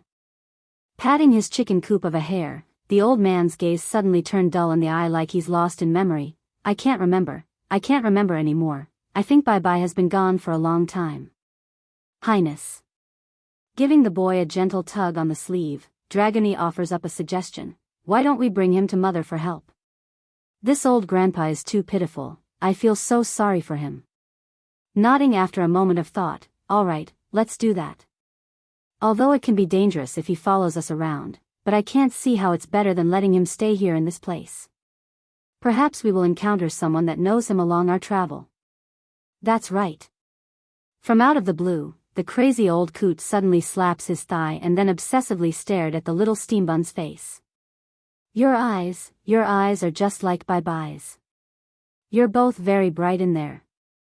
Bandit Deetsong, 10, Biyao was stunned by that comment. If he were to use just that sliver about the eye to search for a person, then it would be a needle in a haystack. Where would he find such a person among so many? Grandpa, you follow us, my mother will help you find your Bye. Look for Bye. The crazy old man once again showed that dumb silly smile. Okay, let's go find Bye. In the end, the party of 2 has now become a party of 3 following the acceptance of this crazy old coot. Humph, don't listen to good advice then. Since the little steambun won't listen, the middle-aged man just huffs a grunt and returned to his shop. He could care less about some strange kid that has shown him so much disrespect. In a city not far away from where Biyao and them were, the patrolling guards at the city gate were just minding their own business today when they saw the unimaginable, a horde of demonic beasts trampling over to their location. Run, the bandits from the demon realm are coming, the guard's voice echoes across the entire settlement as he cries out this news. What? The bandits from the demon realm are coming? The denizens of this city were horrified by the explosive news. Without a care for whatever they're doing, everyone began to flee for their lives after quickly packing their stuffs. This includes the lord of this city as well, who emptied his treasury vault in a breeze. Yen, why don't we take root in the city? Those in charge of the celestial realm should have taken notice of us by now after all the noise we made. Deetsong softly asks after he halted the horde that's following them from behind. Gently caressing her own tummy, Yen took a second to think about the proposal. All right, I was getting a little sleepy anyways, let's rest here then. As if getting the signal to start acting up from that answer, I will be sure to clear everything in the way.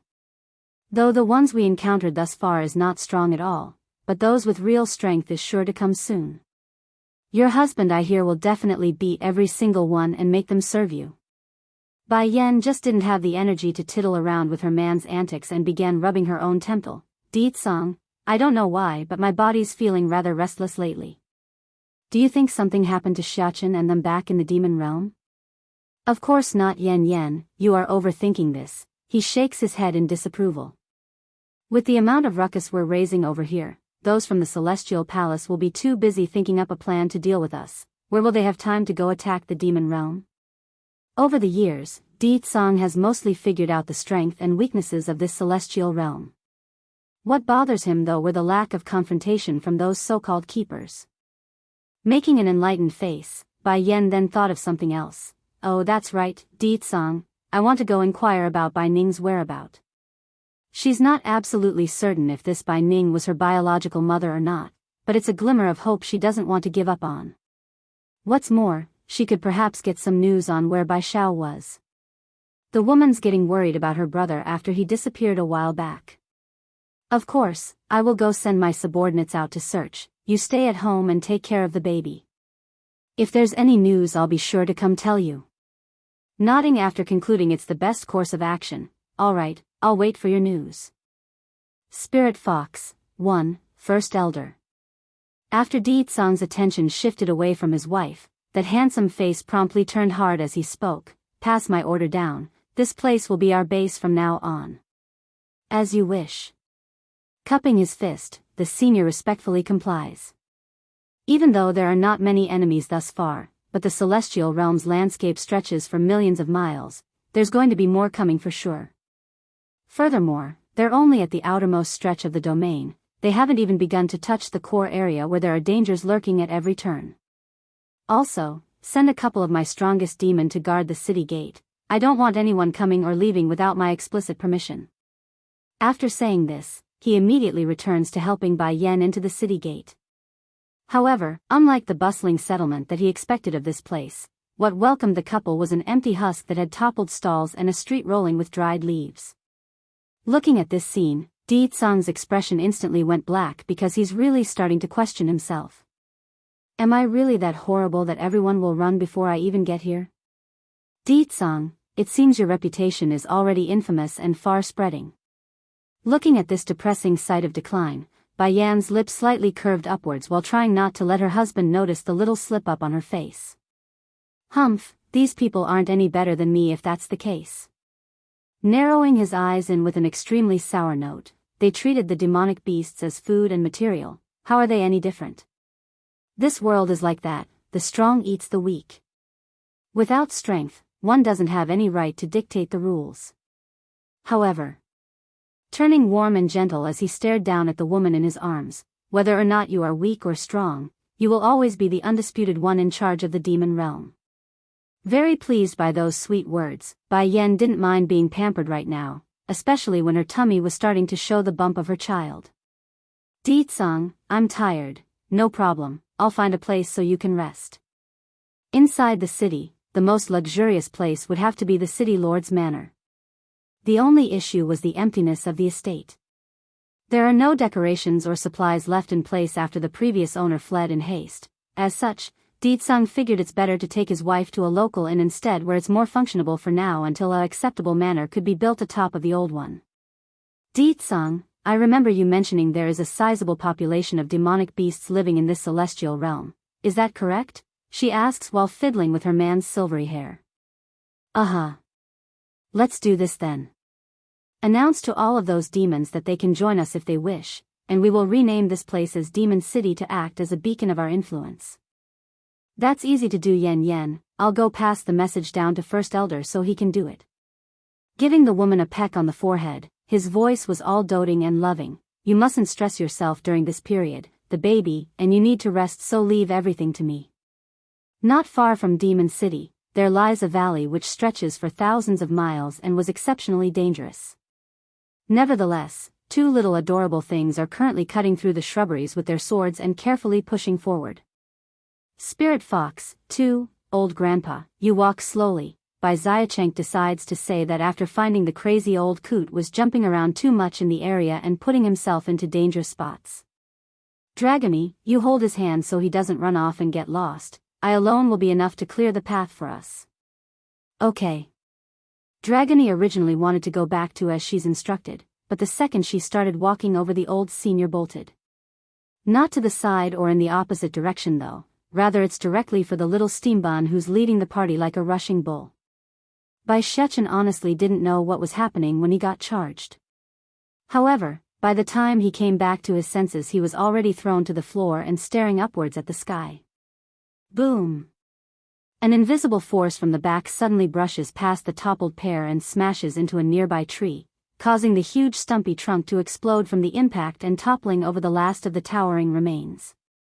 What the? I didn't even notice that attack just now, yet this old man can react so quick. Is he really some random beggar? Oh, that was so scary, so scary. Despite what this old coot just did, he did not act like anything worthy of being called a powerful individual. In fact, that goofy grin and chicken coop at the top continued to give the iron-masked image of a senile old elder. Highness, Dragony runs over to help the boy up. Are you alright? Did you get hit anywhere? I'm fine. Turning sharp in the eye, Biyao stares in the direction of where the attack came from. Come Dragony, let's go see what's happening over there. Although the little missy was very afraid of what lies ahead, she nevertheless listened to the little steambun's instruction out of habit. She's always been obedient to the boy's words, and this won't be any different. Up ahead, the entire area had been flattened instead of the tree-filled terrain like the rest of the forest, but that's not the most important bit in their view. It's the group of hunters and women at the center of their encirclement. The ladies covered in blood and appeared enraged by the foes. Spirit Fox, you have nowhere else to hide anymore after escaping us for so many years, ha ha ha. The one saying this was a man that had an elderly but muscular appearance. I'll give you a chance, submit to me or die by my sword. The woman wearing the green dress in the middle promptly sneered at the proposal. Even though she's clearly at a disadvantage and likely on the last leg, those eyes remain stubborn and full of fire. Submit to you? Dream on. I am Spirit Fox, even if my soul is destroyed I will never surrender to the likes of you. In that case, I'll grant your wish. Narrowing those old eyes in, the buffed elderly individual in charge of the hunters revealed a glint of murderous intent when he drew his blade. Bat hump. Just then, right as the cold hard steel was about to slash down from above, a small rustling sound from the side had caught their attention, causing the hunters to pause and look over. They could see it's a young little boy stumbling out from behind a huge tree, and considering those fear-filled eyes, they figured the newcomer were no threat to the group. Who are you? The elder asks with a demanding tone and made the little boy burst into tears. Spirit Fox, 3, I am looking for my mother, I am looking for my mother. Annoyed by the interruption, the old hunter frowned. Your mother is not here, so hurry away, this is not a place for children to stay. Since the other side was only a child, he didn't give too much care and simply shooed the other side away. Grandpapa, can you take me to my mother? The little boy looked timidly at the hunters, his mouth drawing into a thin line of pity and sadness. If it was under normal circumstances, these hunters would have offered aid to a lost child for sure, but this was not the case today. They had more pressing matters at hand than to babysit a young boy. Go, hurry up and go, if you don't go then I'll have someone throw you away. The buff old hunter impatiently waves at the boy again. Grandpapa, since the distance between both sides had drawn to a measurable short distance at this point, the act of shooing away the child was like a welcoming gesture to cling onto the man's sleeve. This for sure made the old hunter grow more impatient. However, he didn't expect the shaking gesture from his arm to earn himself a dagger through the palm instead. You! The old hunter exclaims and tries to blow his little assailant away. Unfortunately for him, none of his power would come forward when he tried. In fact, his arm that has been pricked by the dagger grew numb and powerless, thus making it all too easy for the boy to dodge to one side when he reached out. What innocent boy that's lost in the woods? What timid poor boy that only wanted to seek help? There's none of that, only a little devil that's showing a devilish grin. You're not bad, your entire body is covered in treasures that resist physical attacks from others. Aside from your face and the palm of your hand, none of my weapons would have been able to get through. Biyao comments with his cheeky smile.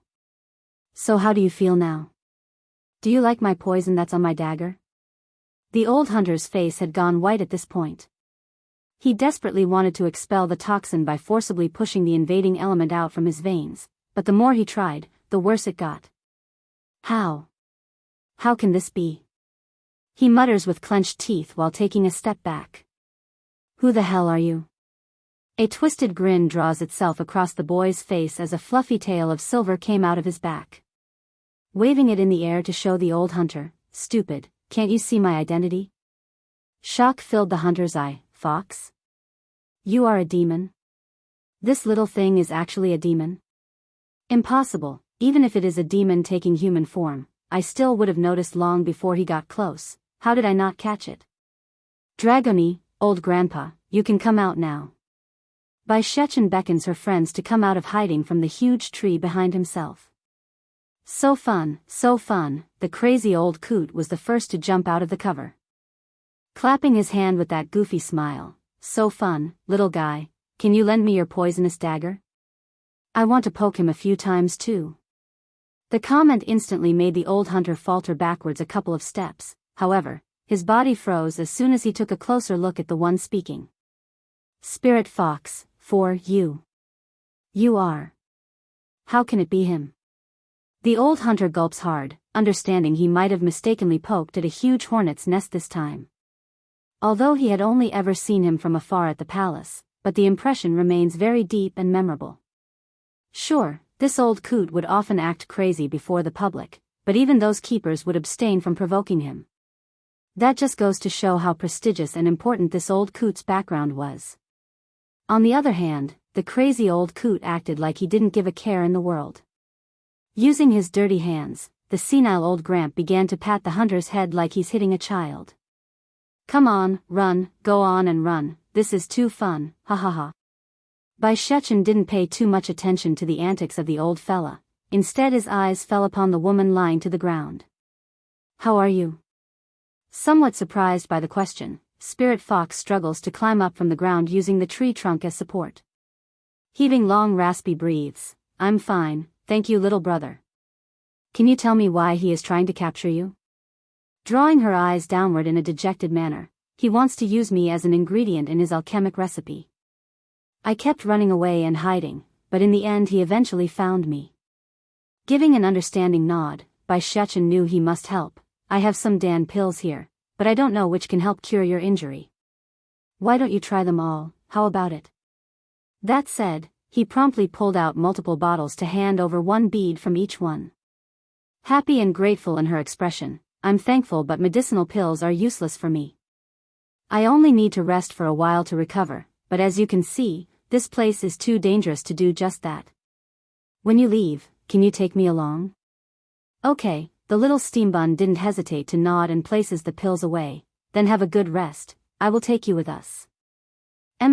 Spirit Fox tiredly closes her eyes as her body lets off a blue glow. Moments later, there were no longer a woman leaning up against a tree here, rather there's only a blue fox lying on the ground already asleep. Dragoni, you take her with you. Why me? Dummy, boys and girls need not touch, she is a female so it will be inconvenient to keep her on me. Not like she's little rice you know. Then turning his face into an almost serious yet hilarious look, Mother said, aside from relatives and my future wifey, I can't get too close to other girls.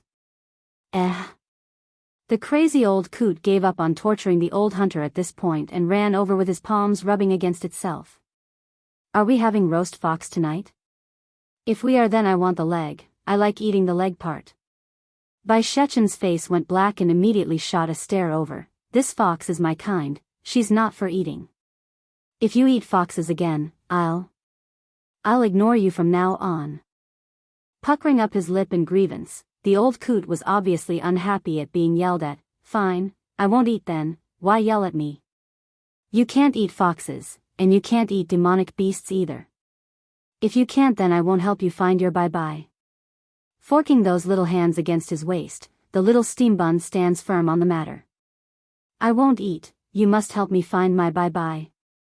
In comparison to finding his bye-bye, filling the stomach meant nothing. That's a good boy. Praising the old coot by touching his head, you help us look after this fox and I'll do that, otherwise I won't help you. Okay.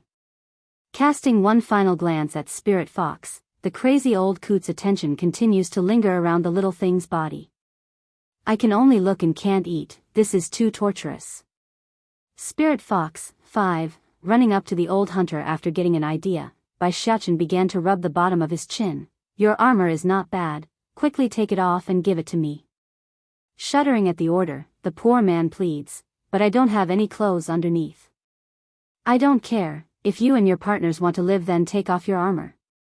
There's no room for discussion in his tone, a true props to his old man's lineage of being a ruler. In the end, the old hunter could only do as told under the eyes of his companions.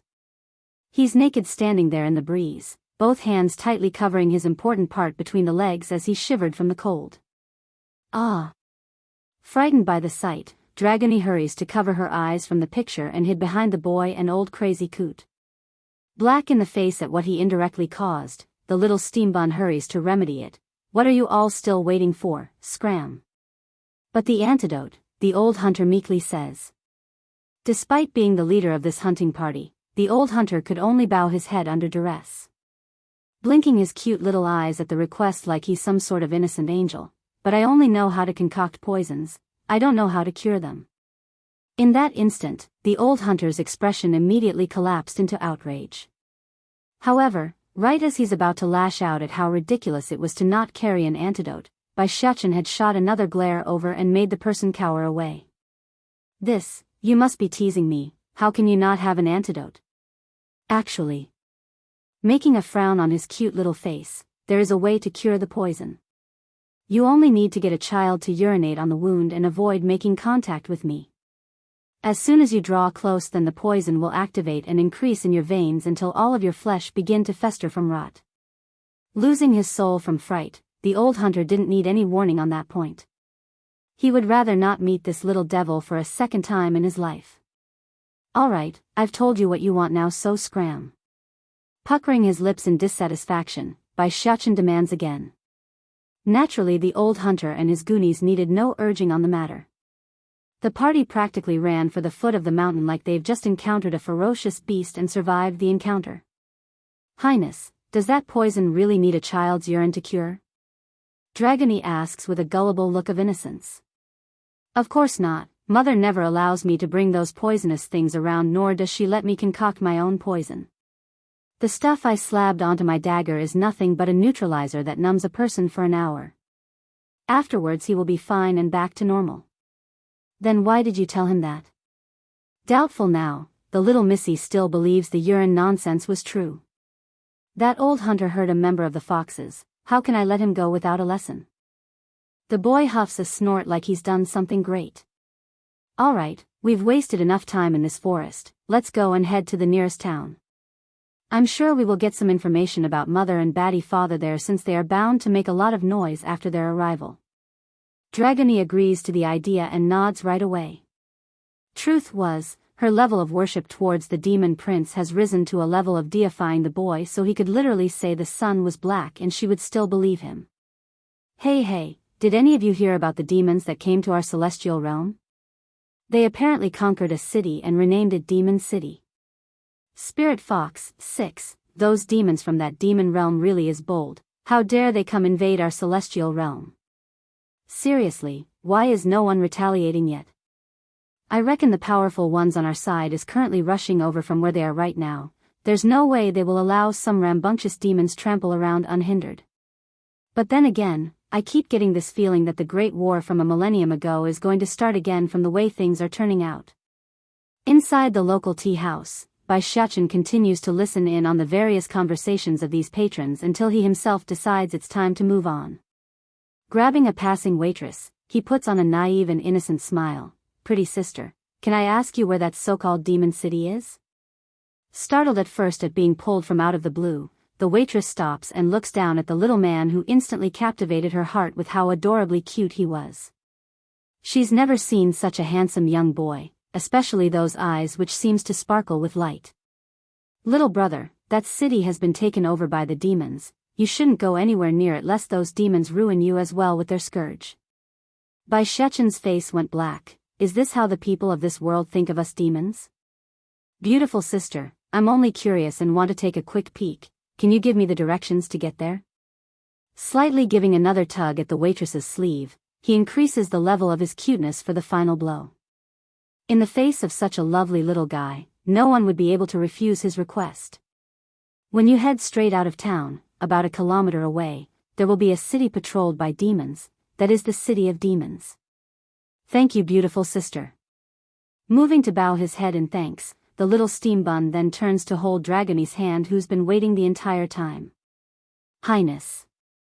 Despite others not knowing, the little missy definitely felt the change in the boy's tone, and it's not a pleasant one. My mother is not the type to indiscriminately kill others, and my father won't either with her by his side.